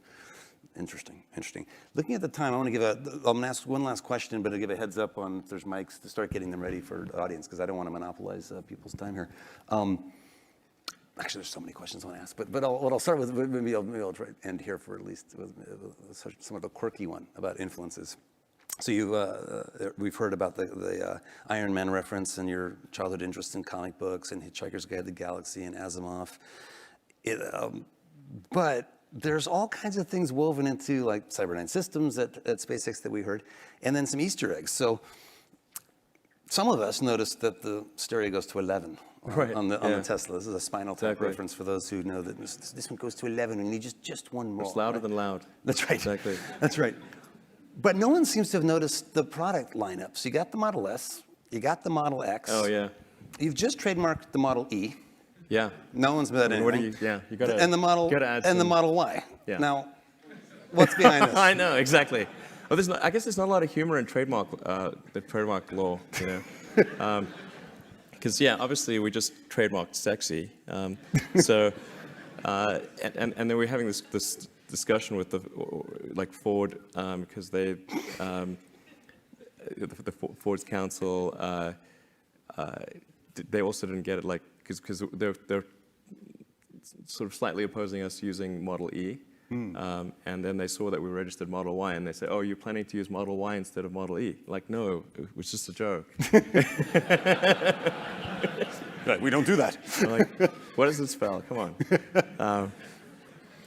Fantastic. Well, do we, I'll keep going if we don't, but do we have microphones for folks if they want to ask questions? Okay, let's do a quick, see if anyone, oh my gosh, yes, we have some. Why don't we do that? Let's take a couple questions from the audience. And I'll let you guys figure out how to do the allocations. Thank you very much. I've heard you talk about supersonic aircraft. You guys have done some beautiful work at SpaceX on VTOL. Clearly, Tesla is focused on electric. Have you thought about the synergies of electric and VTOL and aircraft for solving the 405 challenge? For solving the 405 problem, well, I mean, I do think there's a and really VTOL, vertical takeoff and landing. Right. Sorry, vertical takeoff and landing is VTOL, and I do think there's a really I think the optimal sort of air transport solution is a VTOL electric supersonic plane, and it actually works together quite well for a bunch of reasons. In particular, the higher you go, the better the more efficient the electric aircraft is. Whereas if you have a combustion aircraft, as you get higher, it tends to get worse because you have a kind of a fixed aperture and air scoop. Yeah, like the engine is the hole in the front of the engine is a fixed size, and so you have to pick a particular cruising altitude, and so you've got to figure out how do you get the right amount of air at sea level all the way through really high altitude. And then you've got this issue of supersonic combustion that, so you end up having to slow the air down, and it ends up being not that efficient. But an electric aircraft would just get better and better as it got higher. And then electric motors have a higher power to weight ratio than a combustion engine. So you could actually have the power to do the vertical takeoff and landing part with a fairly small motor compared to combustion. And then you could get rid of the elevator and rudder. So you don't need the rear control surfaces if you gimbal the motor. Gotcha. So it starts to look like a pod craft, like in Oblivion or something. Right. It's something not quite. The real trick of it is like how do you make it really long range and at least as safe as existing aircraft. Those are really the only two questions on that front, I think.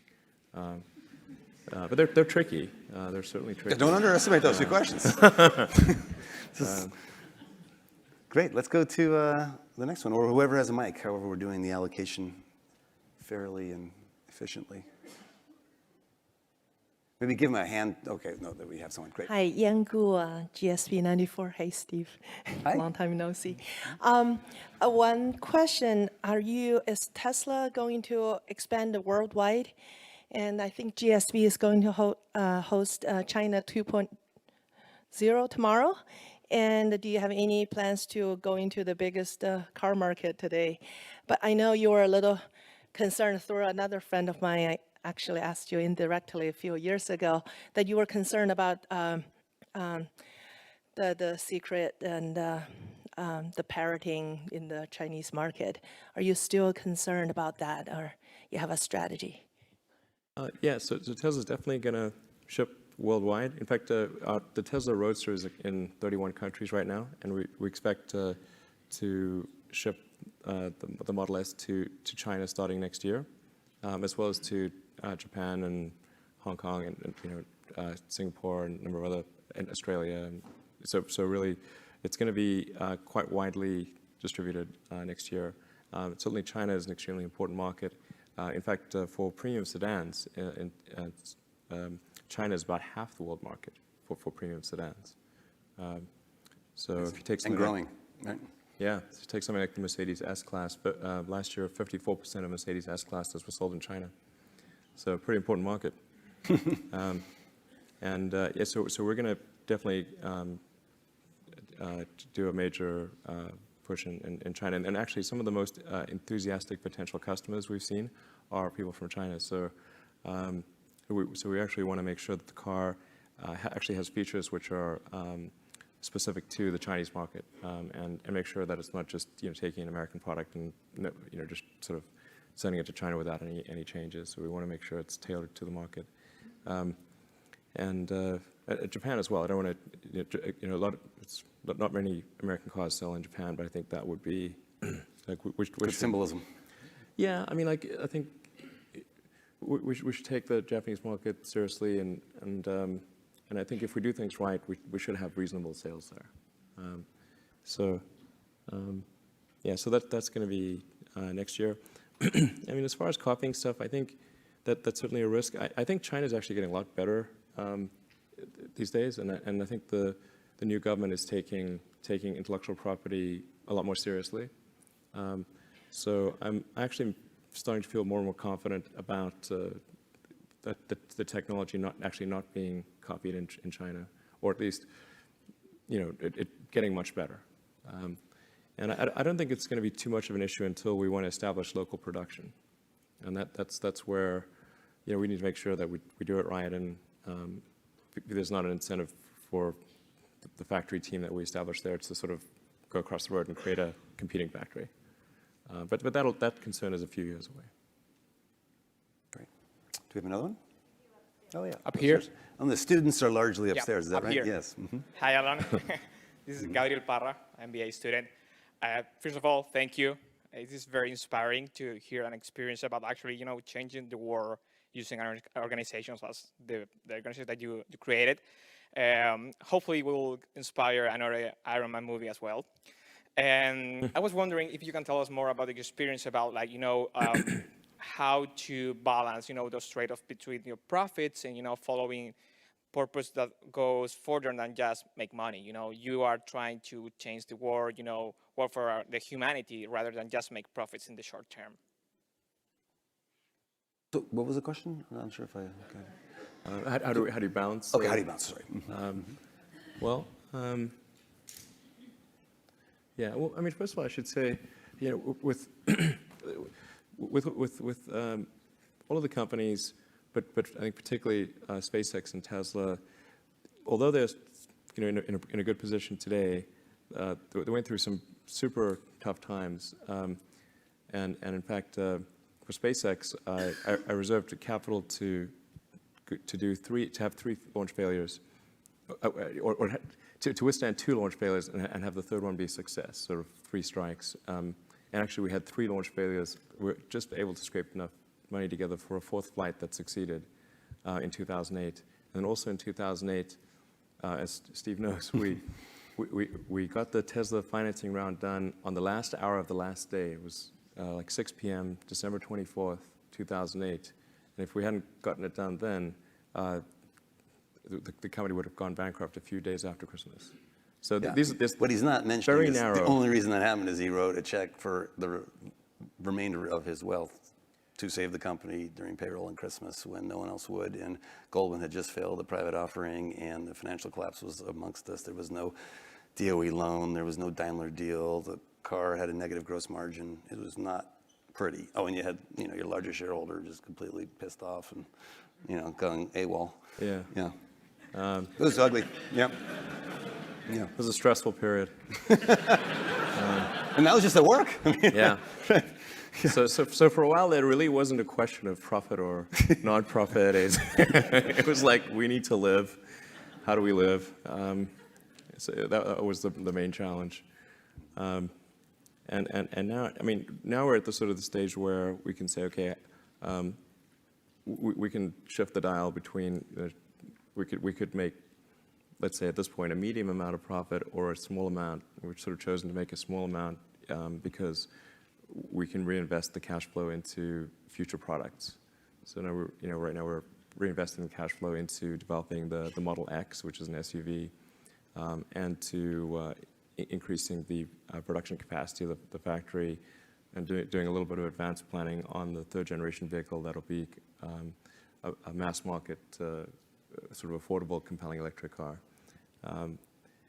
So that's really, I guess, what's meant by, in this case, not pursuing. We're not trying to maximize profit at this point because it would constrain the business, the growth of the business, and constrain the overall objective of transitioning the world towards electric cars. So I got nothing against profit in general, but it's not. I actually don't think it's the smart move. If one were to take net present value of future cash flows, I think maximizing profit at this stage is actually not the smart move. And it's interesting because earlier I said we'd get back to it. You mentioned that your goal was not to start a company that has the chance of making the most money for you the quickest, right? Yeah. And that the wealth personally is almost a byproduct of these activities of passion. And by analogy, like in the investment field in venture capital, you could look for the thing that'll make the most money the quickest, right? Like a new ad network for social media. But who cares? Like it really just doesn't help the world in any meaningful way. And there are if you take a longer term perspective, there are things you could do that don't answer the short term question of what's going to make me the most money this year or this 5-year period, but over 20 years.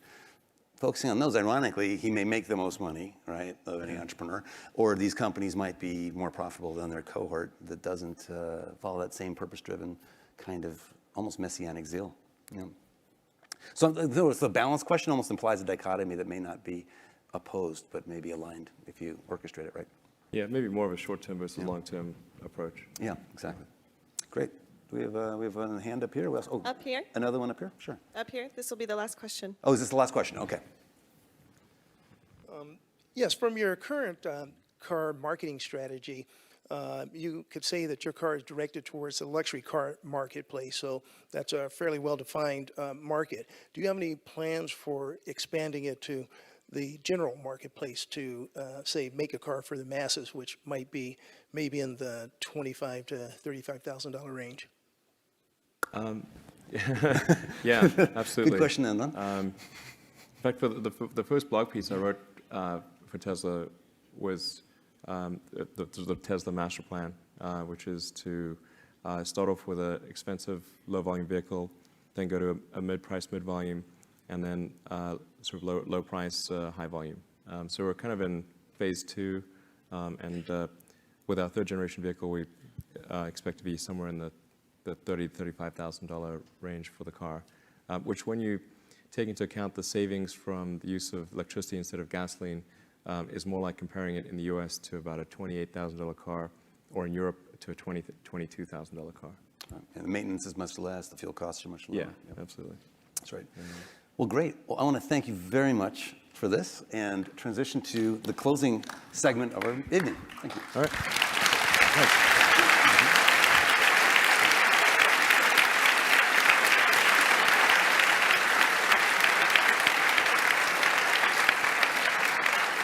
Well, Elon, congratulations on behalf of the Stanford Graduate School of Business and the Stanford Alumni Association, Business School Alumni Association. Dean Sloan would like to present you with this year's Entrepreneurial Company of the Year. Thanks. Thank you very much.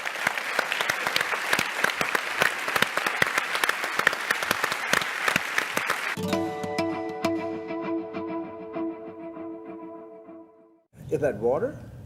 That is water. I mean, that's tastes like water. But your favorite drink is Diet Well, Coke, I mean, Diet Coke is good. There's something that they put in that stuff that is, you know, you never get sick of it for some reason. You know. And have you counted? It's some infernal ingredient. How many cones or bottles you have a day? That's a lot, huh? Well, I mean, I'm trying to cut down these days, so maybe. From where to where?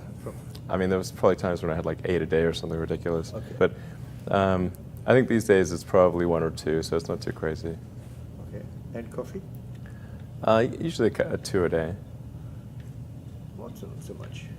I mean, not really. But yeah, I used to have so much coffee and you know, Diet Coke that I get really wired, and then I'd get over-caffeinated, and it wouldn't be good.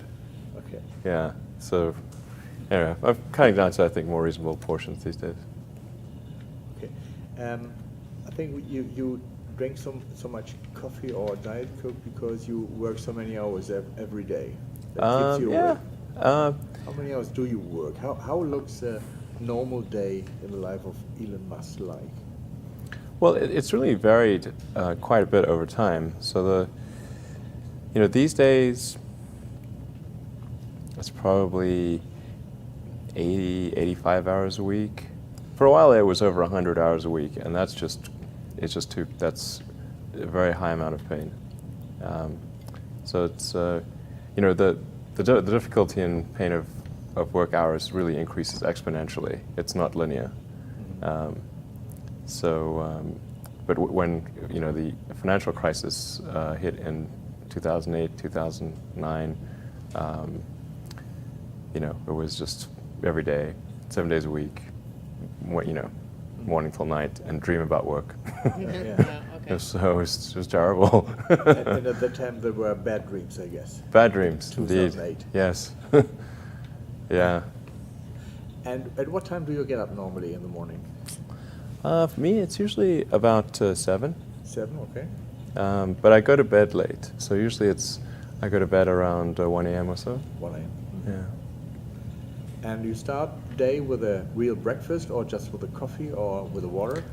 That also varies a lot. I think it's probably true that having a good breakfast is a good idea, but usually I don't have time for that. So sometimes it's made for me, but probably half the time I don't have any breakfast. I had to have like coffee or something like that. And a Mars bar with it?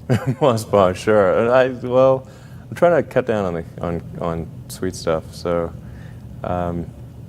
but I think I probably should have like an omelet and a coffee or something like that. That seems like probably the right thing. And sometimes I do have that. And for lunch? Is there lunch? Yeah. Lunch is usually served to me during a meeting, and I finish it in 5 minutes. Wow, okay. Yeah, I know, it's a bad habit. And dinner?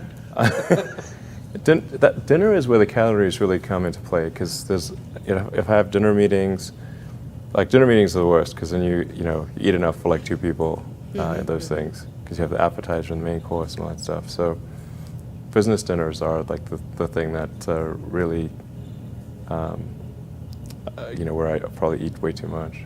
Mm-hmm. But you don't have problems with your weight? I certainly could be slimmer, I think. What? Do you work out then? Do you do sports? I work out once or twice a week. Mm-hmm. I mean, once or twice. You should. I should do it more often, for sure. And what are you doing? You run through the forest or? Run through the forest? No. Yeah. Usually just like a little bit on the treadmill or on, lifting some weights, I suppose. Mm-hmm. Mm-hmm. Let's come to my questions I have here. It's just 122, I guess. How much Musk is in Tesla and SpaceX and Hyperloop? Is it 100% you or? Oh, well, of course, definitely not. I mean, I certainly have a strong influence, but I mean, there are many people at the companies. So SpaceX has 4,000 people now. Tesla, we just passed 10,000 people today.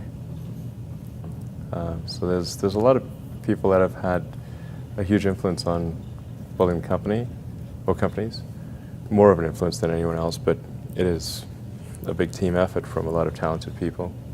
Yes. You looked for a CEO in former times for Tesla and for SpaceX also? I don't know. Not for SpaceX, Not but yet. no. The plan I had when we created Tesla was I thought I would allocate maybe 20 or 30% of my time to Tesla, and then for Solar City I figured 5%, 10% of my time, that kind of thing. Solar City turned out to be true. In fact, even better than that, probably takes me less than 5% of my time on Solar City. Tesla ended up being much more, and unfortunately, like the first CEO didn't work out, and then I got sort of a temporary. I mean, I really tried pretty hard not to be the CEO. Like, I could have been the CEO from day one. Mm-hmm. This is like, people maybe sometimes don't realize that,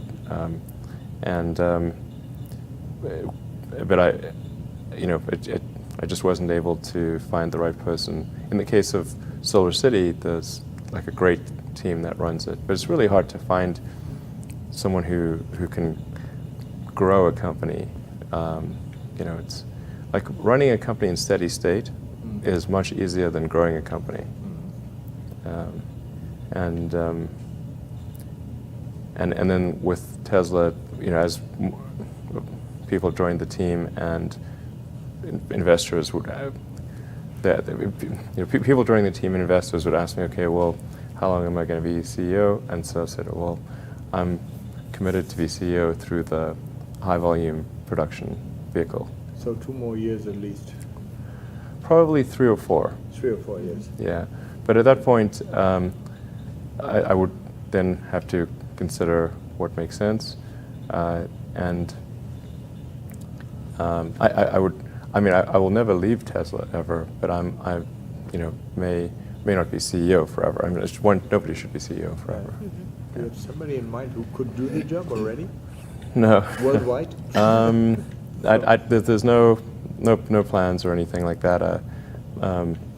Right now, my plan is just to, for sure, I'll be CEO through the Model 3, volume production of the Model 3 and the Gigafactory, and then evaluate. Yes. Yeah. And Model 3 is still the price you want to have. Is $30,000? That's the challenge. $35,000. And the same in euro, I guess, for the European market. Well, it might be less if it depends on what the exchange rate is, of course. Yeah, of course. And it's always a bit tricky. Like in the U.S., the prices are quoted before sales tax, and of course in Europe it's with VAT, and there's like 20% VAT and all that stuff. So probably would be more like 30,000 euros, or a little bit less than that. Mm-hmm. Okay. And it should be on the market in 2 years' time, or? I'd say 3. 3 from now. Yeah. Okay. Yeah. Coming back to you looking for a CEO, apart from CEOs, when you hire people, what kind of skills do you want them to have? Are there any? Do you look at a list and look at people? How do you decide that? Well, when I interview somebody, I really just ask them to tell me the story of their career and what they, what are some of the tougher problems that they dealt with, how they dealt with those, and how they made decisions at key transition points. And usually that's enough for me to get a very good gut feel about someone. And what I'm really looking for is evidence of exceptional ability. So did they face really difficult problems and overcome them? And then of course you want to make sure that if there was some significant accomplishment, were they really responsible, or was somebody else more responsible? And usually the person who's had to struggle with the problem, they really understand it. And they don't forget. If it was very difficult. So you can ask them very detailed questions about it, and they'll know the answer. Okay, whereas the person who was not truly responsible for that accomplishment will not know the details. Which college or which university? No, it's not. There's no need even to have a college degree at all, or even high school. I mean, if somebody graduated from a great university, that may be an indication that they will be capable of great things, but it's not necessarily the case.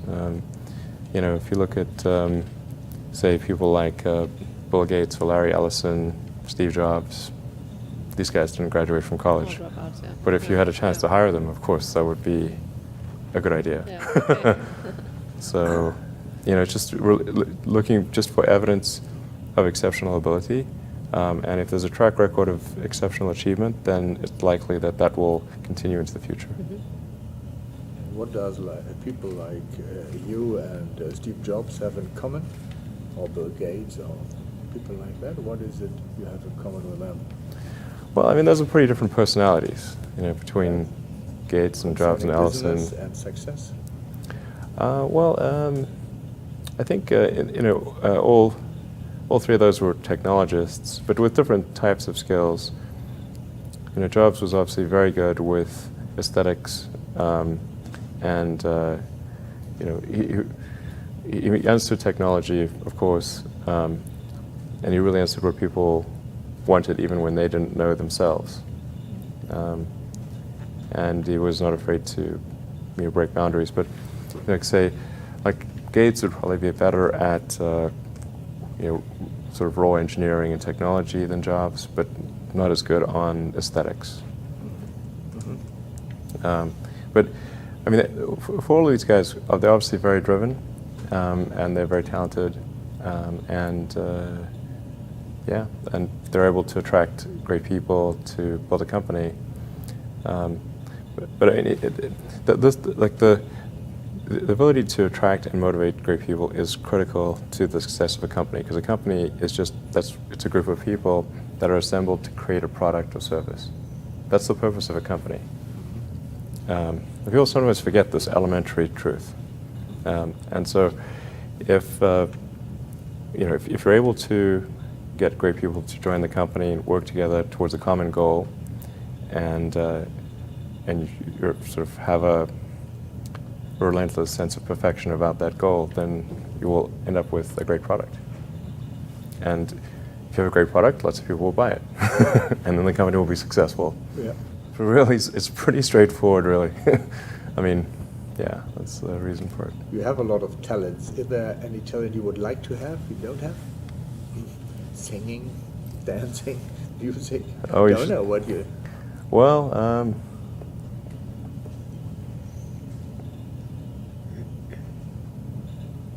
I mean, I suppose I'd like to play a musical instrument. That'd be cool. I can whistle. You can whistle? I can whistle. What is your favorite song to whistle? I kind of have like a whole bunch of songs that kind of randomly, I just whistle randomly. Please don't ask me to whistle, because that's like, I mean, I can whistle, but like this is like, yeah, maybe not the coolest instrument to play. Yeah. But I can whistle Pachelbel's Canon, which is a tricky one. Really? Yeah. But I'm not going to whistle for you now, because That'd be too embarrassing. Okay. Well, it's good to know. Maybe we plan something for Berlin. All right. Oh, man. No. Don't worry. We want to. How would you describe yourself? What are the main attributes you have from your point of view? How would I describe myself?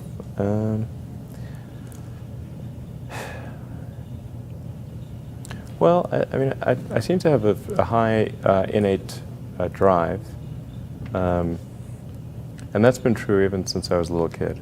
You know, I really had a very strong drive.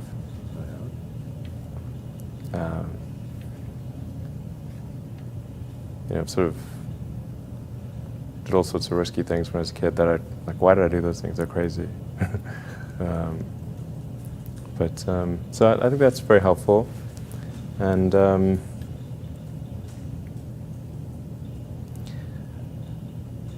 I care a lot about the truth of things and trying to understand the truth of things.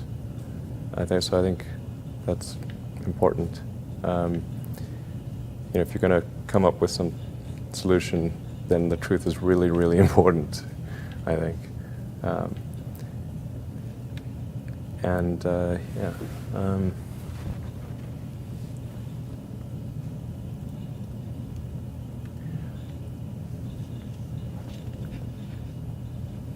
I try to think of. I mean, it's difficult to obviously come up with like things that are praise for oneself, you know, or like there's bad and good here, but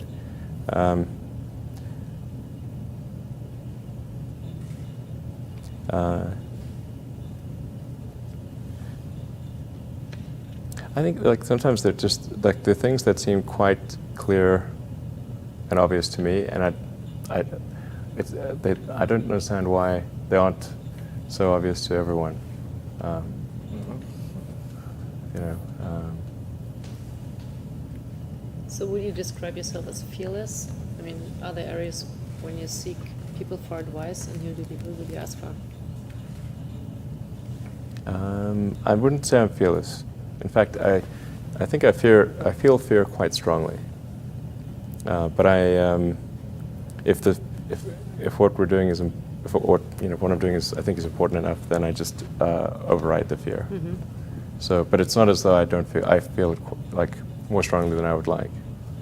And in which areas would you never go full risk if you still are fearful? Well, it really depends on the stakes. If the stakes are high, if it's really important, then I will overcome the fear and just do it anyway. Mm-hmm. But essentially, I mean, I just drive overrides fear, but I feel the fear. It's kind of annoying. I wish I didn't. Okay. I wish I felt it less. Uh-huh. So, yeah. All these introspective questions are interesting. I don't get asked these very often. And then, like, I'm trying to think, like, what is like an accurate reply? And some of these, it's hard to evaluate yourself on these things. Mm-hmm. Which company you founded was the most risky at the start? Well, probably SpaceX. I thought it had the lowest chance of success. I mean, I thought both Tesla and SpaceX would fail at the beginning. You know. You thought? Yeah, so, sure. Really? Of course. But nevertheless, you put all your money in that. In both. I expected to lose it. Well, technically, what I thought was, well, I'll take half the money from PayPal, and if I lose half of it, that's okay. But then, of course, the companies encounter difficulties, and then I have a choice of either let the company die or put, all the money into the companies. And so I really didn't want the companies to die, so I put all the money in the companies. Yeah. And then I had to borrow money from friends to pay living expenses. Yes. And what went through your mind at the end of 2008 when the fourth and the last rocket started? What were your thoughts at that time? It was a terrible time. Yeah. Yeah, everything was going wrong at once. 3 rocket failures in a row in the beginning, and Tesla financing round was falling apart or fell apart. The Solar City was having difficulties getting divorced. Yeah. It was really terrible. Yeah. So I was very sad. But then everything was perfect when Well, it took a rocket while. was in space. Yeah, at the end of 2008, the fourth launch worked. Yes. Which is that was all the money we had, but nothing more. In fact, originally I budgeted. I thought, okay, we can do survive 3 failures. So we just barely scraped together enough to do a fourth launch. And then at the end of 2008, we got a big NASA contract, literally on December 23rd, I think it was. Okay. Yeah. So it went from really terrible to, I remember that Sunday before Christmas in 2008 thinking this is the closest I've ever come to a nervous breakdown. I never thought I would ever be someone who could have a nervous breakdown. And I didn't, but it was like, I could see it. I was within sight of it. It was like, this sucks. This is terrible. And then the next morning, NASA called and said that we'd won this $1.5 billion. The next morning. Yeah, the next morning.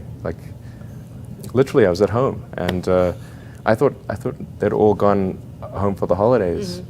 I didn't think that. I would have said there was no chance of a call a few days before Christmas. I thought people, be on vacation and that kind of thing. So, 1.5 billion. Yeah. So what went through your mind when they called you? What do you feel?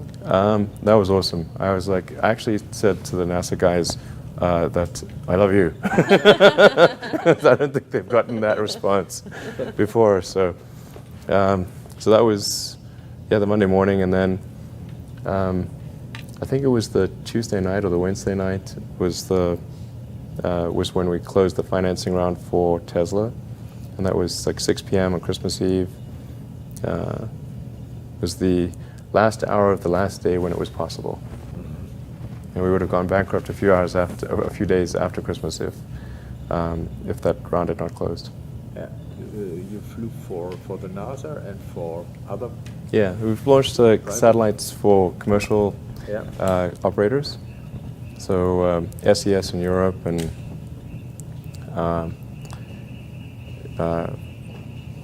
Orbcom in the US and a number of other companies. Maybe we've got a alarm. Yeah. Okay. Well, the car. You seem quiet. Stolen the car. Maybe they stole our Dodge.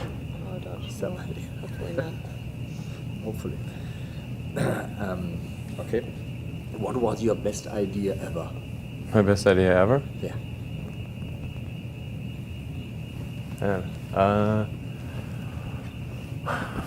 This is tricky. I suppose coming to North America was my best idea. Okay. Because I think these things would not have been accomplished, almost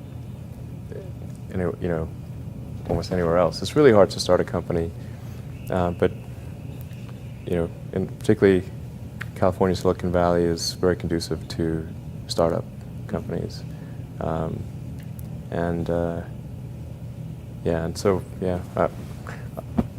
whenever I'd read books in South Africa, it would seem like the cutting edge of technology was in Silicon Valley, and so that's when I wanted to come and I wanted to move to this mythical place.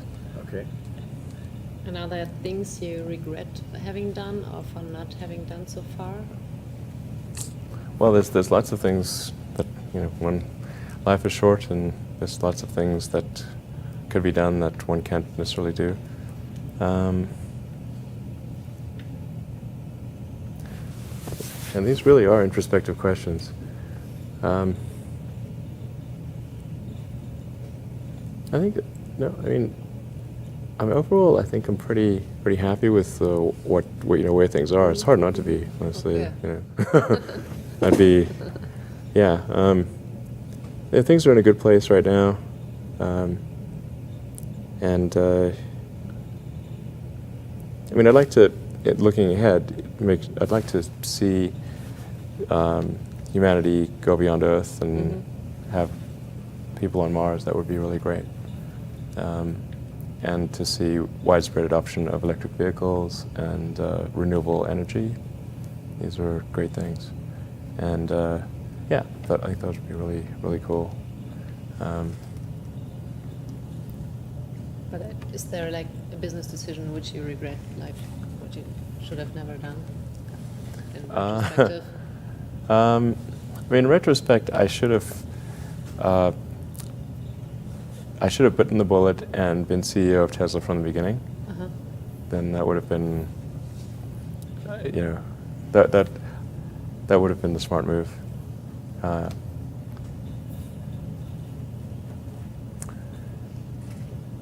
You know, because we ended up having to essentially recapitalize the company, you know, and it went through a lot of grief. So that would have been a wise move.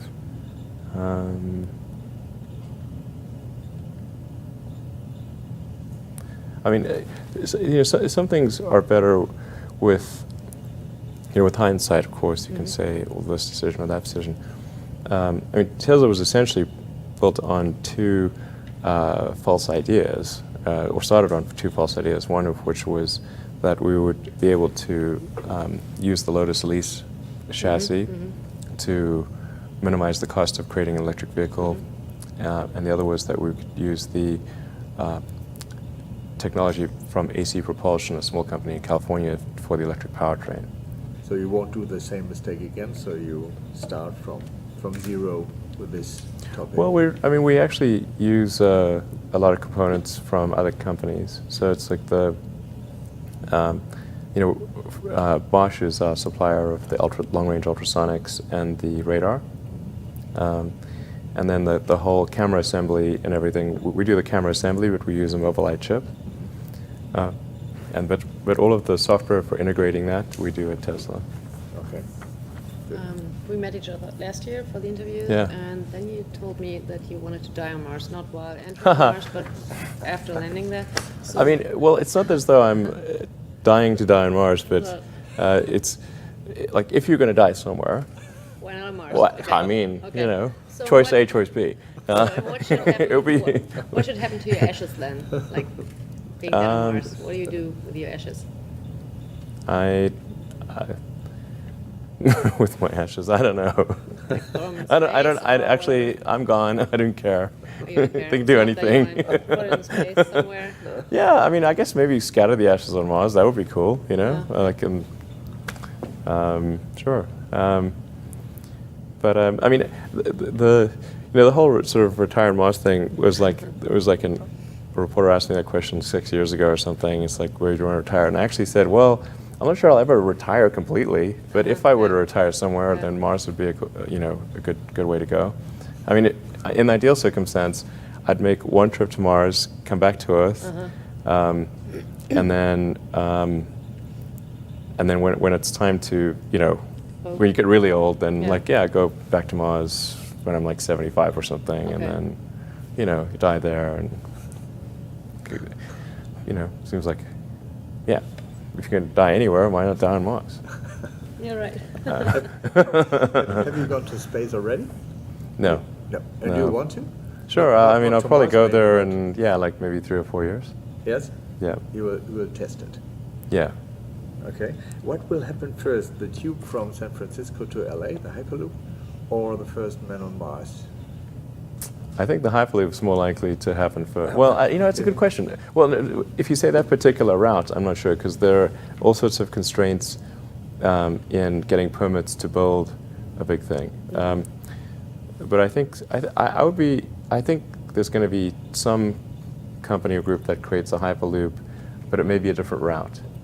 And I know there's one company that's looking closely at the Los Angeles to Las Vegas. Because that's quite a popular trip, and that's much easier to make that trip, make that route work. Okay. Okay. What makes you happy? Well, I think if things are going well with family and things are going well at work, then I'm happy. Okay. If either one of them is not going well, then I'm, either half unhappy or completely unhappy. Okay. Okay. And talk about happiness. But that's like, I mean, I think that's generally true. Okay. You know, things are going well on personal life and work life, then one is happy. Okay. And talk about happiness. How did you like Burning Man? It was good. Yeah, I mean, it's my 14th time. So it was, yeah, it's always good. So, I yeah, encourage people to come and check it out. So I've been there this year. So it was. Oh, you did go? So, Okay, yeah, great. So I was, what do you think? It Did was you? amazing. Yeah, it's crazy. Yeah, it's crazy. it's so like good, yeah. Life-changing. Life-changing, Yeah. exactly. See? So have you ever thought about building an art car? Or have you built one already? Yeah, sure. Have you built one already? I've done 3 art cars. One was actually built on, this is probably 10 years ago, was built on an Oldsmobile, an old Oldsmobile with a big wraparound couch over the hood until you're sitting on top of the engine driving backwards. Okay. So that was kind of a fun art car. It broke down a lot, of course, Oldsmobile. I mean, broke down a Bring lot. up your James Bond car, submarine transformation car to the Burning Man? No. The James Bond car, the Lotus Esprit submarine, it's in the Tesla design studio. Okay. Still being worked on? No, it's currently just sitting there. What I'm hopefully going to do at some point is we're going to create a sort of a replica, but not quite, because like if you look at the James Bond car, it's not technically possible to make that a submarine because a transformative thing, because the fins are right where the wheels are. Okay. So like it doesn't fit. Like Okay. it's not physically possible to do the transformation. But if you make the car about 10, if you scale it up by about 10%, and you move the fins just a little bit more towards the outer edges, so that they're not like sitting right in front of the wheels, then you can make it work. Okay. Yeah. So, and plus it's probably good to preserve the original, movie art essentially of the original car. Yeah, talked to a few of my guys, and we think we can make it work as a transformation car with those constraints. So it'll actually look very similar. Like you'd have to look closely to see if it's different, but yeah, I think it'd be fun to be able to drive up on the beach and in that submarine car. Do you own other old cars? I'll tell you so there's two gasoline cars that I own, and not that many people know about these, but one is a Series 1 67 E-Type Jaguar, Roadster, and that was the first car I bought when I actually had any money. In fact, when my first company received an investment, the venture capitalists gave us a $40,000, me and my brother, a $40,000 bonus. And I spent $35,000 on this car. And it broke down on the way back. It was very sad. Like, damn it, I didn't even make it home. But that was a car when I was about 17. I was given for my birthday a book of classic convertibles, and I thought, well, if I could ever afford a car, one of these cars in the book, and there were two that I liked the most. One was the Gullwing Mercedes, but there's no way I could, that was like millions of dollars. And then the other was the Series, the E-Type Jaguar, Series 1, yeah. And now you could afford the Mercedes, but you haven't bought it yet. I haven't. I think it's a great design, really great. And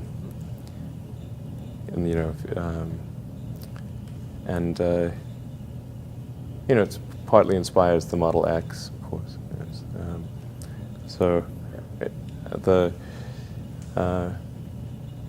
That might be a good one to buy at some point.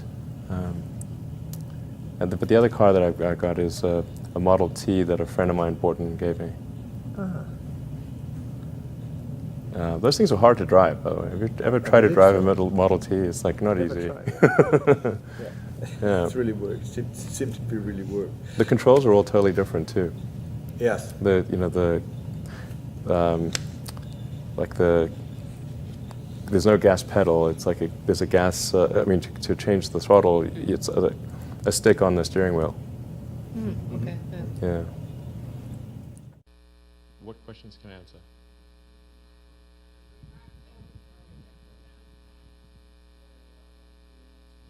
It is not practical to carry an extra battery pack in an electric vehicle.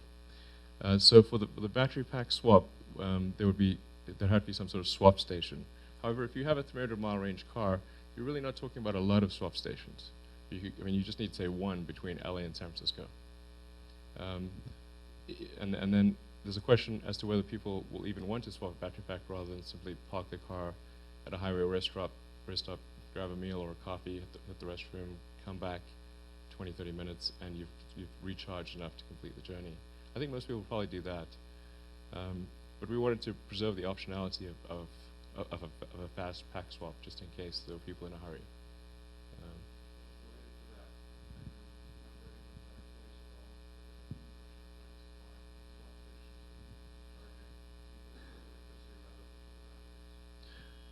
Right, so Better Place actually got the idea of battery pack swapping from Tesla when Shai Agassi came and visited, and we told him that we were going to incorporate battery pack swapping. He was like, oh, good idea. Yeah, well, yeah.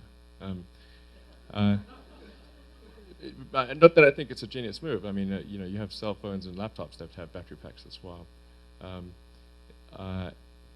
But we're not currently working with Better Place. Yeah, and not that we don't like them or anything. It's just we don't see any sort of technical advantage or anything to working with them. That it is not obvious to us how we make the consumer experience better with Better Place. So yeah.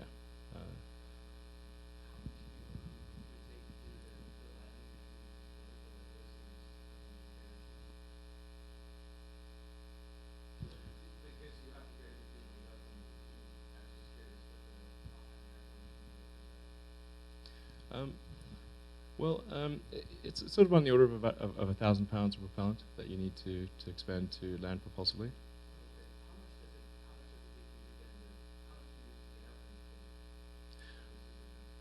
Well, the booster, the rocket booster, is what delivers you to a parking orbit. Then you use a little bit of propellant to maneuver over to the space station. Then depart from the space station, initiate a deorbit burn, control your reentry during the descent phase. In total, there's about 3,000 pounds of propellant. So use maybe 1,000 in terms of getting to the space station and departing and deorbiting. About 1,000 on landing, and you'd have probably 1,000 spare, roughly speaking. Now, if there was something unusual happened, like you had to temporarily abort on an approach to the space station, then you might use another 500 pounds of propellant or something like that. But we will actually still have parachutes as an emergency on Dragon. So you test the engines at, say, a couple miles of altitude, make sure they're working. If they're not, then you deploy the emergency parachute, kind of like the Cirrus aircraft.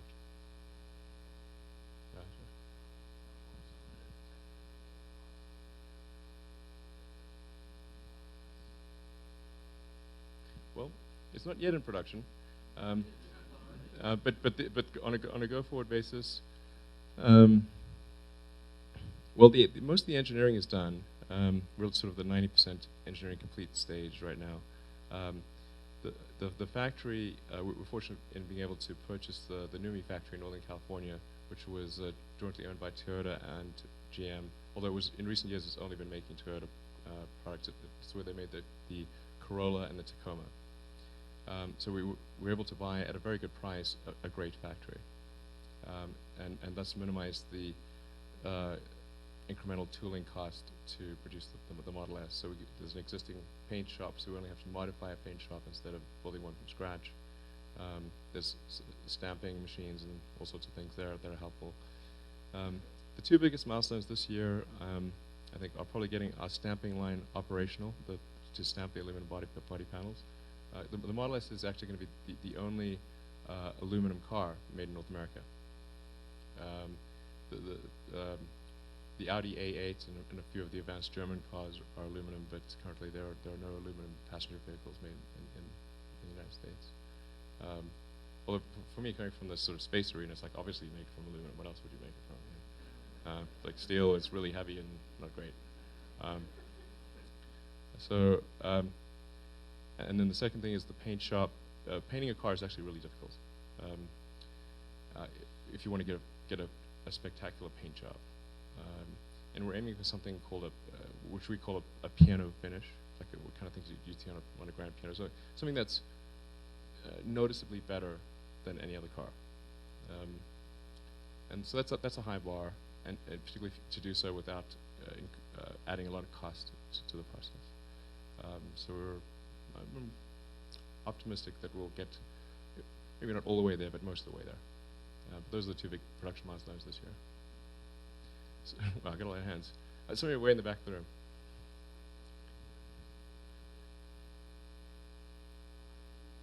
Yeah.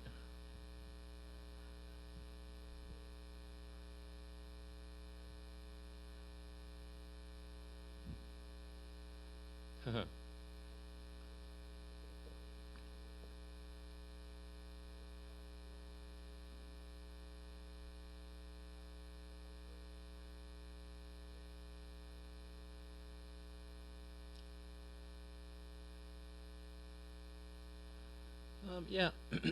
Well, I mean, there will certainly be issues that we have to deal with, but the sort of less than 1% chance of, by less than 1%, I mean less than 1% chance of annihilation of humanity. And I mean, even if we do massively increase the CO2 concentration in the atmosphere, it is unlikely to result in the annihilation of humanity. It could kill a few hundred people, a few hundred million people, due to rising sea levels and that kind of thing, which is obviously not good. But it is not an annihilation event. But if you look at the fossil history, there have been several annihilation events, mostly due to meteors, one kind or another, possibly some due to supervolcanoes, and some due to who knows what. But so we obviously suffer from some risk of a similar annihilation event, and also potentially a man-made thing like a super virus, or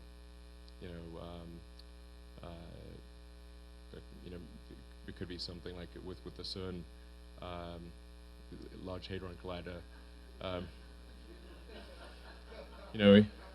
Potentially could see a press release where the good news is we've discovered a new law of physics. The bad news is there's a small black hole that's rapidly growing.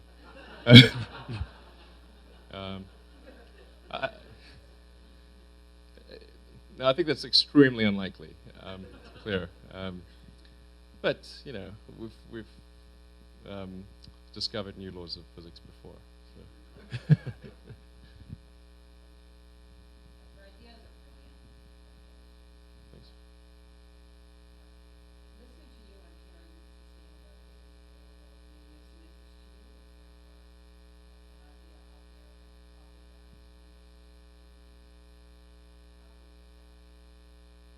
Well, I'm not a venture capitalist. So people sometimes think I'm a venture capitalist, but actually I'm an engineer. So when I apply capital, it is to my own companies and to occasionally to the companies of close friends of mine, where I do zero due diligence, and I just basically invest on the basis that I think they're good and likely to succeed. So I'm not the guy to pitch on ideas to be funded, because I'm not a venture capitalist. It's better to pitch a venture capitalist on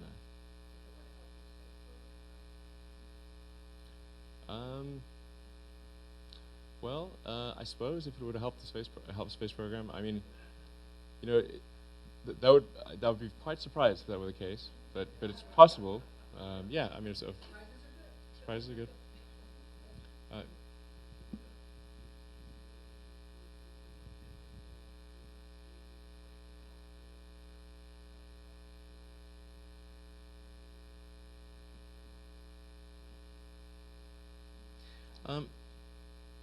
It would look a little bit different, not that much different. My view on reusability is you have to take the first stage has to basically turn around, relight its engines, boost back to the launch pad, and land propulsively. It's tricky. It's very doable. And then the second stage is harder because second stage you're pound for pound trade-off on payload. So any mass that you add in terms of heat shield or reentry systems, it's directly subtracted from the amount that you can put into orbit. Whereas the first stage is anywhere from a 5 to 1 to 10 to 1 ratio. So you can add 10 pounds and it only takes away 1 pound of payload. And there's also a lot more you have to do with the second stage. You have to have a much more significant heat shield. You have to deorbit the stage, control it during reentry. It's got to have some liftover drag so you can steer it back to the launch site. And then you've got to either propulsively land or perhaps use a parafoil or something like that. All those things cost mass, but that's kind of how I think it can and should be done. That's what so that basic architecture is what we're going to try to do. And the trick is to do it with just very mass efficiently, because you've only got that maybe 3.5% of mass to play with. You know, you want to try to get at least say 2% of your lift-off mass to orbit. So that only leaves like 1.5% for everything else. So not much.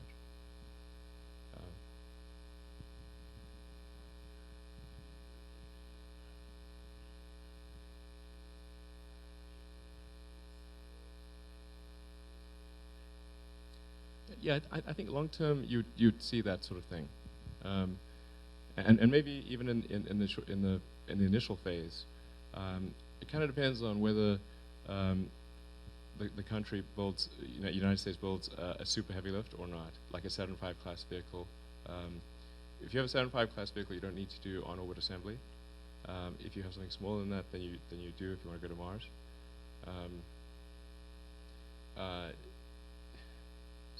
So it kind of depends on how things unfold in that direction.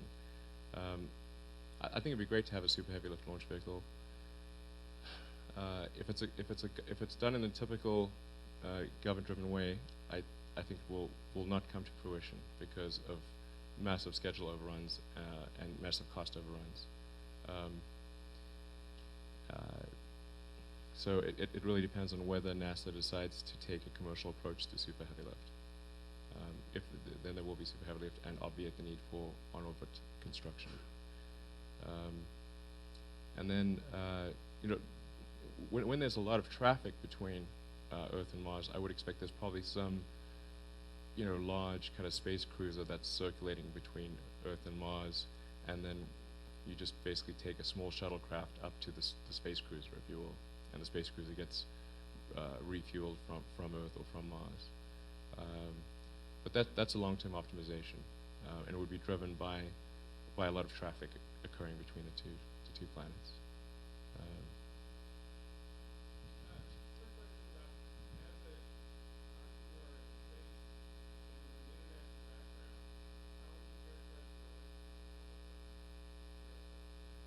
Well, I think it's generally good.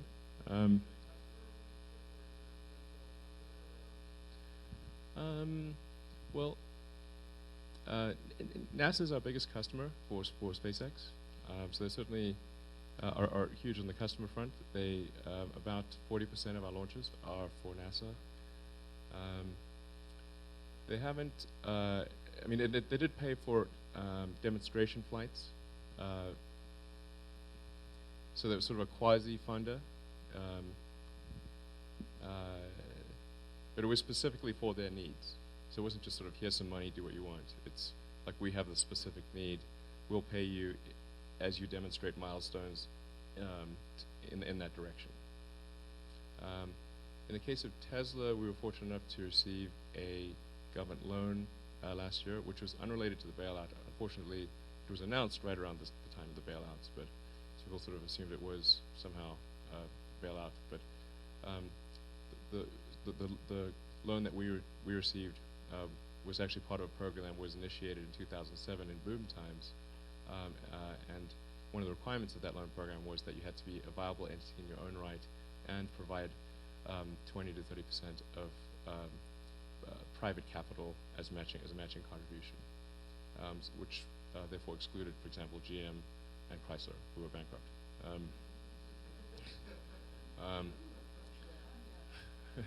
So Ford, Nissan, and Tesla did receive essentially lines of credit and which are specifically rated, in our case, specifically related to the engineering and production costs of the Model S. So it's certainly helpful from a capital dilution standpoint. And then if we repay the loan early, then there's no capital dilution. But if we don't repay the loan early, then the U.S. government gets a bunch of stock warrants in Tesla. So I think it's a pretty sort of smart.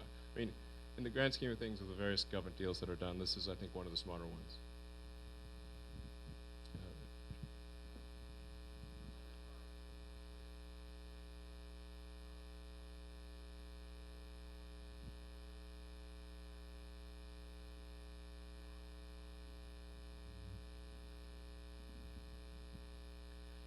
Yeah, I think, I mean, there will be many sources of electricity that are sustainable. There's obviously, wind, geothermal, hydro, and but my personal view is that solar power will be we will generate more electricity from solar than from any other single source. It may not be a majority, but I expect at least plurality from solar power. And that will be a combination of photovoltaics at the point of use, roofs of houses and businesses, which is also good from the standpoint of not requiring additional power lines. And then at the power plant level, I think we'll see a lot of solar thermal power generation, where you're essentially just using the sun to heat a working fluid and then generate steam and power turbine. There are a bunch of those projects that are going to come online in California and a few other places in the United States soon. And if you think of solar power, I mean, if you think of sort of beyond humanity's need for electricity, the Earth is almost entirely solar powered.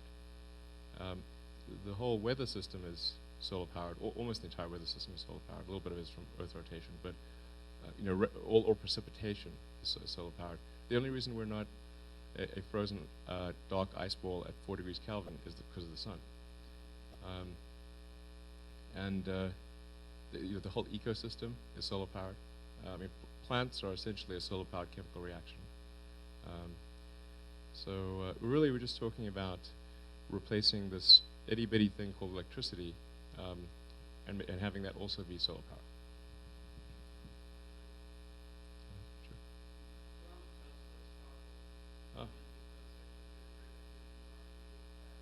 Thanks.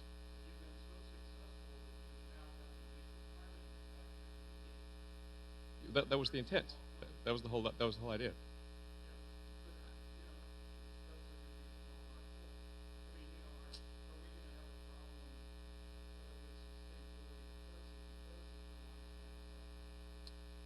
No, I don't think so. Like I said, the whole purpose of Tesla was to draw the rest of the car industry into electric cars. So the more electric car programs I see being announced, the happier I am. The success of Tesla as a company financially is going to be a function of the quality of products that we produce. So we have to make better cars than, say, GM and Chrysler. I don't see that as a huge challenge.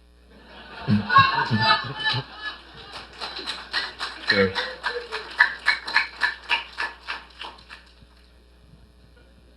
no, I mean, the sad thing is that generally in the United States, if people can afford an expensive car, they do not buy an American car. And I think in the 60s, the U.S. made great cars, and before that made great cars, but then something happened in the 70s. I don't know what happened. It was a lot of bad things. Architecture went to hell, fashion was questionable. And our cars turned to shit. So I think, actually, as a friend of mine said, summarized the Tesla strategies to, in the long term, is to make cars that don't suck. So, I think we'll be okay. And there's some vindication in that Toyota, which is the largest car company in the world and the leader in hybrids, is an investor and partner with Tesla. And if it was easy, they would simply do it themselves and not bother to partner with us. Daimler was the inventor of the internal combustion engine car, the maker of Mercedes and Smart. And again, they would not ask us to be a supplier to them, nor would they be an investor in Tesla if they thought it was a simple matter to replicate what we're doing.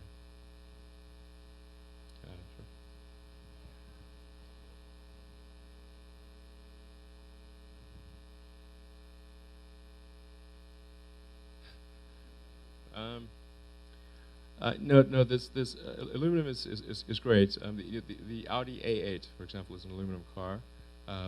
All the airplanes that you fly are mostly aluminum, and aluminum is harder to work with in terms of bonding and joining. It's harder to weld than steel, for example. So it is technologically more difficult to work with, but it is a superior metal for anything where weight is important. That's why planes are not made of steel. In fact, the Model S, our design target is to meet a 5-star crash rating by 2012 standards, which are higher than a car that's 5-star by 2010 standards is only a 3-star by 2012 standards. So we have a very high bar that we're aiming for from a safety standpoint. And obviously, I'll be driving the car. My friends will be driving the car. Our beloved shareholders will be driving the car. So safety is extremely important. I don't think there will be a safer car on the road. Oh, sorry. So the price. It's kind of like a 5 Series BMW, so depending upon configuration, it would vary from about $50,000 to $100,000. Sure.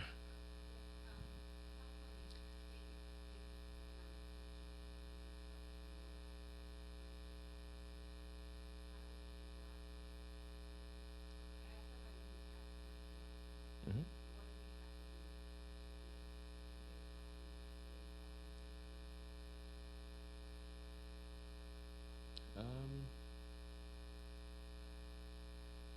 Well, I generally think that that there's been a bit too much outsourcing in general, both outsourcing out of California, outsourcing out of the United States. Business sometimes tends to be a little fatty. It's sort of like there was for a very long time a very strong outsourcing fad, but I don't think people really looked at the fundamentals in a lot of cases when they outsourced, and particularly when the technology is evolving rapidly.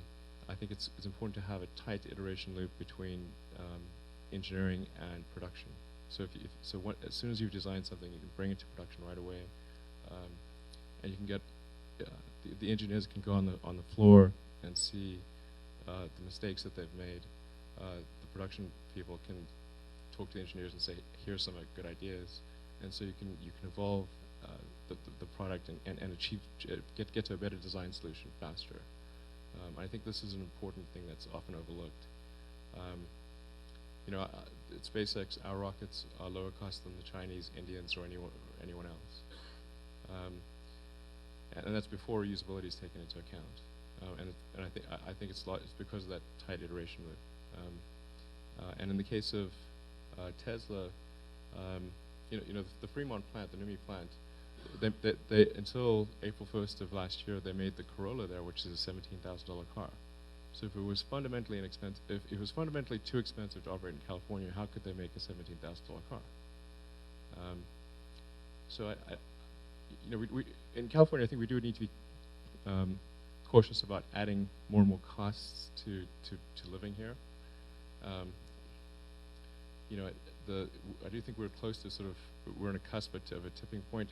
If the taxes start getting, much higher than they are, like in California, the marginal tax rate is 11%. You could go to the state of Washington and pay 0%. So it is an expensive place to live. I like living in California, so I'm here, but I know many people who have moved out because the taxes are too high, or the workman's comp and other costs are too high. California does I think tend to overregulate a little bit. So I think generally California is going to have a really tough thing to do, which is it's got to cut the cost of what it spends at the state level, and maybe even reduce the taxes a little bit to be competitive with other states, and deregulate. Those are the things that can be done to increase employment in California. Politically, these are difficult things to do. And I'm not entirely sure how California gets out of this bind. It might have to be a proposition or something, because the legislature seems unable to arrive at anything sensible. Sure, sorry.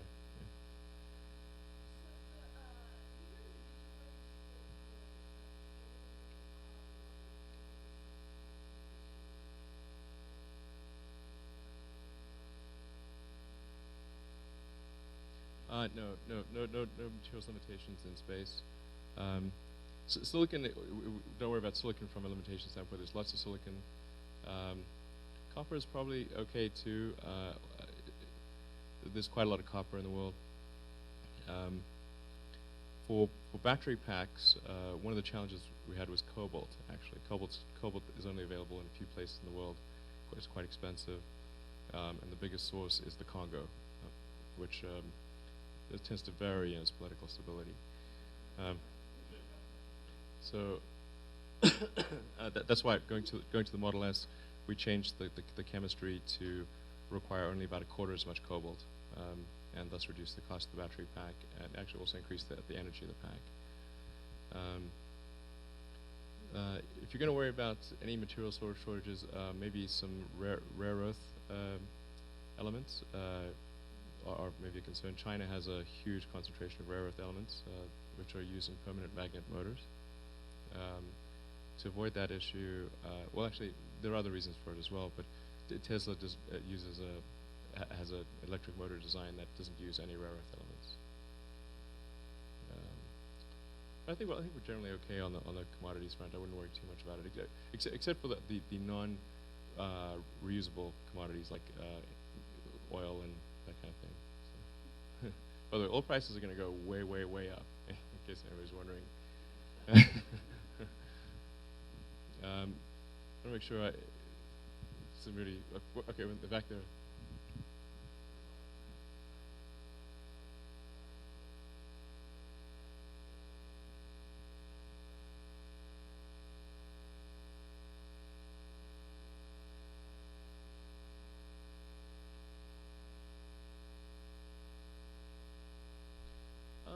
I'm not too worried about recharging stations. The great thing about electricity is it's really ubiquitous. I mean, there are more power outlets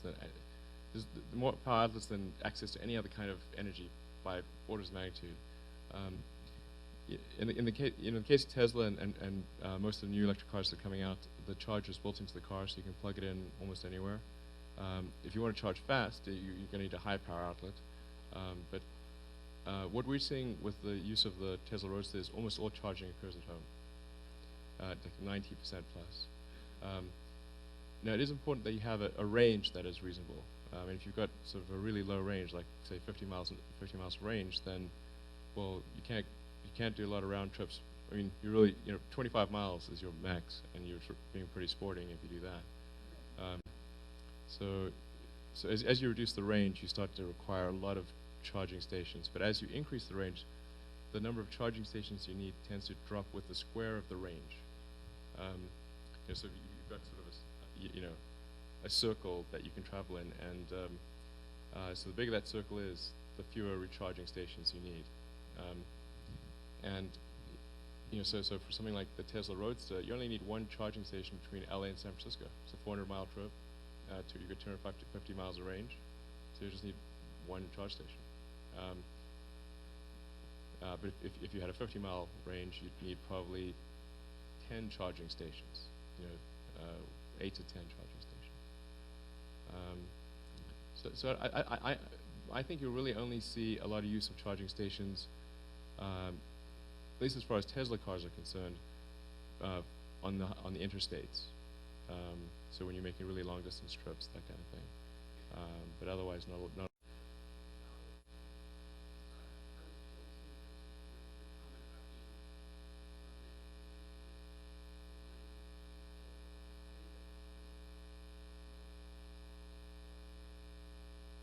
Yeah. Yes.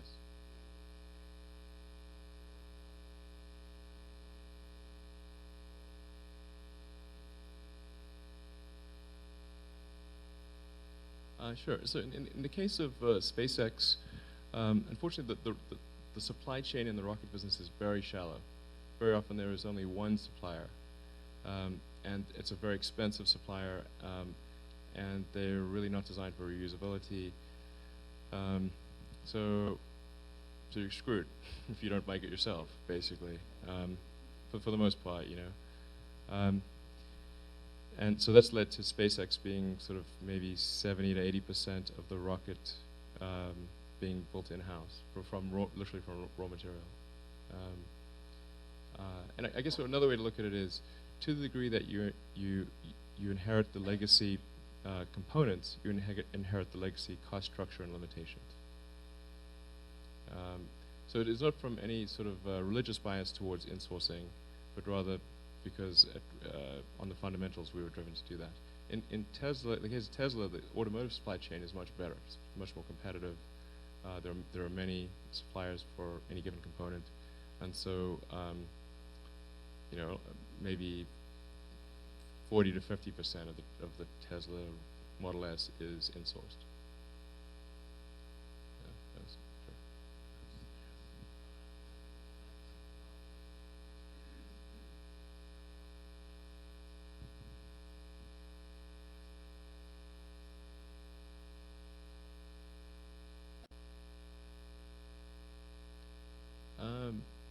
You mean use parts that are in our rocket in something else that they're doing?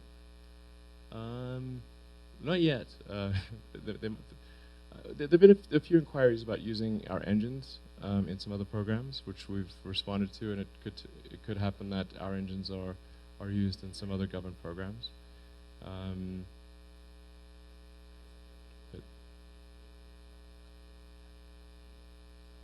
We do, yeah. Well, just distinguish between heavy lift and super heavy lift, because there are rockets that, like our Falcon 9 Heavy, and there's the Delta IV Heavy, and these are sort of on the order of, in the case of Delta IV Heavy, it's about maybe 25 tons to orbit. In the case of Falcon 9 Heavy, it's maybe 30, 35 tons to orbit. But compared to the Saturn V, which was over 100 tons to orbit, it's there's a pretty big difference there. So generally we call that sort of super heavy in the 100-ton plus class. Yeah, SpaceX would really like to build a super heavy, and I think we could do it for a small fraction of what people think it would cost. Actually, I've gone on record as saying I think we could do a super heavy for development for on the order of $2.5 billion. Prior other estimates sort of are about 10 times that,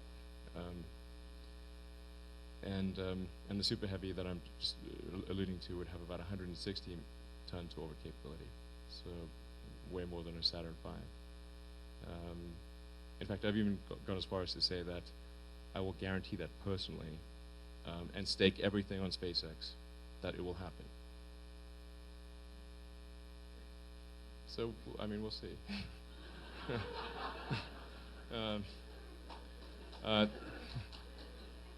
There are strong political forces that don't want us to do that. So I'm trying to eliminate any argument that they could have for not at least allocating a small portion of the super heavy lift funding to give us a shot at making it work. You know, they can take all the rest of the super heavy lift funding and apply it into the traditional way. We will take the sort of 10 to 20% of that number on a fixed milestone basis. So if we don't achieve the milestones, we don't get paid, and I will personally guarantee it. So, you know, if we don't achieve the milestones, then that money can then be applied to the other programs. So it is a no-lose proposition. But logic does not always prevail.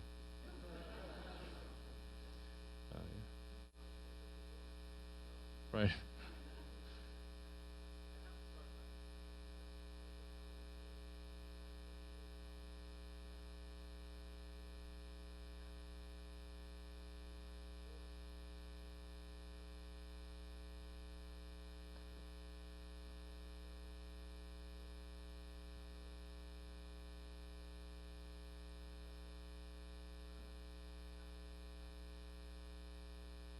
Sure.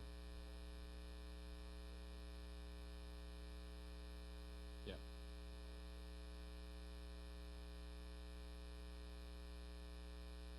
Yeah.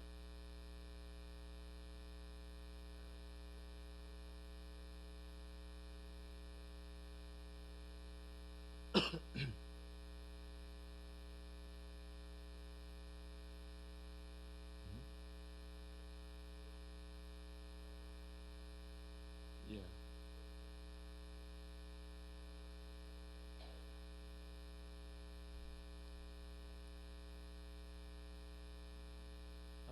Yeah.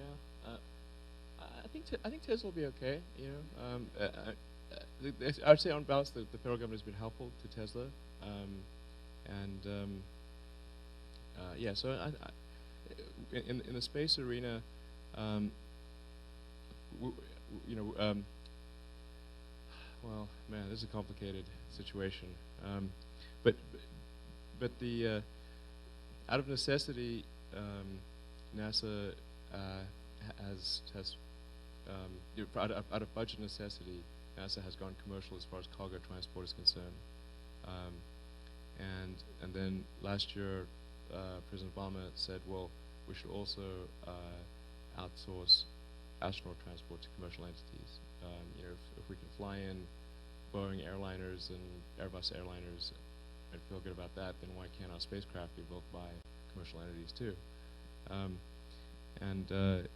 But there was a battle royale last year against that, which won by a 3% margin in the House of Representatives.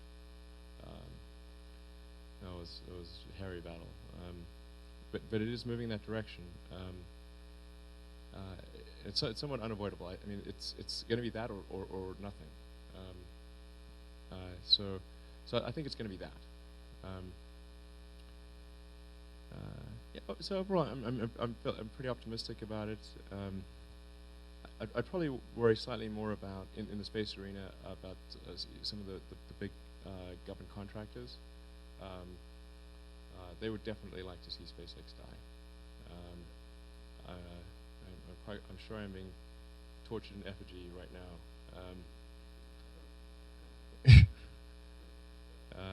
You know how when you see a movie and like there's the bad corporation in the movie, that's like the big defense contractor. So those are a competition in a lot of cases. So, yeah. Okay, I'll take a couple more questions and go ahead.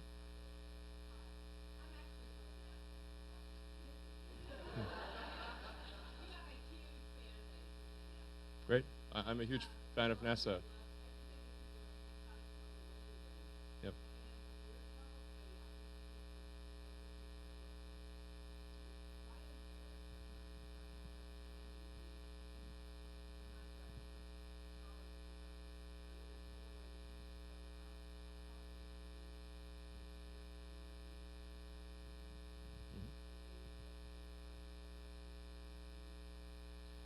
Yeah, that's happened many times. Actually, you know, we didn't start out insourcing, you know, 70–80% of our hardware. Initially, we thought we'll try to do as little as possible, but then over time we just insourced more and more out of necessity, and we found many times that we would sign a deal for supply of a component, and then that supplier would find a reason to triple the price. And so basically, as soon as they thought we didn't have any way out, then they would start with the conclusion, which is triple the price, and insert reasoning.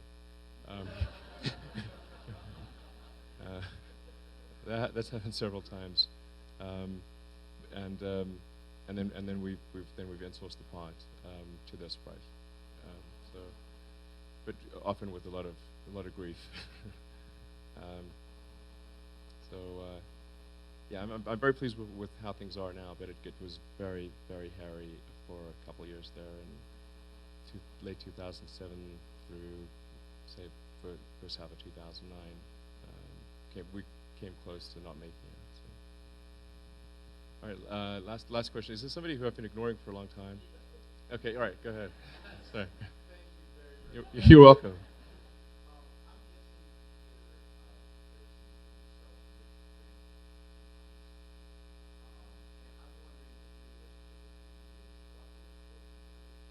Richard who?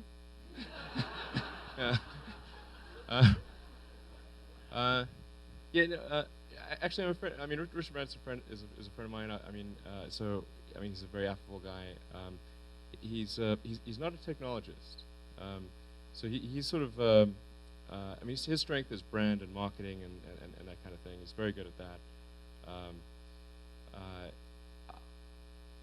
You know, I think going into the rocket game is tricky because it is very much a technology problem, so I think he's going to encounter some challenges there. Also, what Virgin Galactic is doing is a suborbital flight, which is only about 1.5% of the energy that you need to get to orbit. So it is a much simpler problem. It's basically you shoot up to about sort of 60 to 70 miles, and then you fall down. That's essentially what they're doing. It's like the world's best roller coaster ride. So it's like a really fun trip, but it's not a technology path that would ultimately take us off to other planets and that kind of thing. But I think for a lot of people, there's not a clear distinction between getting to space and getting to orbit. And space is somewhat of a loose definition. It's kind of where does the atmosphere get thin, and you can sort of define how thin is thin. I mean, it's pretty darn thin at 60 miles altitude, but you can't have a satellite up there because the satellite orbit would decay very quickly and it would re-enter. And then going up and staying up is actually about how fast you're zooming around the Earth. It takes much more energy to do that sort of zooming around the Earth bit than it is to get the altitude. In fact, the only reason you need altitude at all is to get out of atmospheric drag. If Earth had no atmosphere, you could be orbiting Earth at like an inch above the ground. Yeah, so to get to orbit, you need at least to go about 25 times the speed of sound for Earth. And the energy required scales with the square of the velocity, so that's, say, 625 units of energy. To do a suborbital flight, such as what Virgin Galactic is talking about, you need maybe about Mach 3, which is 9 units of energy. So it's a pretty huge difference. And then if you want to re-enter, you have to burn off 625 units of energy or burn off 9 units of energy. So it's a giant difference. So, all right, well, thank you.